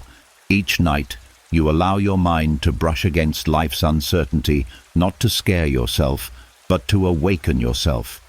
And each morning, you rise with a heart sharpened by perspective, a heart capable of seeing the extraordinary in the ordinary, the sacred in the simple, the miracle in the everyday. This is nightly preparation. This is enhanced appreciation. This is the Stoic way of keeping gratitude alive. Not through lists, not through effort, but through the quiet understanding that what you have today is precious precisely because it may not always be here. As nightly preparation sharpens your sense of gratitude and softens your fear of loss, a new kind of clarity begins to settle into the mind, one that changes the way you interpret the challenges you face each day. Instead of seeing difficulties as obstacles or punishments or signs that life is unfair, you begin to see them through the same lens that Seneca used. Every problem is training, not punishment, not misfortune, training. Seneca believed that life doesn't weaken you with hardship, it strengthens you through it. He compared daily problems to the exercises a skilled trainer gives an athlete. The trainer doesn't offer comfort, he offers resistance. Not to harm the athlete, but to shape them, to sharpen them, to prepare them. From Seneca's perspective, every irritation, delay, conflict, mistake, frustration, or unexpected challenge is another weight being handed to you, not to break you, but to build your capacity. And night is the perfect time to adopt this lens. During the day, problems feel personal. They feel urgent. They feel like disruptions. Your mind is too involved, too close to the events, too entangled in outcomes to see clearly. But at night, when the noise fades and the emotional temperature drops, you finally have enough distance to reinterpret what happened through Seneca's eyes. You aren't reacting anymore. You're learning. You're processing. You're expanding your understanding of yourself and the world. When you reflect on your day from this vantage point, something powerful happens. Moments that frustrated you begin to reveal their purpose. Someone's disrespect becomes an opportunity to practice composure. A delay becomes training for patience. A misunderstanding becomes training for communication. A mistake becomes training for humility. A challenge becomes training for resilience. You stop asking, "Why did this happen to me?" and start asking, "What is this preparing me for?" This shift alone dissolves a tremendous amount of emotional strain. Problems stop feeling like attacks. They stop feeling like evidence that life is going wrong. They become neutralized, not by ignoring them, but by assigning them a new meaning. The subconscious absorbs this meaning instantly at night, when your ego is relaxed and your emotional resistance is low.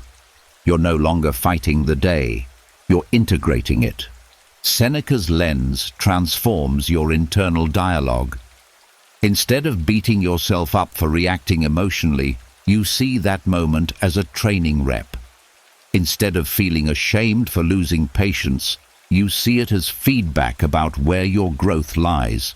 Instead of feeling discouraged by setbacks, you recognize that they are simply tests of your direction. Problems become part of the curriculum, not interruptions to it.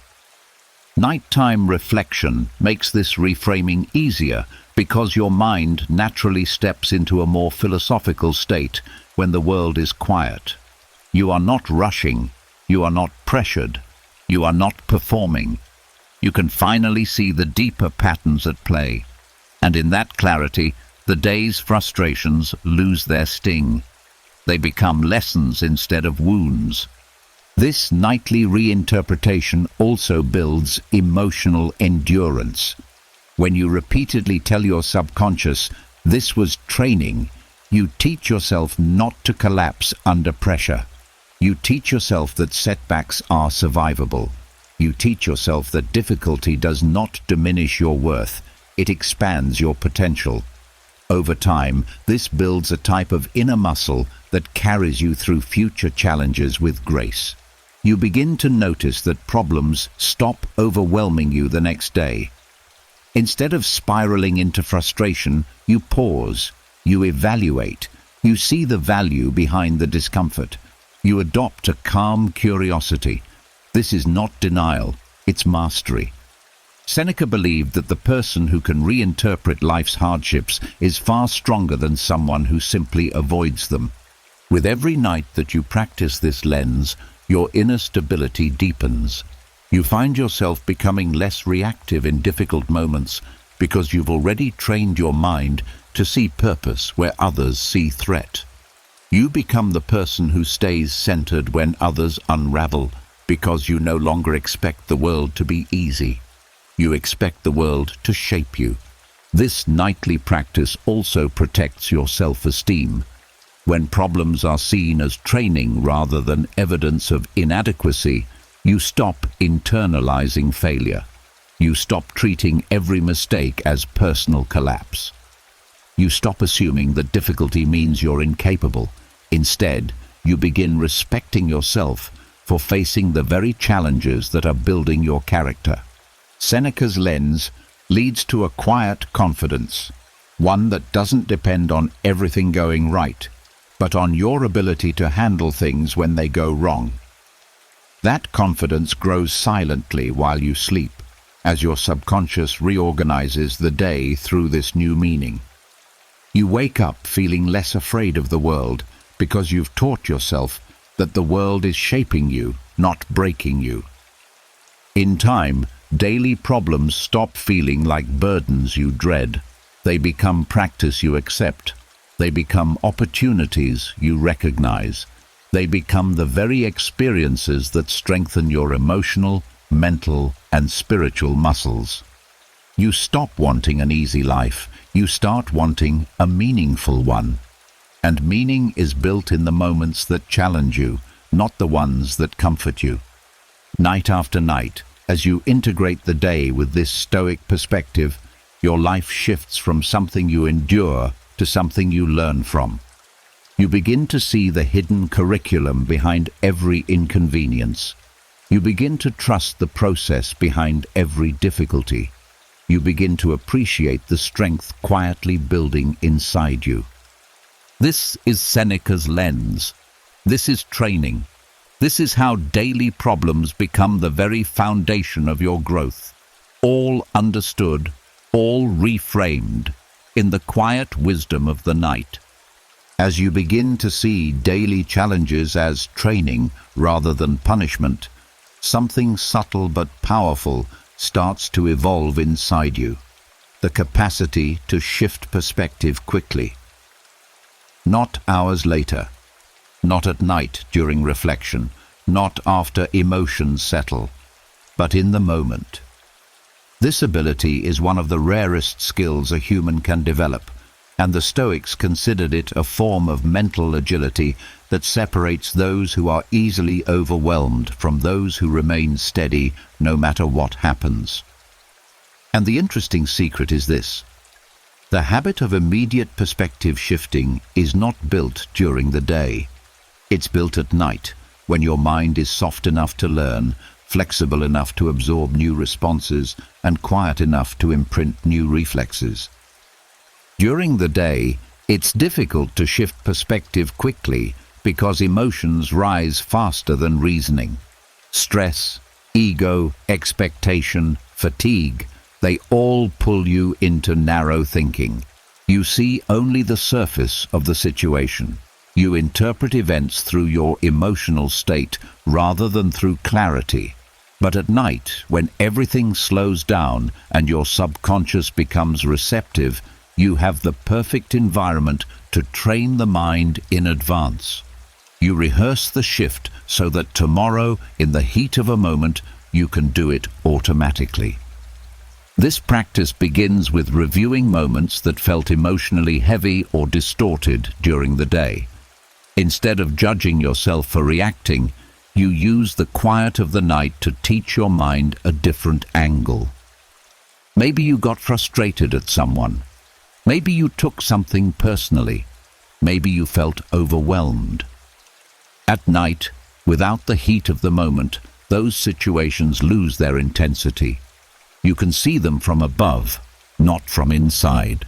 And from that vantage point, new interpretations reveal themselves. You might realize, I was tired, that's why I reacted. Or, they were stressed, it wasn't about me. Or, this wasn't a disaster, it was an inconvenience. Or, this won't matter in a month. Or, there was another side I didn't consider. These subtle shifts are not excuses, they are clarity. They remove emotional fog. They teach your subconscious that every moment has more than one angle. And the more you practice recognizing these angles at night, the faster your mind will find them during the next day. The subconscious learns through repetition. Every time you shift your viewpoint during evening reflection, you are rehearsing for tomorrow. You are creating mental grooves, pathways the mind will follow automatically under stress. Perspective shifting becomes a reflex instead of a struggle. What used to take hours now takes seconds. What used to overwhelm you now becomes manageable. This nightly practice also helps dismantle emotional rigidity.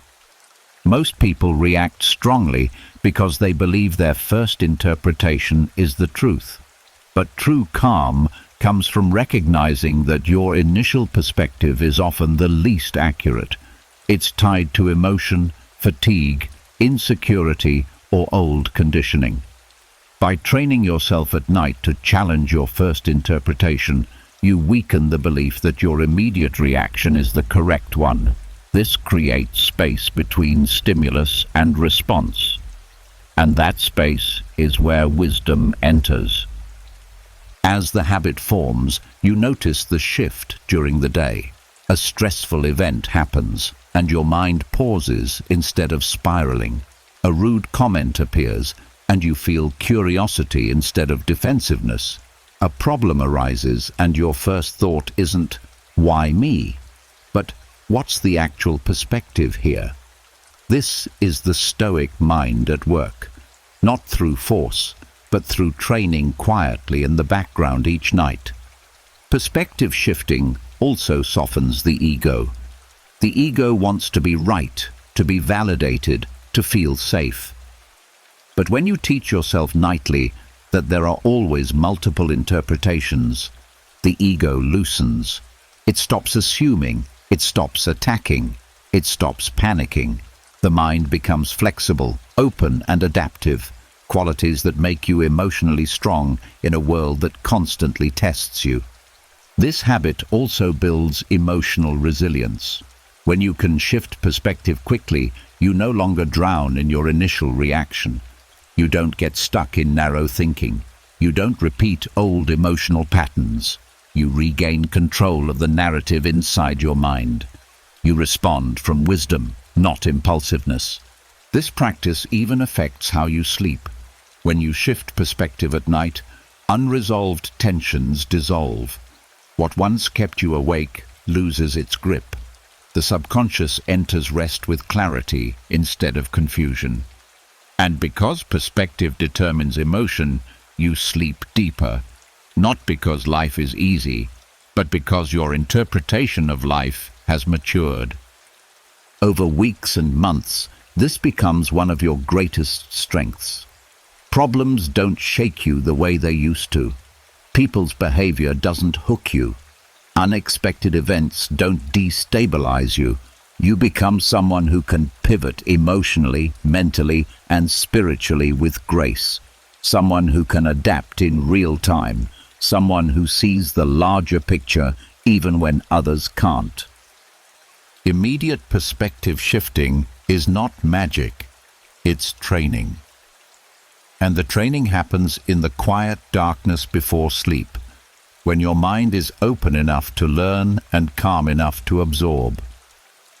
Each night, you refine your emotional lens.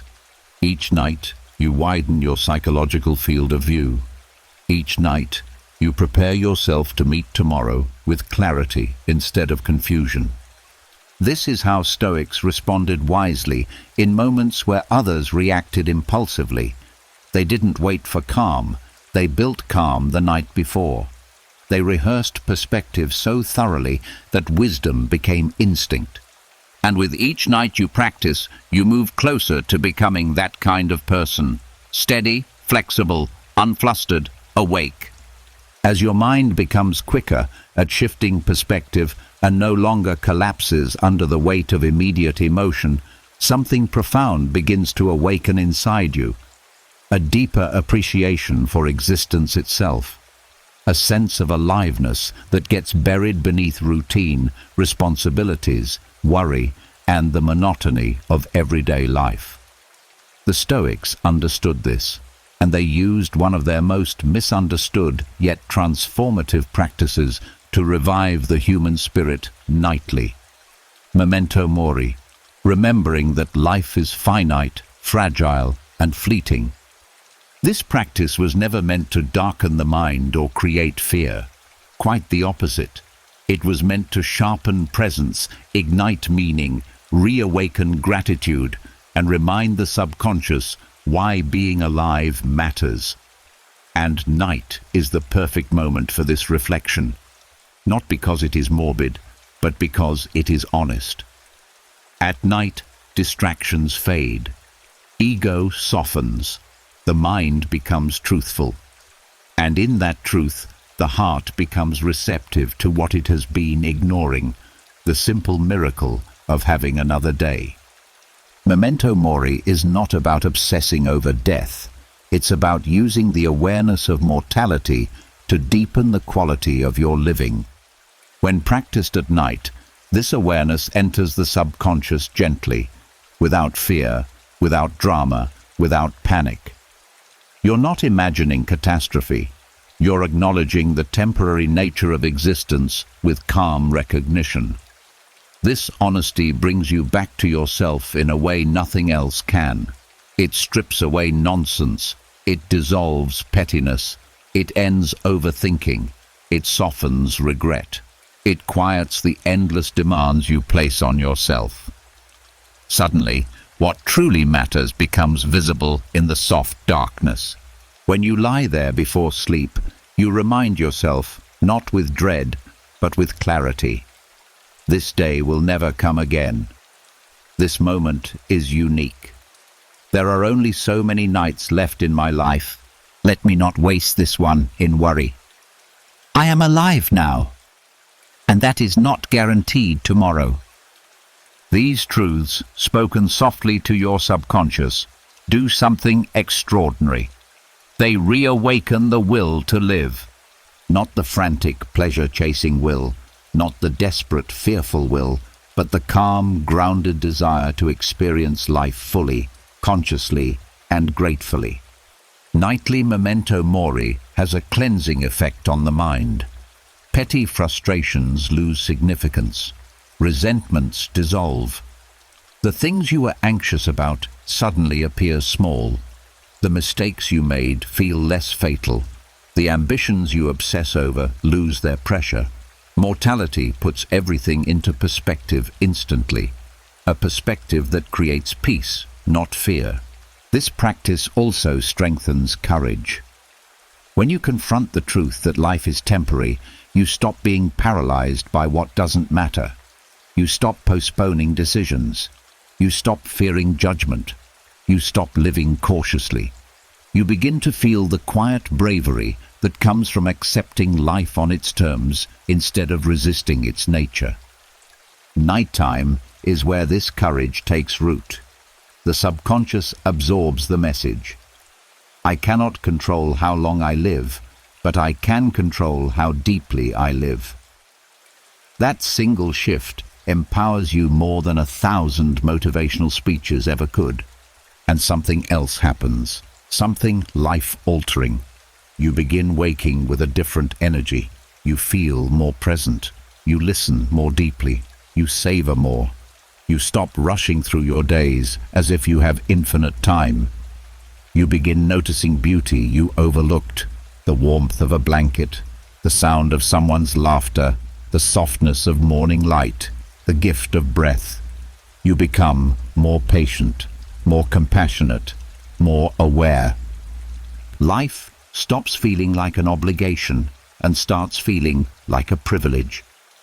Nightly memento mori also dissolves regret. When you accept the finality of life, you stop clinging to what cannot be changed. You stop replaying past failures.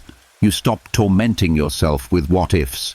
Instead, you focus on what can be shaped, the person you become tomorrow.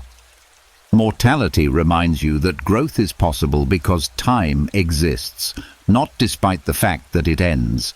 And in the quiet of night, this realization becomes emotional truth.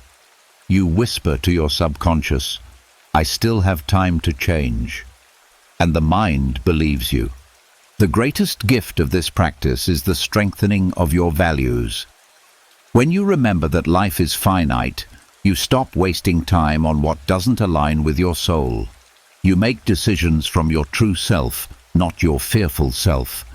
You stop living for approval and start living from authenticity. You begin creating a life you would not regret losing. Over time, memento mori becomes less about death and more about depth, less about endings and more about intention, less about fear and more about gratitude.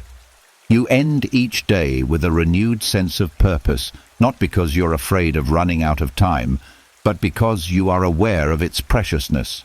You fall asleep with a heart that is awake, not dull, not numb, not overwhelmed, but alive. Night after night, as you gently remind yourself of life's impermanence, you build a mind that cherishes, a heart that appreciates, a spirit that engages fully with each moment. This is the Stoic way, not to fear death, but to let its shadow brighten your life, not to dread the end, but to let it sharpen your presence, not to mourn the finite, but to let it inspire you to live deeply while you can.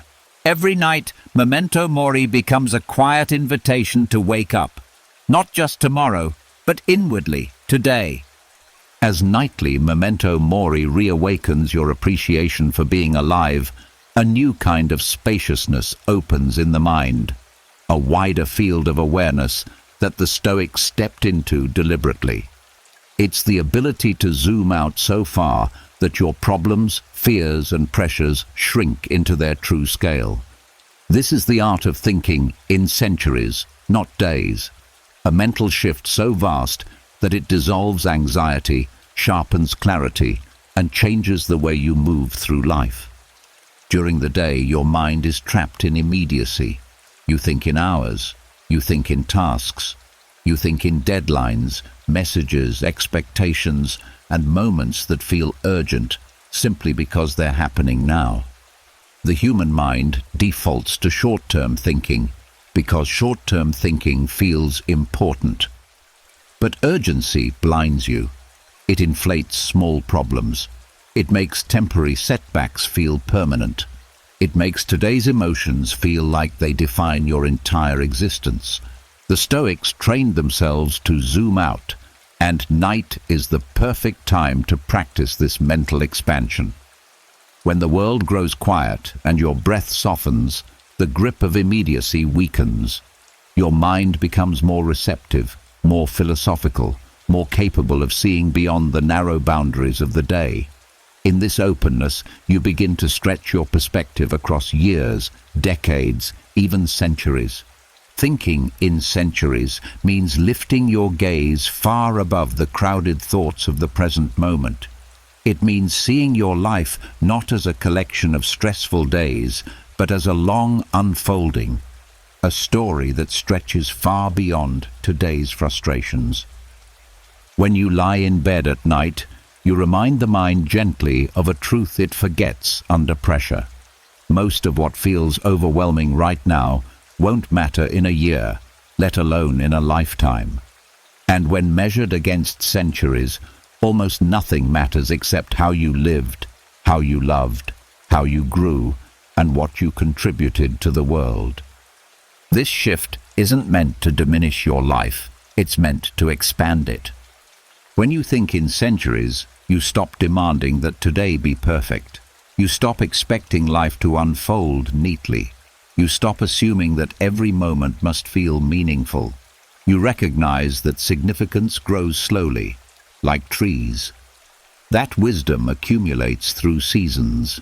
That character is shaped by an entire lifetime, not a single day.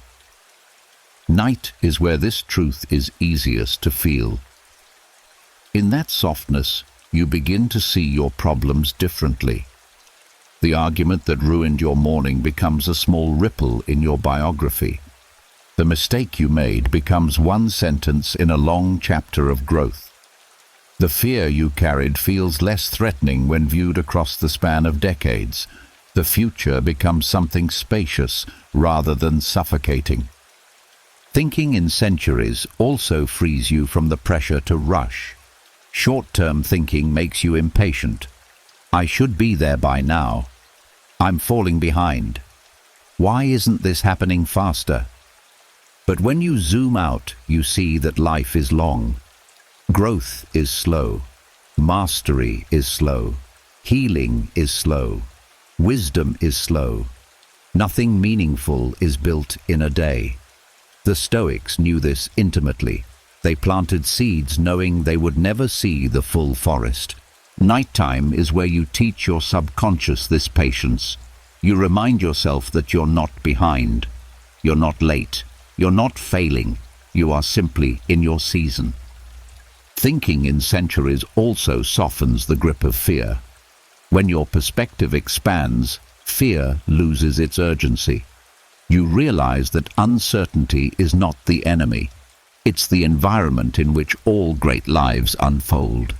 You realize that you don't need to predict everything. You only need to move steadily through time. You realize that the pressure of the present moment is often just a trick of perspective. This mental expansion gives you emotional space. Space to breathe. Space to think. Space to detach from the noise of the day. Space to choose your response instead of reacting impulsively. It also brings humility, not the kind that shrinks you, but the kind that frees you. You understand that you are part of something larger than yourself, larger than your fears, larger than your struggles. You begin to sense the long chain of humanity behind you and ahead of you, each person living their small slice of time, worrying about things that, when stretched across centuries, barely register at all. This takes the pressure off your shoulders. It softens the ego. It lightens your load. And as this practice deepens night after night, something beautiful begins to happen during the day. You stop collapsing under the weight of temporary emotions. You stop making decisions from impatience. You stop defining yourself by today's outcome. Instead, you begin acting from a long-term self, the version of you who thinks in decades, not minutes. You choose growth over gratification. You choose wisdom over reaction. You choose presence over panic. Thinking in centuries doesn't disconnect you from life. It connects you to it more deeply. You begin to feel time differently. You begin to appreciate the slow unfolding of your journey. You begin to trust the pace of your life rather than fighting it. Every night in the quiet, you remind your subconscious, this moment is part of something much bigger. This day does not define me. My life is a long story, and I am still writing it. And gradually, you become someone who carries vastness inside them, someone who moves through their days with grace, someone who stays steady when others crumble, someone who lives from a perspective wide enough to hold joy, pain, uncertainty, and hope all at once. This is the art of thinking in centuries. This is Stoic expansion of the mind. This is how the night teaches you to see your life, not through the small lens of today, but through the grand lens of forever. As your mind stretches into the wide perspective of centuries instead of days, something unexpected begins to happen. You stop gripping so tightly.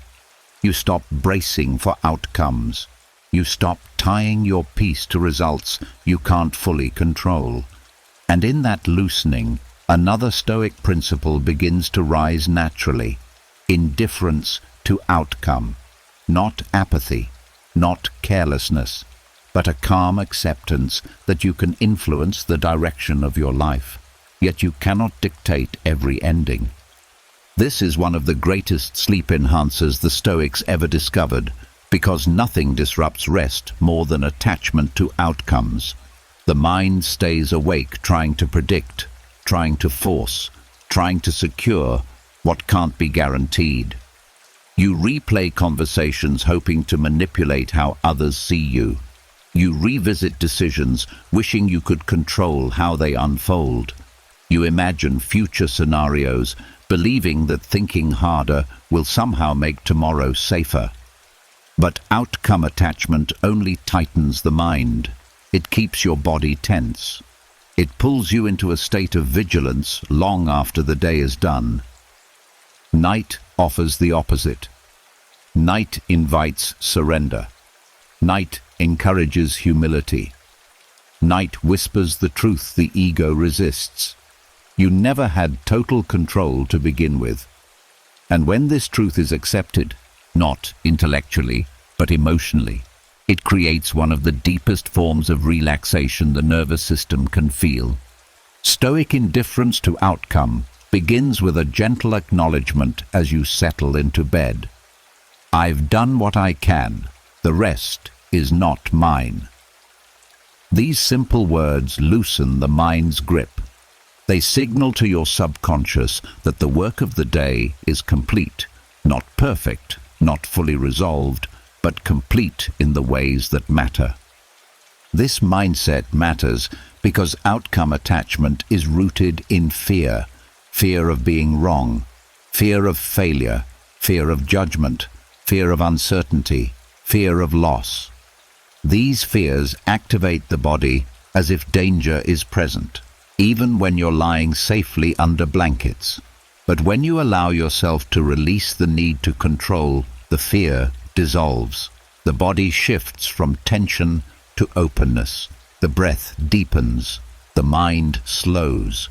Sleep no longer feels like something you must chase. It arrives naturally because nothing inside you is fighting anymore. At night, when your emotional defenses are lowered, this practice becomes even more transformative. You're not trying to control how the day will unfold tomorrow.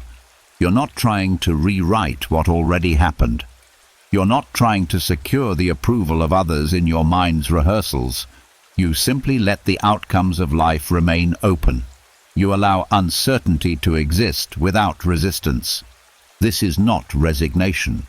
It's wisdom. Stoic indifference isn't about not caring about what you do. It's about caring only about what is truly yours. The effort, the intention, the character you bring to each moment. The results? They belong to the world. They belong to chance. They belong to elements far beyond your hands. And the moment you accept this truth, the emotional pressure that normally keeps you awake fades. The subconscious listens closely during this time. It absorbs the message that your job is simply to act with integrity, not to secure outcomes. And this message rewires your stress response. You stop feeling personally responsible for every possible future. You stop feeling guilty for not controlling the uncontrollable. You stop feeling haunted by what might happen. With nightly repetition, this practice dissolves perfectionism. Perfectionism is born from outcome obsession, the belief that only a specific result will validate you. But when outcomes stop defining you, you stop chasing perfection. You begin sleeping more peacefully because your worth isn't tied to external success. Your heart becomes calmer because you're no longer carrying the burden of proving yourself. This mindset also strengthens your resilience. Paradoxically, when you stop fixating on controlling outcomes, you perform better. You think more clearly. You act more naturally. You make decisions from wisdom rather than fear. You start each day unburdened, not because life got easier, but because you stopped gripping every detail of life as if it were life or death.